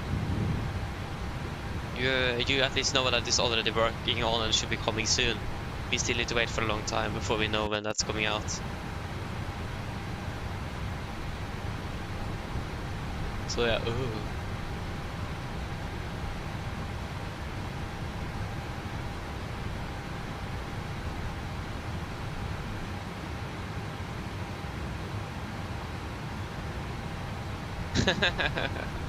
Yeah, exactly, Nate. That's the thing.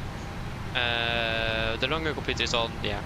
Also, one thing I've disabled before, I'm not sure if I have that now at the factory reset, but I disabled fast boot up because I saw that when I had like this normal, that's a normal option, that so the computer boots up a little bit faster.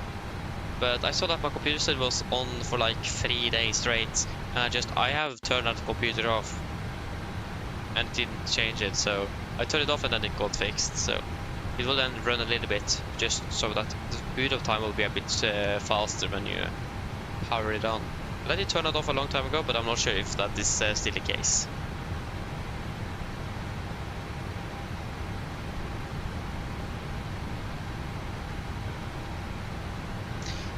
I mean, you have a point in it, Tomsa, but also, I mean, it is not very overrated, but, I mean, yeah, I know. But yeah. It's disgustable.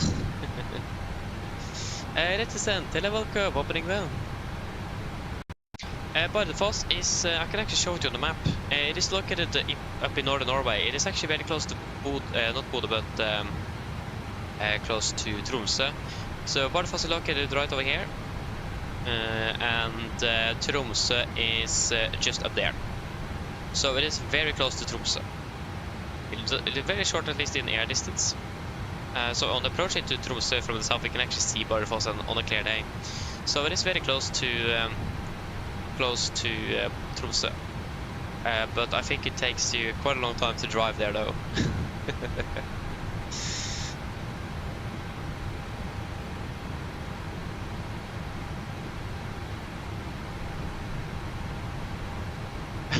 Oh no, Skolvik, you are absolutely right. Yeah, you are 100% right. That's definitely going to happen. A new flight sim, update the 777 and the NG before. And don't forget the 747 as well. They need to update the 74 as well. Yeah, it's going to be a long time. That's something I don't really understand, but that probably makes sense for them. But since they have been working with Boeing on the MAX for their procedural trainer, why in the world haven't they just worked alongside with the NG now to release the MAX? Because there's such a hype around it. Many people want the MAX, and since the NG and the MAX are fairly similar as well, it's not going to be really hard working alongside each other on that. So why then pull out of the 7.3, work on the 7.4, and then go back to the 7.3 again? I don't really see that link, but I mean, working on the 737 for so long probably is a bit tiring, so probably want to work on something else, so I mean, fair enough. But again, I'm not 100% sure though, so... But at least it would make more sense to work on the MAX alongside the NG, since they are fairly similar. Like, the electrical system is pretty much exactly the same. The fire protection is exactly the same. And so on and so on and so on. The air conditioning system is also almost pretty much exactly the same. So, it's fairly similar aircraft, they are. But of course, there's a lot of differences that need to be. Yeah, Gubav is where we want to do a fuel check.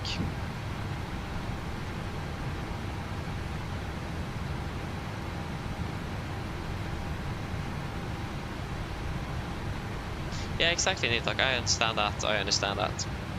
But yeah, I think it's a lot of hype around the Neo as well. So yeah. What is happening with this aircraft? You can't even maintain altitude.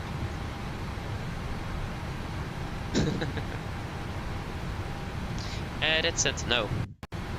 I'm using a freeware scenery from FlightSim.to. It does work very well in 2020, but it works actually better in 2024. Even though it's not officially compatible with 2024, surprisingly enough. And it's working better there, so... Yeah. But I'm using a scenery from FlightSim.to. Fingers crossed indeed. Fingers crossed. Hope it will... Hope we'll get out soon. But I mean, they really want to work on this. But I mean, the 747 should be, the first versions should be released within half a year, I think. So we are not too far away from the 747 being released neither.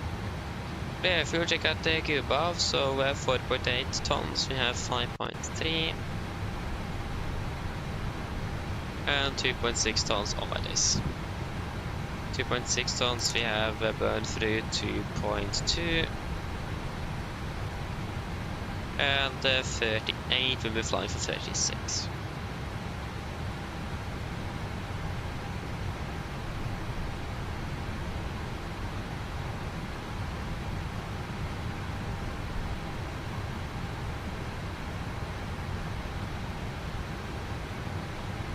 Yeah, exactly, Tom said that will be comic indeed.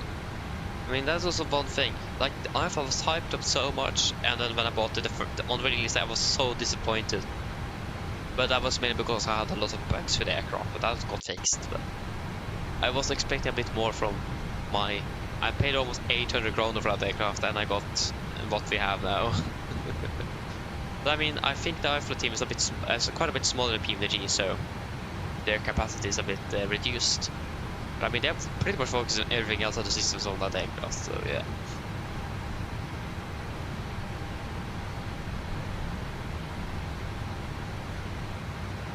Wait, what? No, it's coming in March. Ah, that's typical. Typical.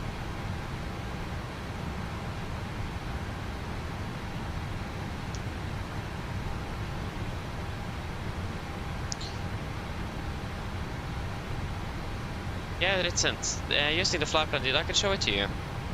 Yeah, we'll just pull up the flight plan here first. There we go. So, here is our operation flight plan. Oh my days, it was so bright. But yeah, so here we have our waypoint. This is Guba.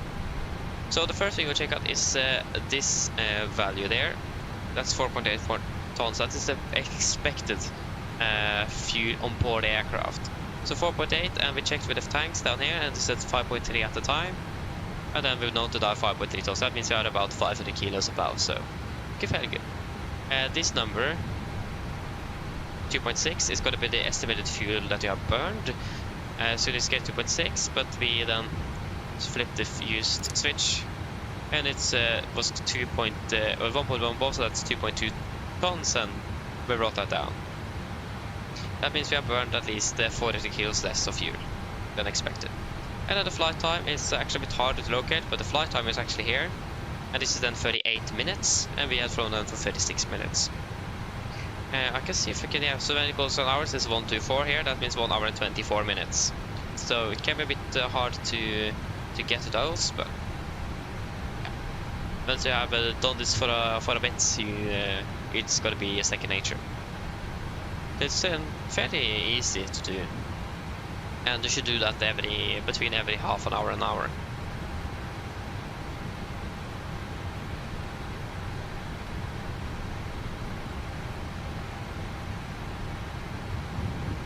Oh, you have got a stick you probably should buy then, the Tomsa.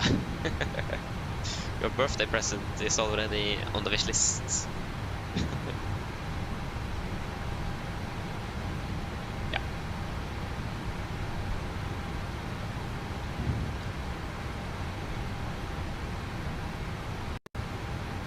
Where did I place that? I have actually lost my water. It is actually gone. Where did I place that water bottle? Oh yeah, over there. I wonder I could find it.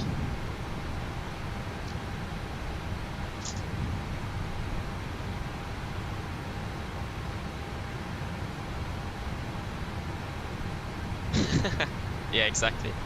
Exactly. Oi, sorry.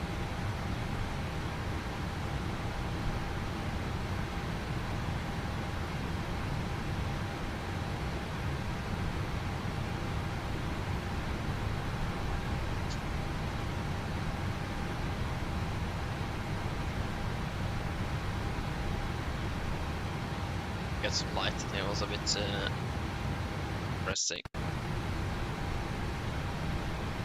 Also noticed that the switches or the knobs are generally less sensitive than it was before. I changed that as well.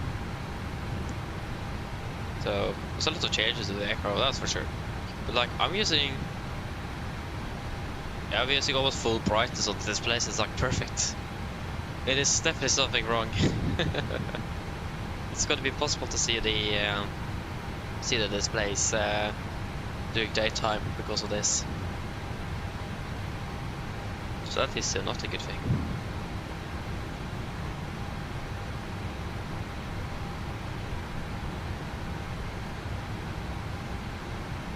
Yeah, so we are currently flying 337. The last flight for today. Bardufoss, 0 right for landing, stand 174. Are you serious? Oh, we're landing 0 right into taxi all the way around the airport to 174. Yeah, gotta be a long and nice taxi then.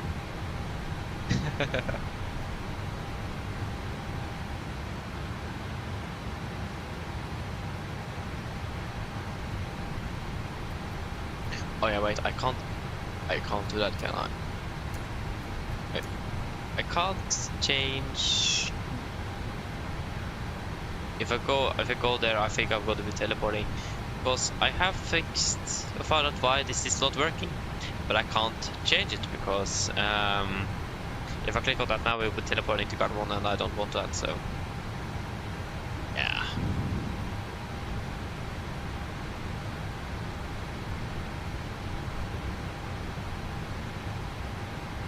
Hey, nice, sounds good, Tom. So enjoy your yearly shower. Enjoy it.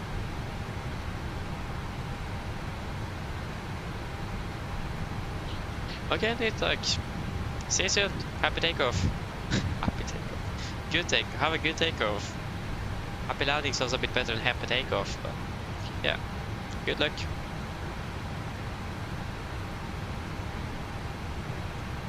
How many miles is left? It is 189. Yeah, that works.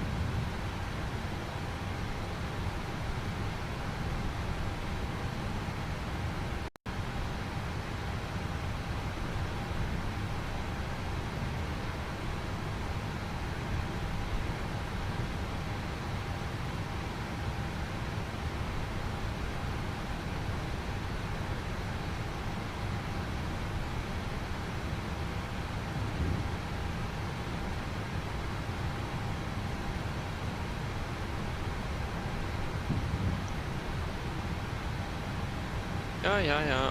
No way to see in Oslo.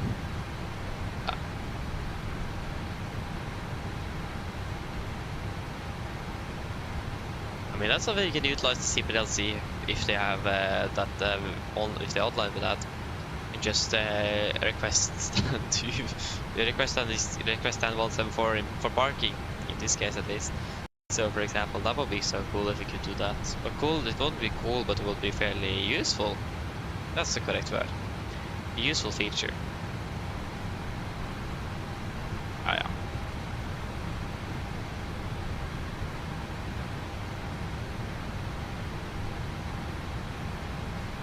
And once we are getting sorted out all of the issues we have with the sim, then it's going to be probably a bit easier to also try to make our turnarounds a little bit quicker, because that's still a problem I have. It takes a bit of time, and I would like it to be a bit faster. But the thing is that it's a nice balance between doing things correct and right and fast, and that balance can be a bit hard to achieve sometimes. So, but yeah. But generally though, it is main priority to make everything here working smoothly before we can potentially do that. But yeah. But also in real life you have the very good, very nice feature that you have a second pilot video that also can help you out. So yeah. But yeah. Oh my days. It's extremely severe turbulence today, as you may see. I wonder what's actually triggering that. I mean, recall button triggers it, but I'm not sure what the other thing is.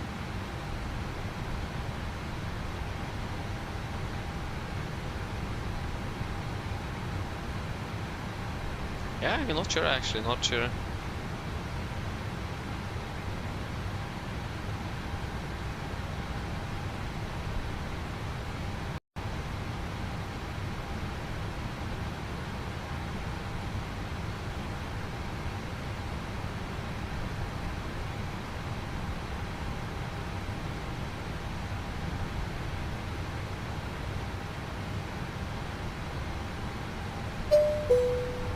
Hey, is it Gardermoen weather? Yes, I imagine so. And it is gonna be 60 degrees, cover K -5, -6. 10:30. Yeah, it's again today as well. It's beautiful weather in Oslo. It's a bit tempting. Maybe we should do that because I remember there was some discussions about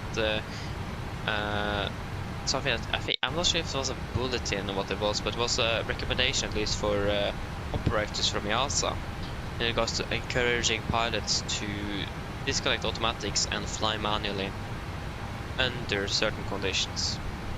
It is not just to do it, but because you then have the if you have the capacity to actually do it, then it's encouraging them to actually do it.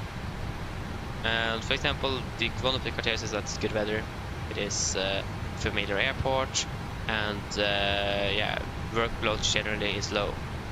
That is definitely something we could do. The problem again is that we have like single pilot, so doing that is not easy. Hand flying an aircraft and configuring it all at the same time. But I have thought about doing it, and the weather is really, really good, but the problem is that it's dark. But it's not that dark, so it is a possibility that we could do that. But then we need to decide on that a bit quickly, because we need to be able to brief a bit on it, and yeah, make ourselves ready to do it.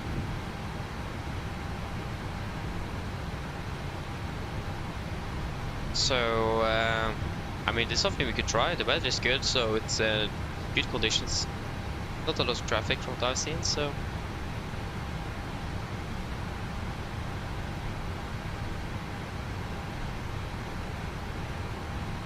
We can either do that, or we can do an. No, we will do either that, or we can do. Yeah, do either that or no. Yeah, that will both be an ILS though. But either we can do that. The disconnect a bit early. Do you guys have any thoughts on that? Again, it's just a good thing. I mean, I need to practice my flying. It's really bad actually. So yeah. But I was supposed to start getting my old iPad up and running again, so I can use that for my instruments. But yeah, of course I didn't have time to do that. So it's lying here somewhere and waiting for me. Fully charged as well. I did charge it up yesterday, but I was a bit occupied with building the Concorde. So it took me 8 hours to build up the aircraft. It's insane. Oh, my days is large though. That took me way too long though. 8 grueling hours. I was sitting up two in the night building that aircraft. So yeah. Beautiful bird though, yes. Nevertheless, yeah, do you guys have any thoughts about that in regards to disconnecting and flying manually for the approach? I think we'll not do it before 10,000 feet, because there's a little bit to do before then, with regards to making the cabin ready and configuring the lights and so on. But yeah, are there any thoughts on that, or is there no thoughts about it? Two different options.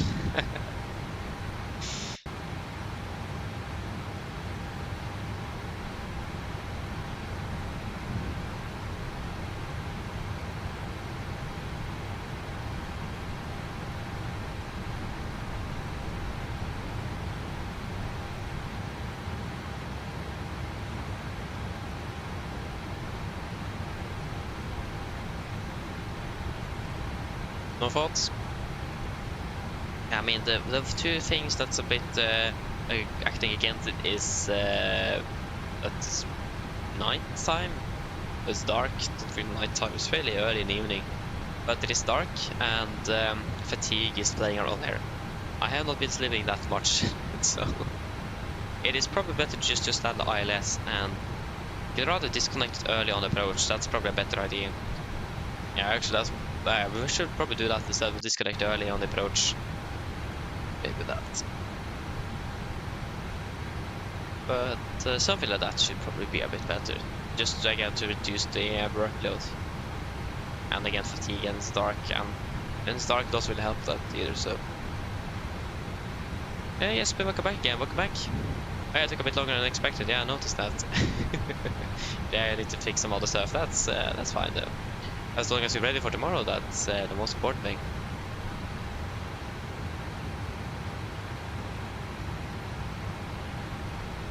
Yeah, I understand. And you got the julebrus, nice. You have julebrus and I have coffee. Yeah.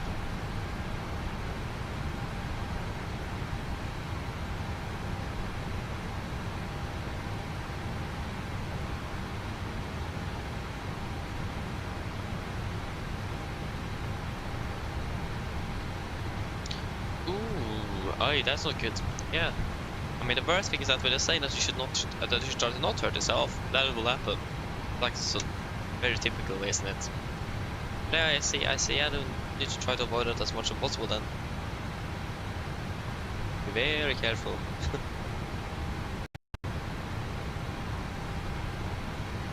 Yeah, I know, but I actually not affected. I mean, sleep-wise, I'm not too bad affected now, but I can feel it the day after. Actually, that's when I feel it the most. The morning after, if I'm drinking much coffee and not much water, then I feel it. But not when I'm sleeping actually. So yeah, I mean, we are flying, so to stay awake.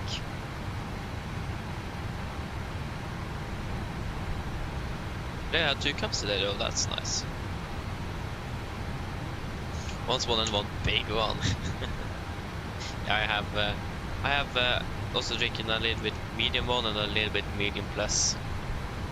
We can call it that. 2 cups today, and almost not even a bottle of water. That's actually not good. Should drink a bit more of that.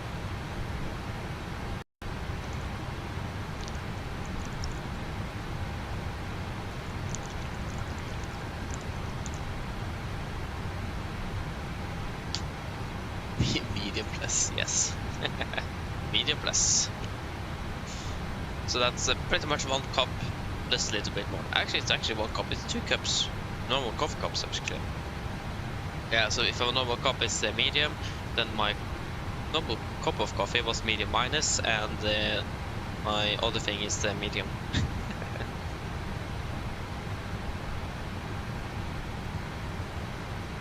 Oh yeah. That was my water bottle. Did you hear that? What? Okay, then I know that. It's possible to hear that very well. But then that was my water bottle.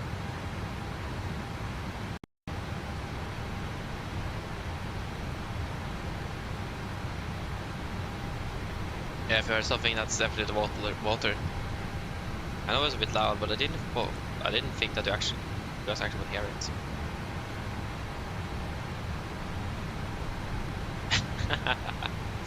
Nice. Oh yeah. So let us start prepping. So 0 on the right for landing. Yes. 0 on the right it is.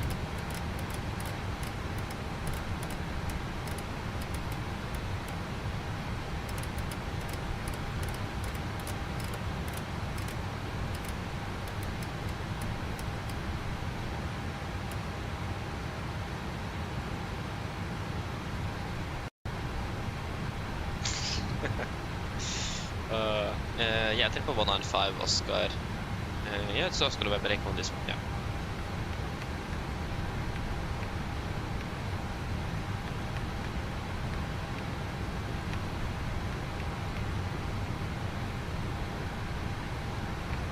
Why this? Thankfully though, it haven't happened on the approach yet. So yeah.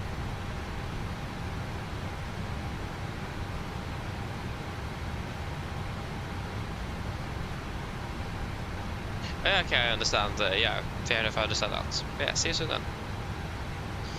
Yeah, what was the temperature latest recorded? Was -5. We need to do cold temperature corrections then. It's gonna be it's gonna be 4,160 feet. You are going to be 871. That's going to be 891 plus 20. 891. And that's all of the things we actually need to correct, so nothing really significant, so yeah. Oh, we had this long star, yeah, thank you for that, Gardermoen. Thank you, 250B. Then, so 187, 19.8, Bardufoss, 50B, and then 27.7, 186, 250B, 120 below, 456, yes. 181, 9.3, 400. Yeah, 250B, 90 at, yes. And then it's gonna be 9.1, 402. Yes, 220B, yeah. 6.6, 196, 6.6, 196 to 405. And then 175 6.6, 175 6.6, 406. 220p instead, yep. It's 155 6.6, 250p 404, correction 404, yeah. And 5 138, 138, 5, that's 4.1. Yeah, but that's because of the turn, so yeah. Both mic 555. Both mic 455, I mean, 220p at night, so yeah. And then it's 19, 041, 18.1 to Bad. And then again, that's because of the turn, yeah. 220, 5,000 above, and Ogras 200B 4,000 above. Yeah, looking good.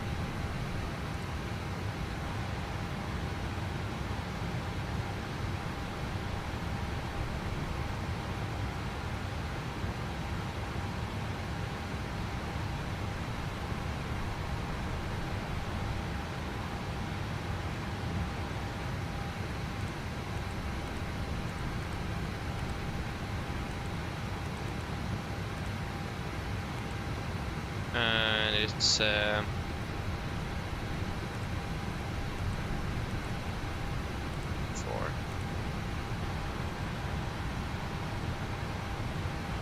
It's gonna be 8.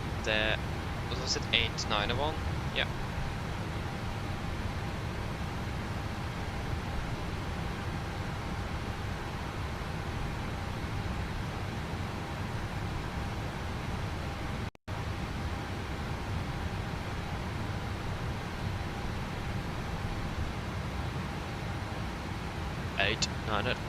But I think that will be much easier to do in with a real physical knob than in the sim. To be honest, but yeah. Yes, that's all good. I'm able to get the landing calculation. So yeah, that's exactly 1 ton, but we're expecting a shortcut, of course. We'll not spend that much time flying around Oslo. But it's all a sighting trip. 3 plus 5 is 800 kilos there. Yeah, so 58.3.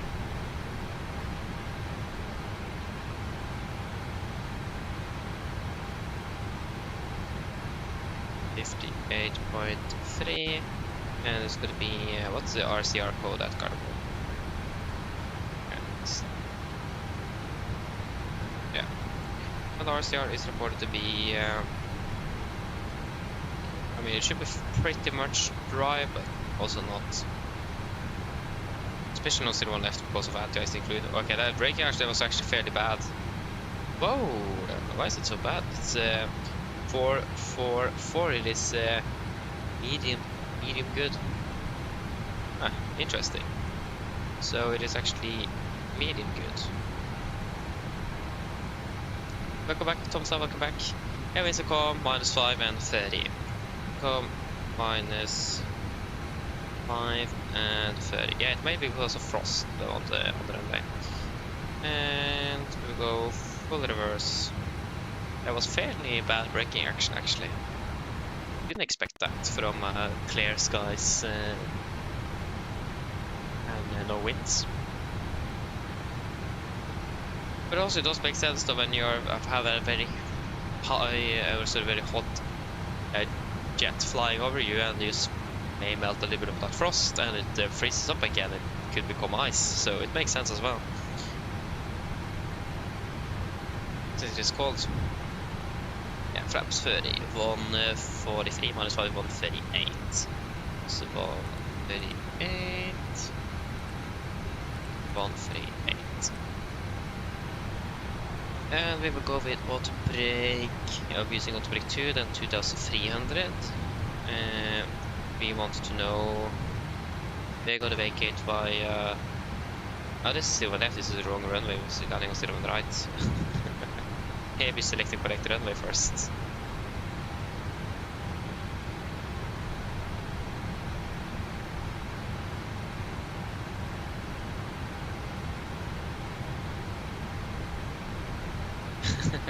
Yeah, this is actually publicly available from Avinor. It's on what website is it? It is if you just Google ippc.no, IPPC.no, so pretty much all the airports that Avinor controls or owns, you may see RCR. So then just go down, click find Gardermoen, and then click runway status, and then you will see it. So IPPC.no. Yeah, it's publicly available, so. I want to make about Bravo 6, so auto break 3 then second descent.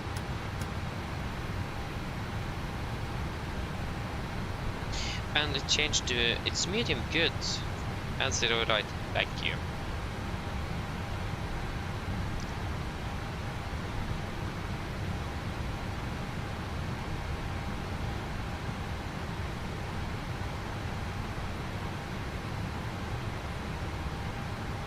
That's what we have real life with Avinor. A lot of information like that is actually publicly available.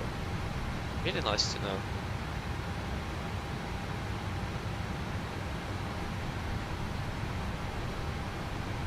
Auto break 3, and it's gonna be flaps 30. Yes, that's looking all good.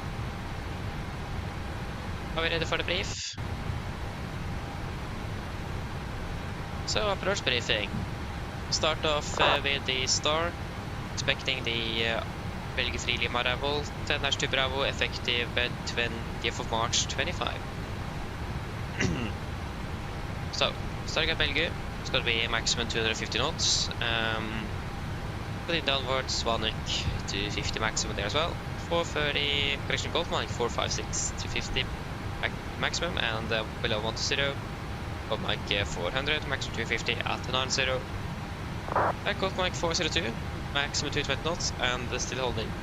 Altitude, there's going to be these restrictions via 405, 406, 404, and 455. And 32 Valpe. Initial approach fix, maximum 220 knots above 5,000. MSA connected for temperatures 4,160 feet. It's going to be maximum 250 knots unless otherwise instructed. And it is nothing special to be aware of. We are expecting a shortcut, so I expect to be a bit low on profile. Sorry, a bit low profile, but we are expecting a fairly high local pressure, so that should equalize itself fairly nicely actually. So yeah, should be fairly straightforward inbound to Gardermoen today. For yourself, expect ILS 01 right, 11-2, effective 20th of March 25.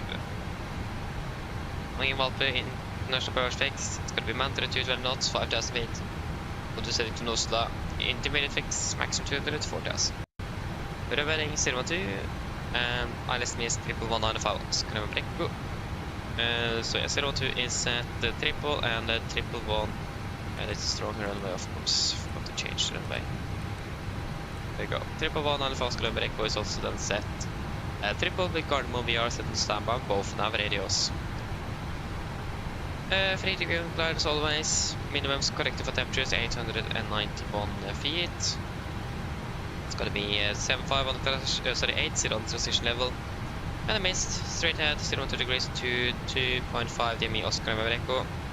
Then turn right, proceed on track 0.8 degrees to 4,000. And then expecting vectors. And minimum 160 knots until 4 DME. And also be aware of trying to disconnecting the automatics a little bit earlier today since it's so good weather. So maybe we'll start configuring the aircraft a bit earlier than you used as well. So we're landing a bit later, but it's going to be at least a little bit more hands-on flying with the aircraft. So probably disconnect a bit earlier today. On my days. The flaps 30 today, 138 with correction 5, final 143, outback 3, and second intent reverse thrust. Taxi in, airport charts here, 10-9, effective 20th March 25. Heading 0 on the right, we are expecting, we want to make it about Bravo 7. Big taxi for Papa, Papa, November, and Kilo 2 to stand 174 down here.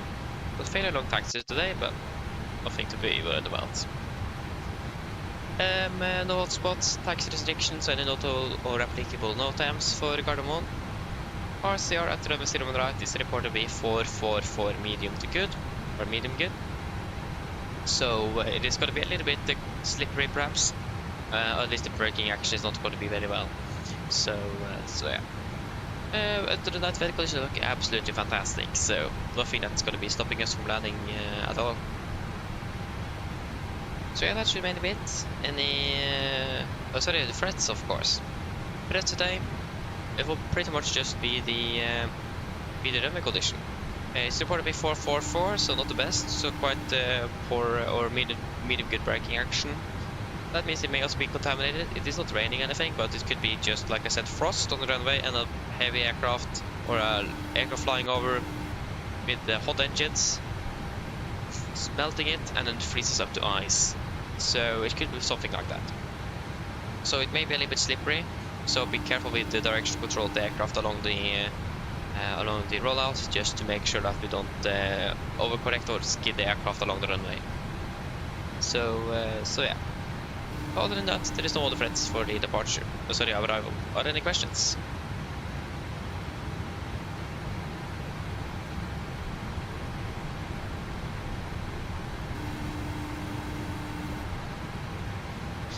Probably not, then our briefing is complete. Hello. Hello. Hi, Captain. I just wanted to come by and ask if everything was going okay. Yes, everything is fine here, thank you. Give me a call if you need anything else. Of course, we're not to the recall, so just go straight to the checklist.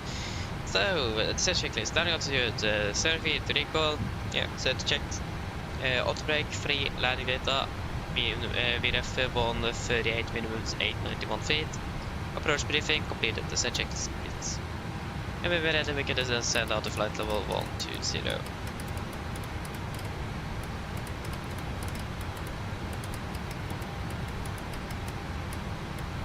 120 sets. Yes. Thomas, hello, welcome, opening bell. Welcome.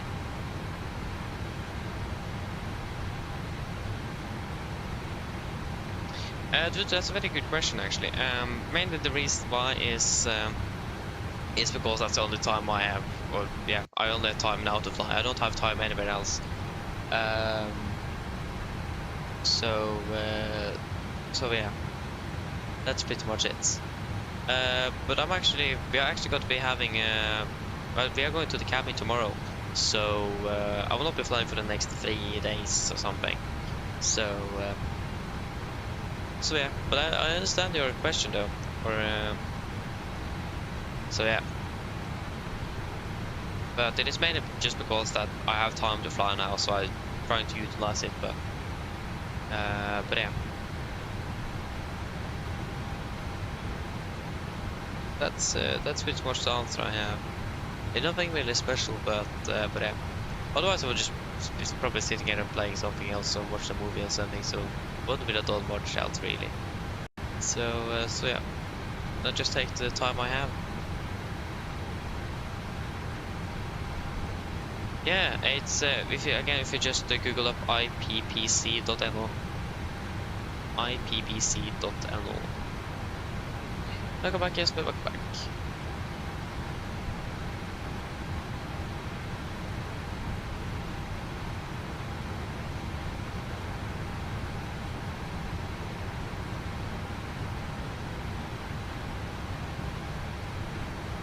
I already missed 737. Yeah, I understand that. It is just better than the Airbus, isn't it?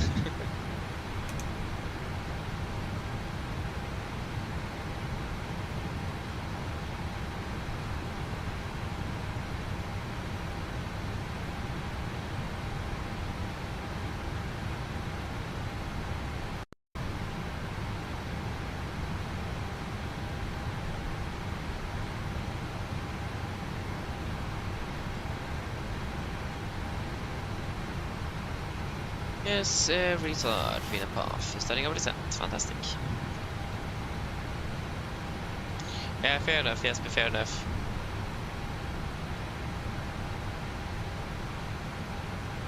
I mean, you're waking up so early, so it makes sense. Yeah, exactly, Nick, like, it's something just about the vibe, yeah, exactly. Exactly.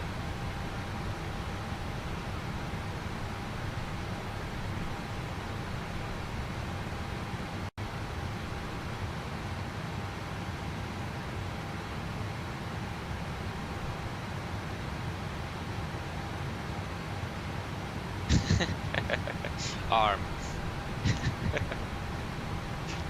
That's debatable, Topsa. Debatable. Let us see here. So, when are we expected to be touching down? Yeah. Something like this. Expect to be landing at 51-ish. And the clock is 23. Expect to be landing in approximately 25 to 30 minutes. And the current weather is still, yeah. No wind, scar, okay, and -5. Da med det her, det er kaptein som snakker. Som dere kanskje har lagt merke til, så har vi begynt en nedstigning ned mot Oslo lufthavn, og vi er forventet om rundt ca. 25 til 30 minutter. Værforholdene i Oslo for øyeblikket ser meget bra ut. Det er for øyeblikket vindstille med skyfri himmel og litt kaldt med -5 grader. Ellers, vi har fått veldig fin flytur med Norwegian. Vi tar godt å fly med oss i kveld. Vi ønsker dere selvfølgelig en fin kveld videre, en god jul videre, og et godt nyttår når den tid kommer. Takk. Ladies and gentlemen, this is your captain speaking. As you may notice, we now start our descent out towards Oslo Airport, and we are expected to be landing in approximately 25 to 30 minutes. Weather conditions are in Oslo at the moment looking very good. It is currently no winds, it is clear skies and a bit cold with -5 degrees centigrade.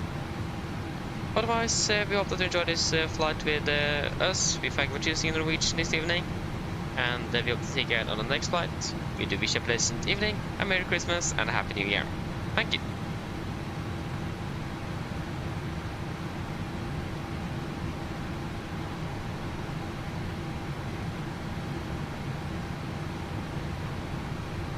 Yeah, exactly, Nitaki. You just feel that you don't have much to do since it is so automated. That's what I feel with Airbus. It is just boring. You have more to do on the 737, but I also gone much more into detail on the 17 than Airbus, so yeah, it could be that. Oh, you've got 11 hours left, Skolvik. Where in the world are you flying? Whoa, my days. 11 hours. You're flying long haul with Norwegian, or flying the MD-11, or what are you currently flying then? Since you have such a long flight left.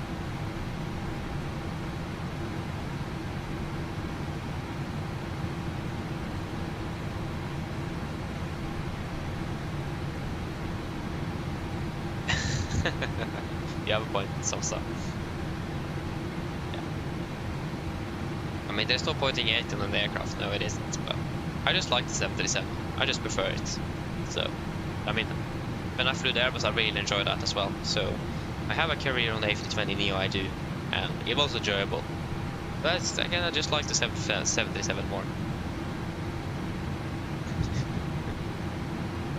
Same quote I said earlier, it's not as it's a little bit more analog in quotations. At least especially if you go back to the earlier days.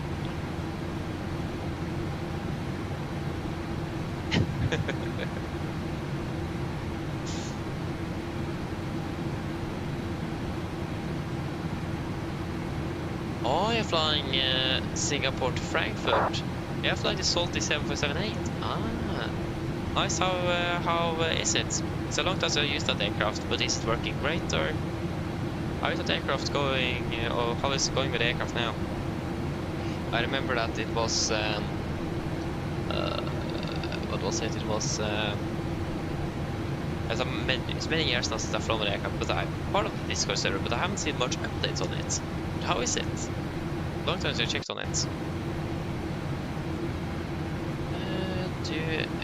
How is the traffic in towards Bardufoss?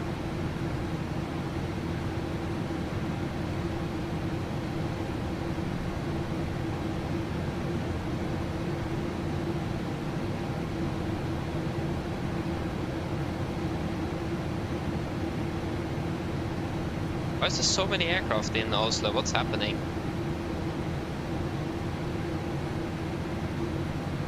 I don't understand.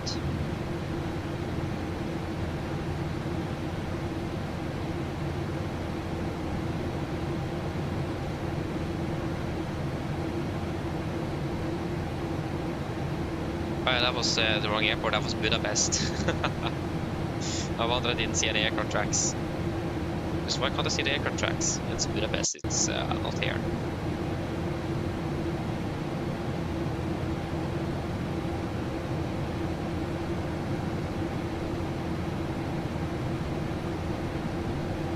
Yeah, 2020. So it's better in 2024 than 2020. Yeah, fair enough. Yes, and that is a mean tile for Gardermoen. It's currently now variable 1 knot KVK -4, 10:30. Yep. It's looking very good though. It's a very high pressure. 1-0. 3-0.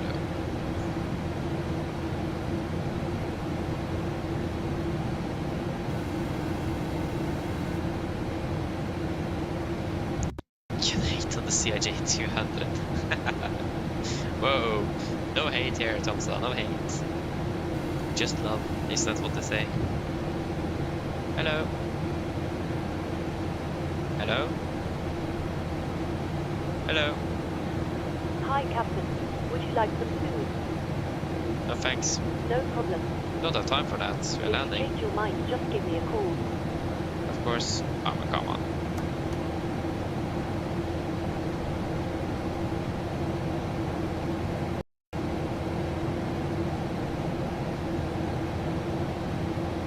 Yeah, I understand that indeed. Yeah, I understand that indeed, but yeah. Pinch is releasing the 747 in probably next year if everything goes according to plan, so it's not far away.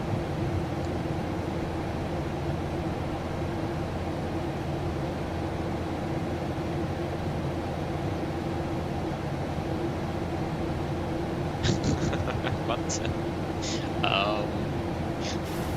Am I supposed to start getting worried here, Thompson?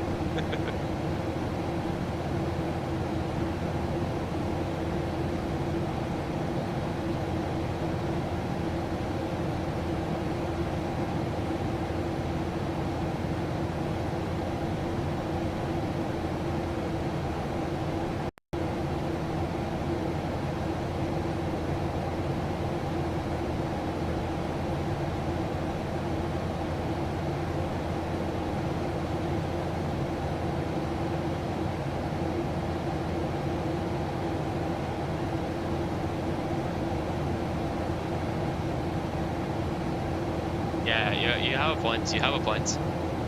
You do.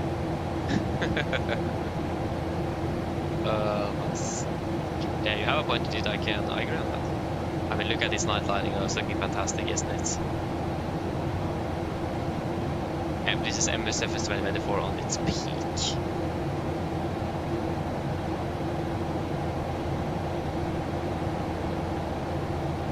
Yeah, it's either the 400 or the 100 that's coming first. They are not sure, because one of them is has finished the systems more, and the other one has finished the modeling more. So they're a bit unsure which one's going to be coming first. But it's either the 100 or 400.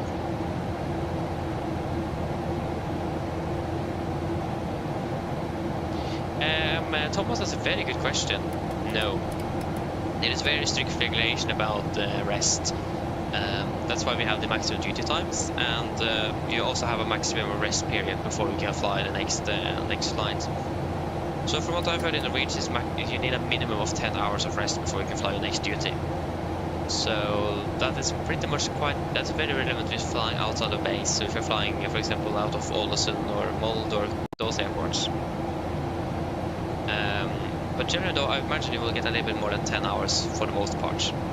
But I will actually double check. I can see if I can double check that. About duty time limitations and rest limitations and all of that. It's a very good question. But again, there is rules and regulations regarding that. So the authorities have done their job on that side. Not on mental health, but on the rest, yeah, they have. So yeah.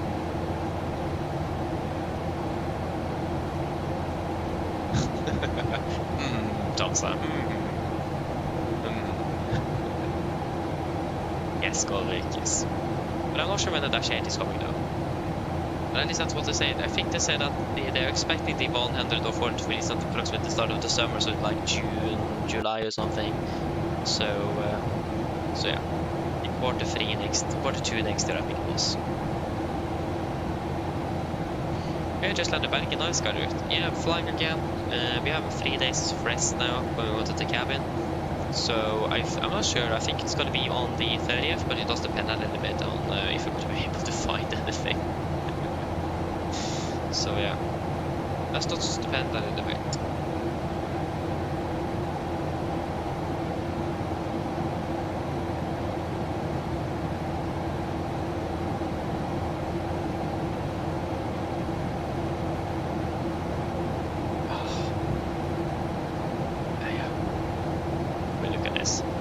The night flighting is so much better now than it was before. Insane. I'm going to be enjoying flying in the night now.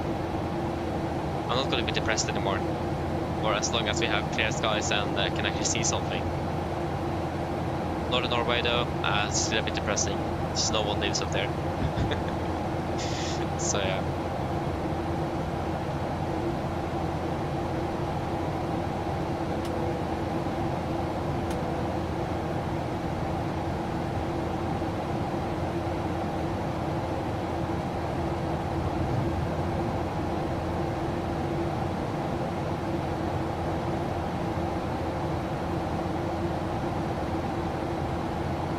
Yeah, but that's a little bit funny though, and if something interesting, we had a task in social sciences, and it was like we are going to take a job and compare it with the same job in another country, and how the Nordic system is working compared to how it's working over there, like welfare, taxes, and all that.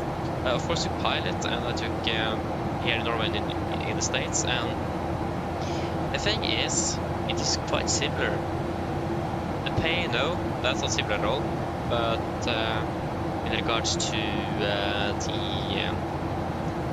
like flight time, how much you are allowed to fly, and all that, it is standardized internationally, so it is quite similar. So yeah, that's something that it's very unique to aviation. But that's something that's unique to aviation in Norway, that we have this arbeidsmiljøloven, what's that in English? The work environment law, if you can just call it that. It is a law, all of the rules and regulations around your workplace, how it's going to be. Like, for example, if you need safety equipment, for example, the workplace should give it to you. You're not supposed to buy it yourself. That's something you'll get at the job. But the thing is that, of course, aviation is aviation, so it's a lot of exceptions in that law. And that's, of course, the Norwegian aviation authority does, of course, have control of that. So regarding duty time and so on, that's another law. And of course, safety at work is an exception there as well. So there's no one that can just come in and stop your work because of safety. It's actually, you are responsible for yourself, or in this case the captain is responsible for that. Because again, flying is something completely different than working in a shop. So it's a lot of exceptions around there, so it's very interesting to read up on that. I will admit though, I didn't use the most time on that, but yeah, I did read on it though. It was a part of the task. Again, aviation have so many exceptions in that law, so it's quite interesting.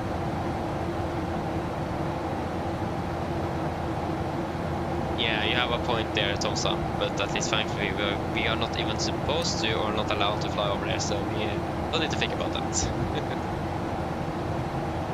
Oh wait, is the new evidence history now out? Oh. Yeah, I'm going to grab that one day. Probably wait until I'm flying up there, or if there's a sale, but so then you see this for AMS available now. Had they been working through the holiday? What in the world? But hey, that's really cool though, really cool. So I made that available. But hello.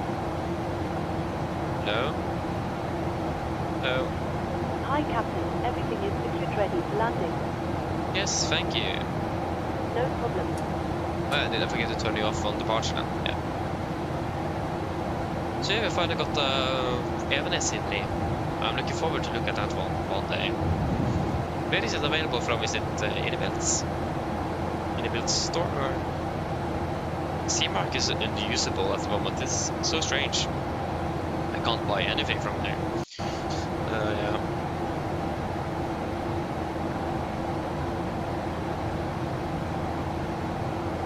Exactly.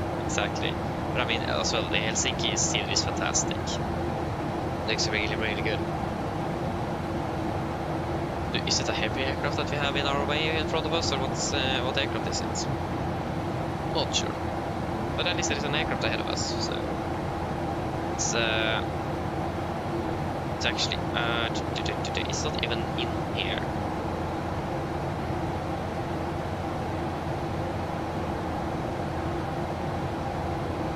It's from Chicago. It's an A5900. It says that it's landing in 9 hours. It's actually an approach now. Yeah. Oh, is it just... Wait, is the Evanes either just 100 kroner? What? Yeah, that's very cheap indeed.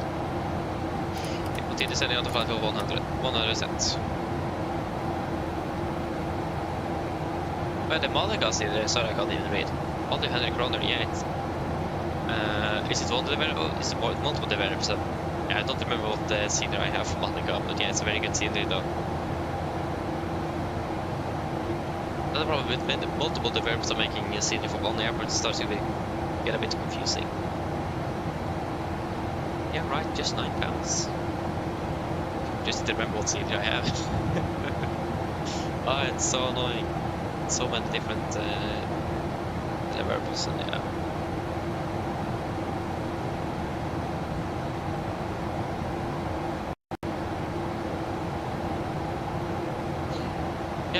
Yeah, MK Studio sounds familiar. It does.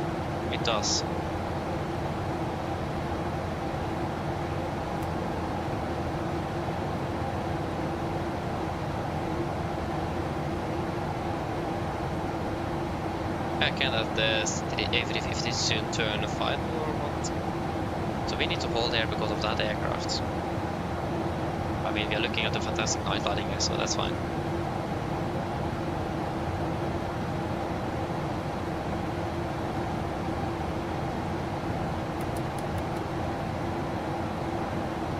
Continue setting out to flight level... I was wrong, yeah. Flight level 90.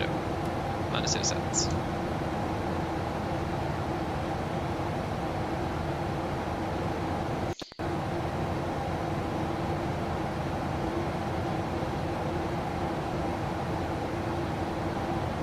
Yeah, I mean, it looks like it's starting to form up some fog here. We have this carpet of some sort. I'm not sure if it's actually light pollution or it is clouds. I'm not sure actually. That's a good question. Maybe both.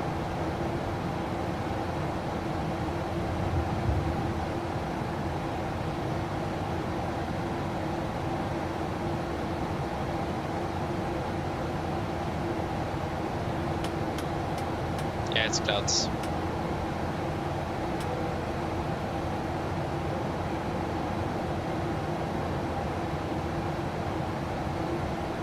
Yeah, let's fly to 100 and 1000.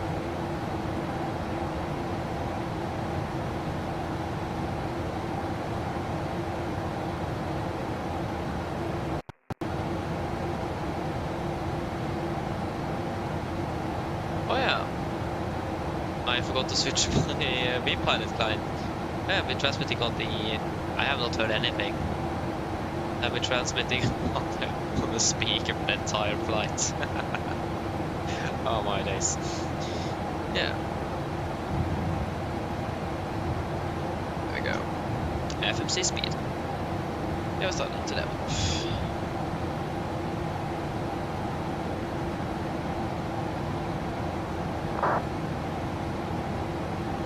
No wonder I haven't been able to hear anything. But it was a bit silent.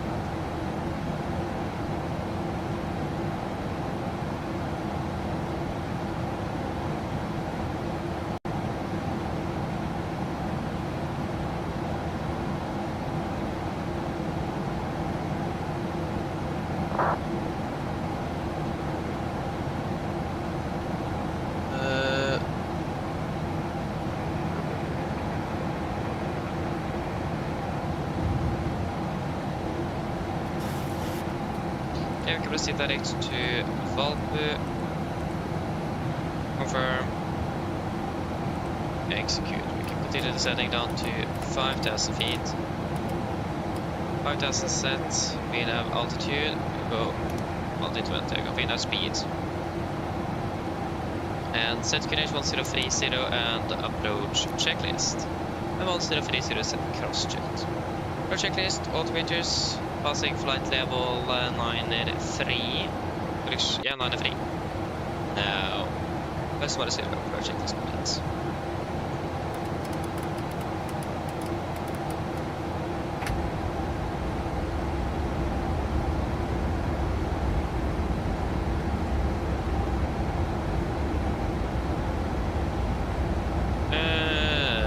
Dew point is, yeah, it's -5, it's very close to each other. So, yeah, it makes sense with fog indeed. Freezing fog. It's quite expected. We did have our prop as well with coming fog, so.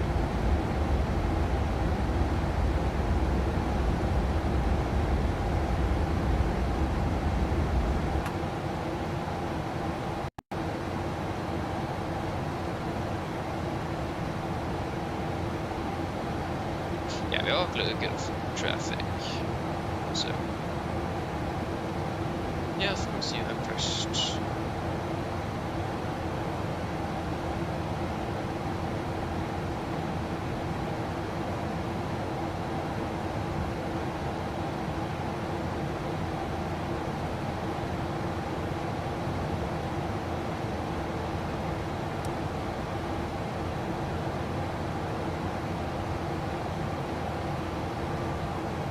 Yeah, there you go, Vina path FNC speed. Yeah, we have the aircraft in sight. He's 11 o'clock and about 12 miles out, so good separation. He's a heavy aircraft, so also need to be aware of that in regards to wake turbulence. That is actually simulated as well, so.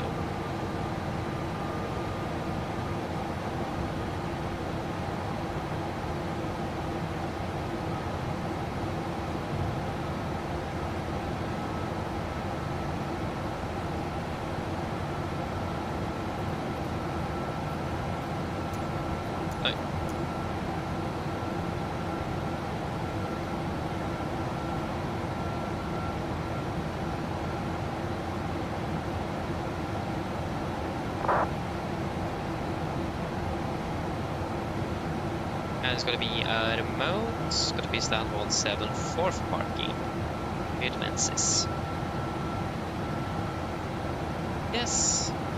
Again, it's just a landing lift.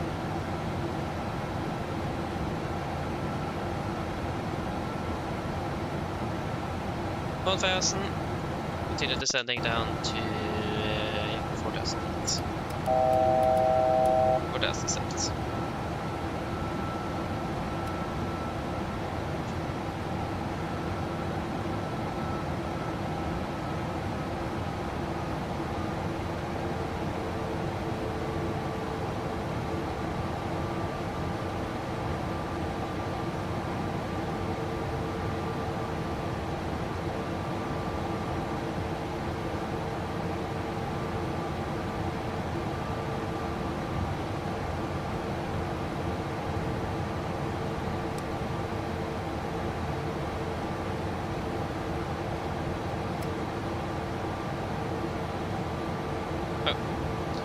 Spin it to end, 230 knots, correction 220, 220 sets. It's mounted at 220, so.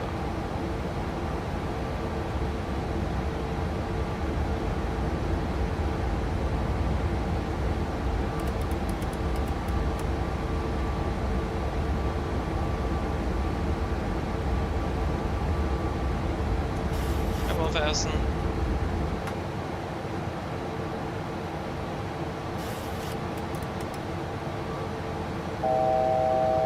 Yeah, I've seen a deck with the site. He's a bit further away than we are.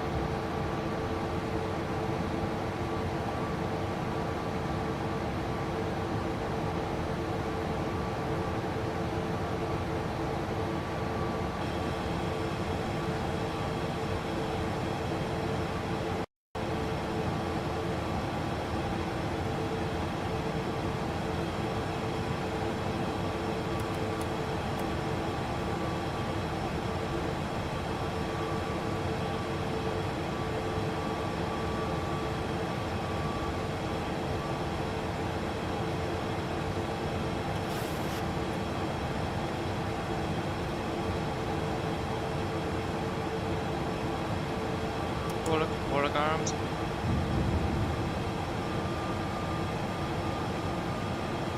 Forelock capture.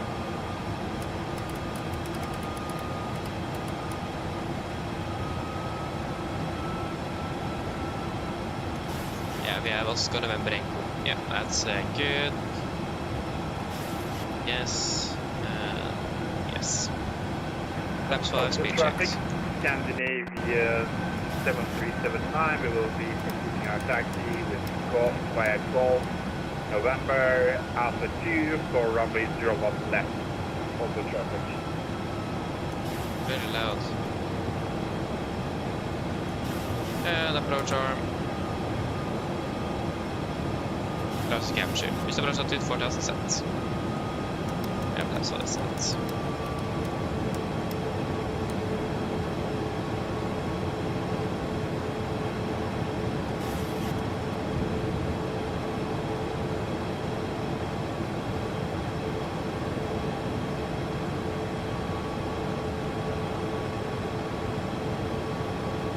Traffic, Nordic 70 uniform is established on S01 right, we're currently 8.5 miles out, Gardermoen.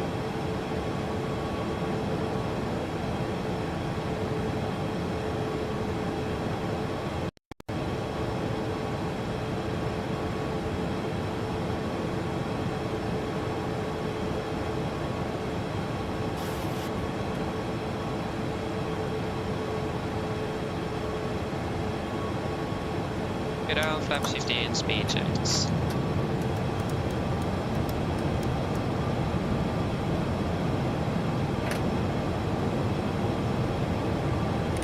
Camera crew sits for landing, please. Land sits flaps, cam go. Given. Engine start switches. Continuous. Speed brakes are landing it down, holding at flaps. Flaps 15 set. Is the runway clear? It's impossible to see.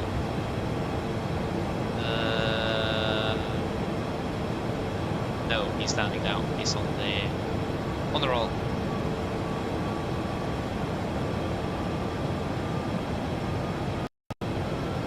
Flaps 30 speed checks.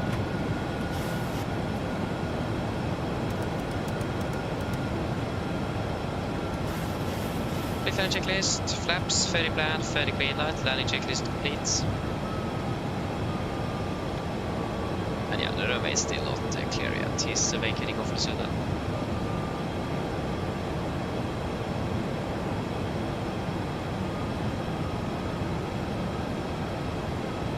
Yes, disengaging automatics.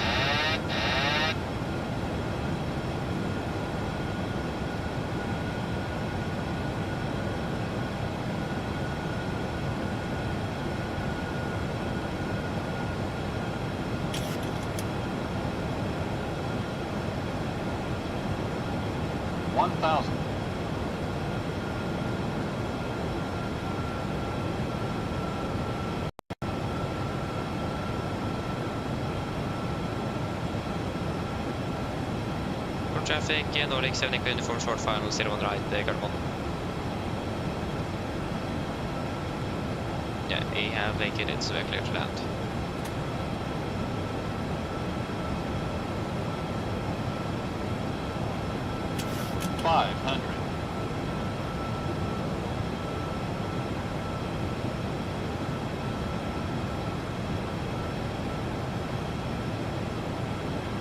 Approaching minimums. Contact. 300. Minimums.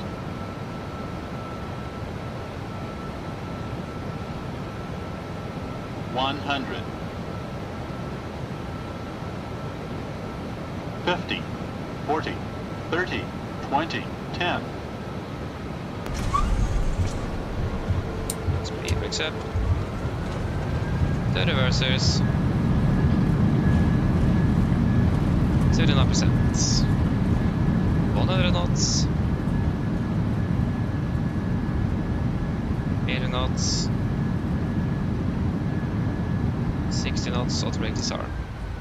There you go, welcome to Gardermoen, flight time 1:43. Actually managed to make it a bit earlier than expected as well. Yeah, we'll just vacate. So.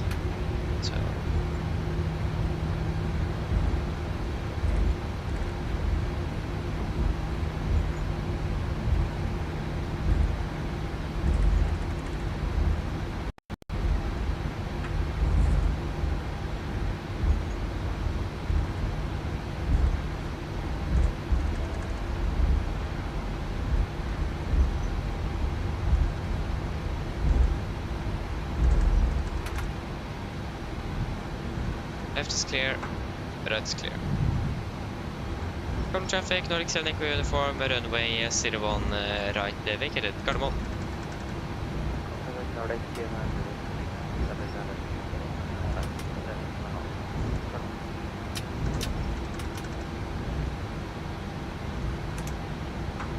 Left clear, right clear.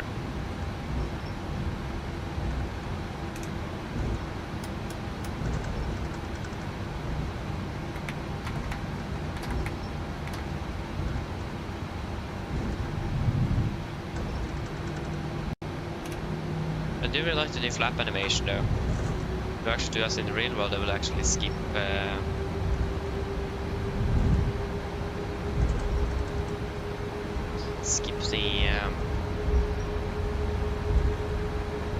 D10s that you're not going through. Yes, left is clear, right is clear. Will be a left turn.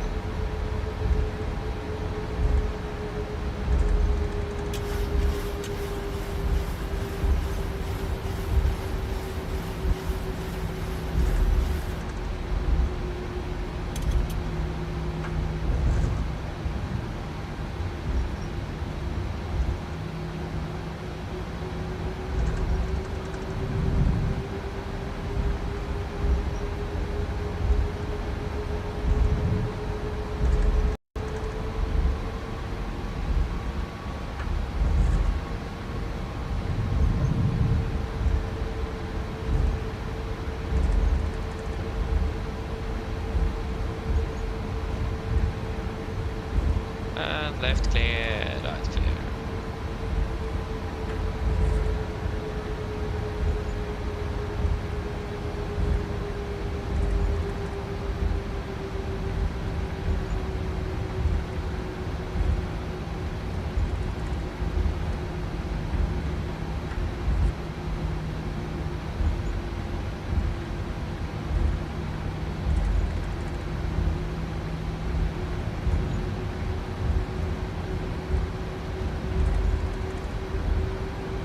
Left clear, right clear.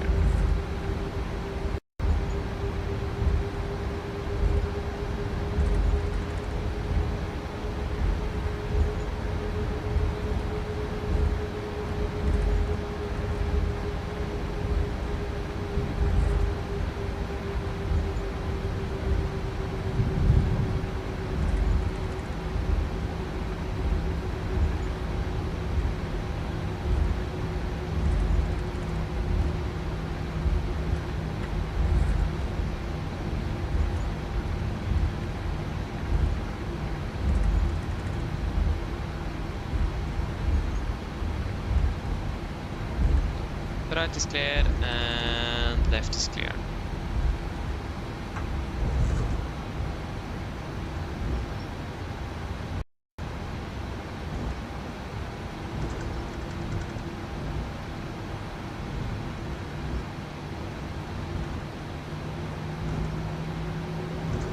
Yeah, Scandinavian Airlines.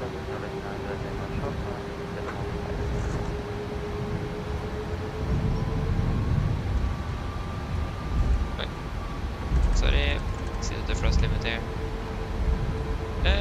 Left is clear. What is that like? What in the world is that? Oh my days, the joystick is not okay. Left clear, right clear. It's just this light. Oh, now it's gone. Like a spotlight-ish thing. It's all the way clear in a kilo there, and right is clear as well.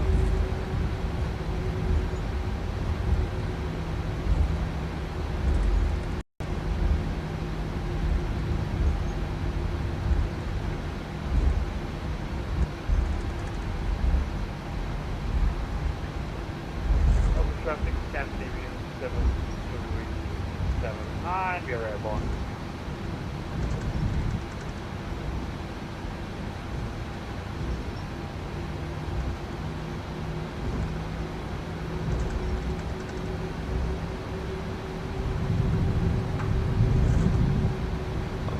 This is a large bump here.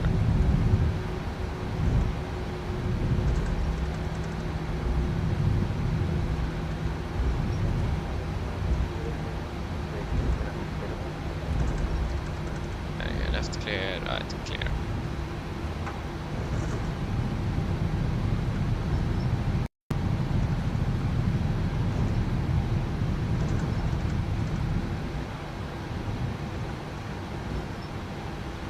I got 174. Yeah, they're ready to take us in at least. Yeah, I'm just gonna catch up.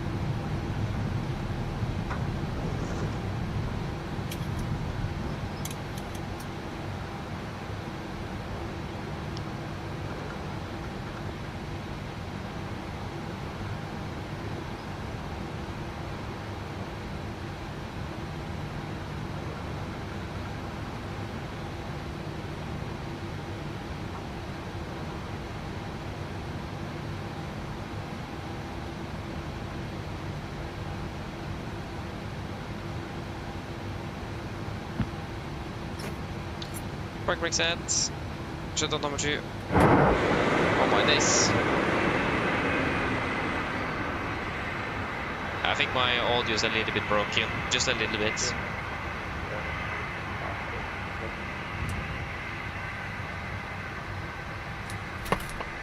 Shutdown number 2. Operational.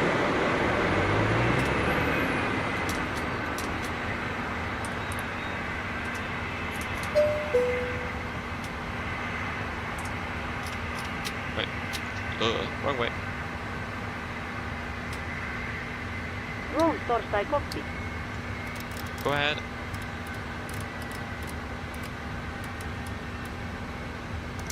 Hi Captain, microphone check please. Yes, read you loud and clear. Roger. Call for Captain, drone power ES available. Stand by, DLL start getting you offloaded in a couple of minutes. Roger.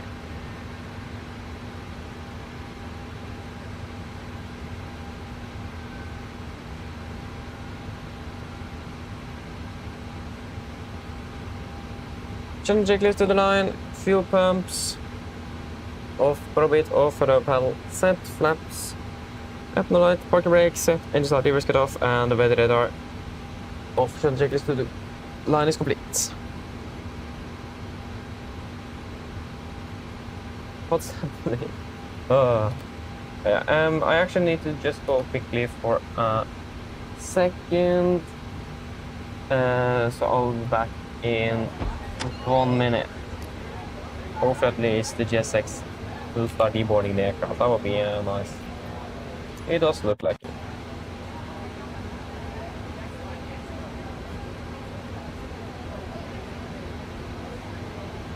Nothing is happening. I think it crashed.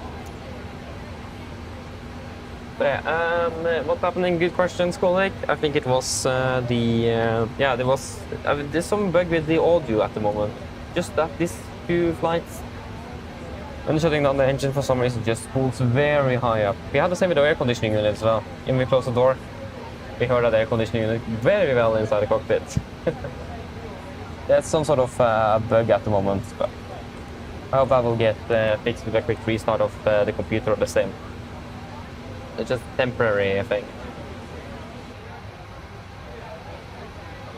But yeah, I actually just quickly need to go for a moment, so we're back in just a few moments.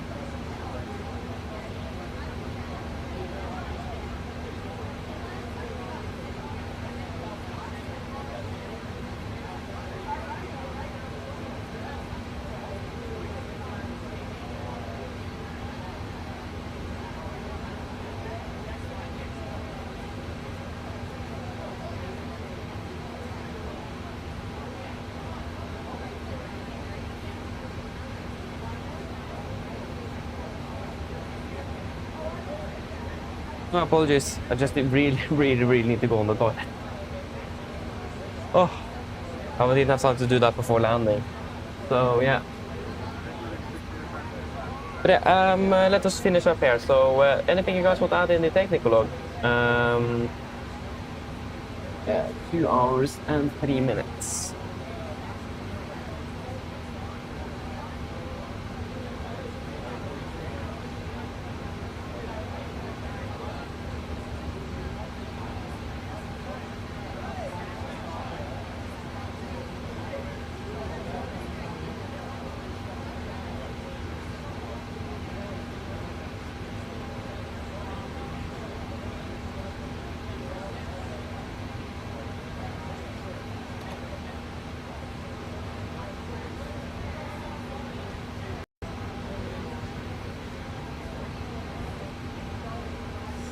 Thing.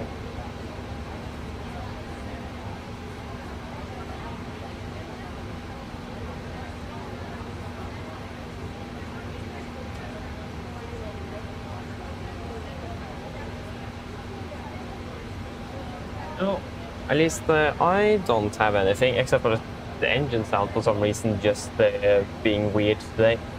But at least shuttle checklist below the line. So technical completed and EFB completed. Shuttle checklist complete. Oh, fantastic. Yeah. So, Thomas, this aircraft is. Yeah, the aircraft is finished for today, so we are shutting it down today, or now after I finish deboarding. So it is good old nothing else today. But yeah, I actually haven't released too much, but yeah, maybe. I have heard that there is some weird sounds from the passengers indeed. Pilot Henrik, hello, welcome, opening well. Yeah, I heard about it. Skolvik, not a bit earlier. So yeah, I've heard of it. Interesting. Hope we will get the trip up to Evanes in the distant future then. Oh yeah, I already bought it. 250 kroner. Okay, that's not too bad. And then they talk the wear and tear mode. Yeah, to be honest, it's really nice. But one thing that could be changed is the wear and tear here on the panel here. It's a bit too much. Like what have you done with the panel to make that possible? And also another thing, yeah, the purple as well is a bit too damaged. But I mean, that's pretty much it. Otherwise, I really like it. So if those two things could have been changed, that would be nice. Hello. Hello, Captain. Everyone's offloaded. Yeah, thank you. If you need anything more, just give me a call. Of course.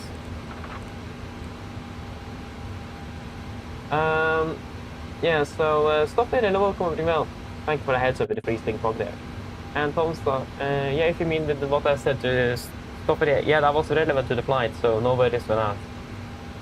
I'm trying to read a little bit and see if you guys have anything that's relevant for flight, and then I'll answer it accordingly. So, but only relevant stuff. And also then, if there's anything relevant for the flight that you guys think it is, or for the stream in general, tag me. Easy to catch up with that. Go ahead.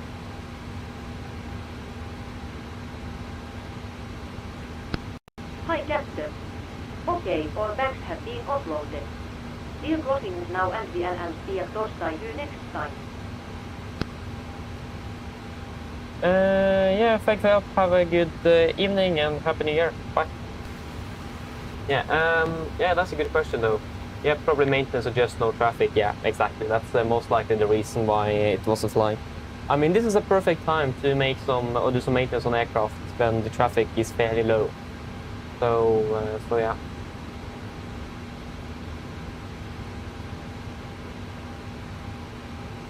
But yeah.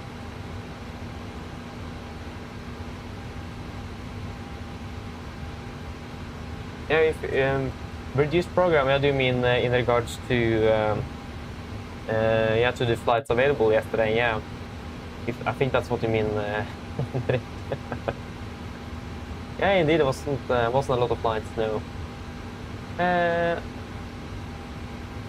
Okay, indeed, talk. Happy landing in Copenhagen, though. See you again later on. Bye bye. And Happy New Year if I don't see you before the New Year now. And Thomas, hello. Sorry, not hello. To you as well. Goodbye for now. I'll see you again soon. Bye-bye.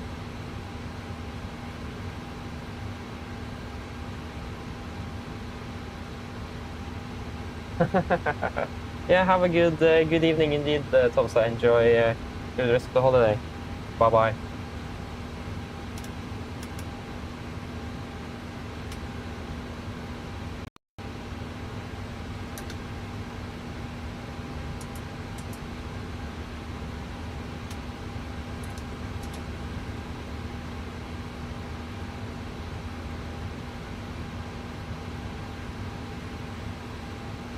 We have got an ATC link here.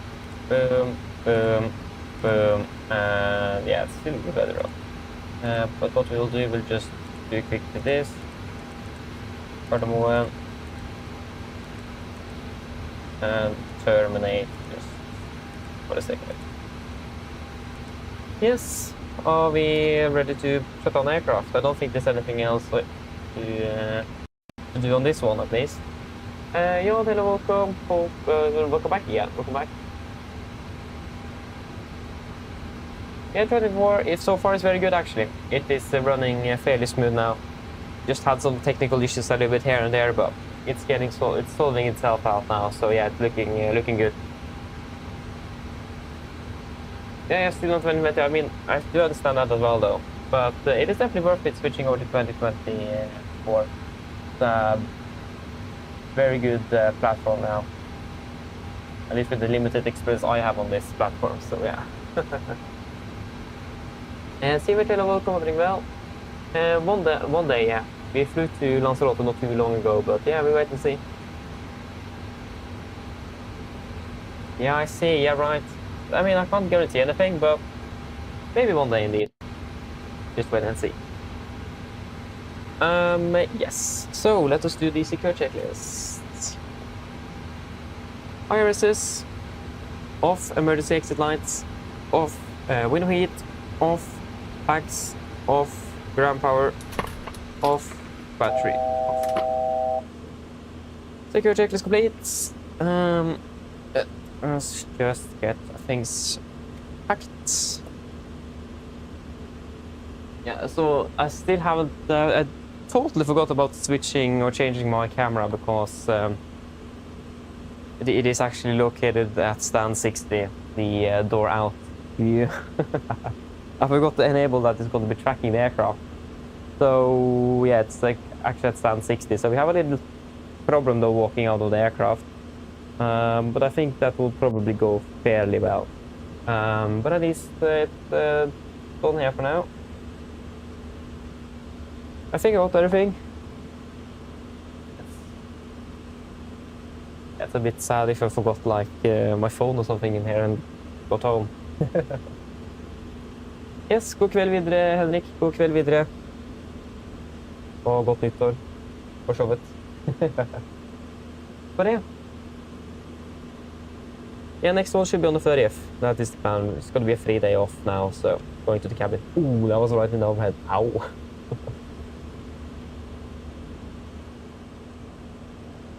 The hair of our aircraft is quite silent in Oslo, but yeah, it's good weather though.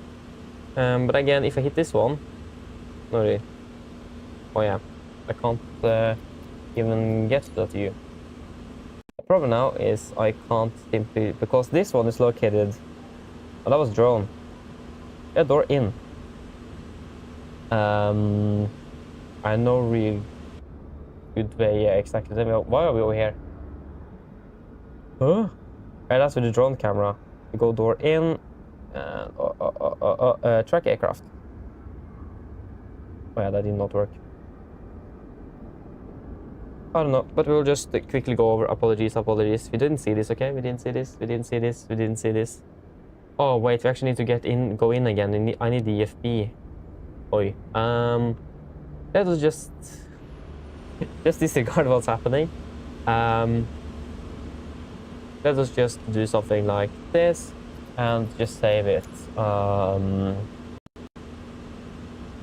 Yeah. Save position. Track. what? Okay, I don't remember, but I fixed it on IFLY, I think. But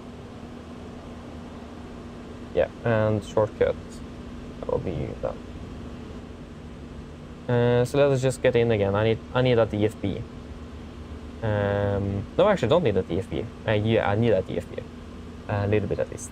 We need to close the aft door, and we can close the one with our mouse now. Yeah, so we don't need it.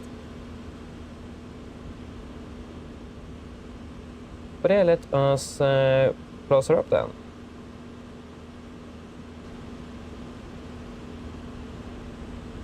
Nice. Then our aircraft is secured at least. But that was very fast. Yes. Yeah, low flying this aircraft. It is the best aircraft out there, no doubt about it. I need to change the turning motion here. It's incredibly slow turning here. It's a bit sad though that we can't use the walk around mode. Yeah. Just, oi. We're going here. Okay.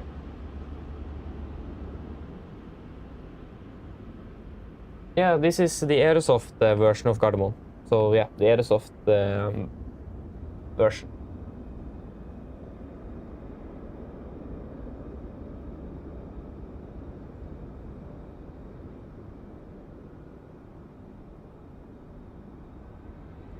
Go out there. Yeah, okay. We went out there. Okay.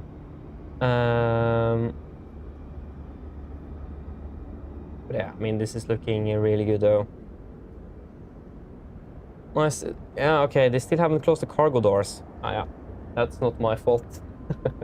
Should have checked that though, but again, there's something with the GSX and the PMDG now that this doesn't really fit together, so it is starting to get a bit more like IFLY now, unfortunately, but yeah. Yard, it does depend who you ask. It is definitely different indeed. It isn't like a brand new aircraft, or it is, but also not. But it is a bit different indeed. It is, but yeah, it's a good difference. Many people will say no, but generally it is a difference indeed. But it does depend on what level of the system fidelity and all that you're looking at. But it is a difference indeed, and it is a better one. So if you haven't got it, definitely go for it. So yeah, it's a fantastic aircraft. But yeah, shall we round it up? So that was it for today. Going to be back in 3 days or something, so should be nice that.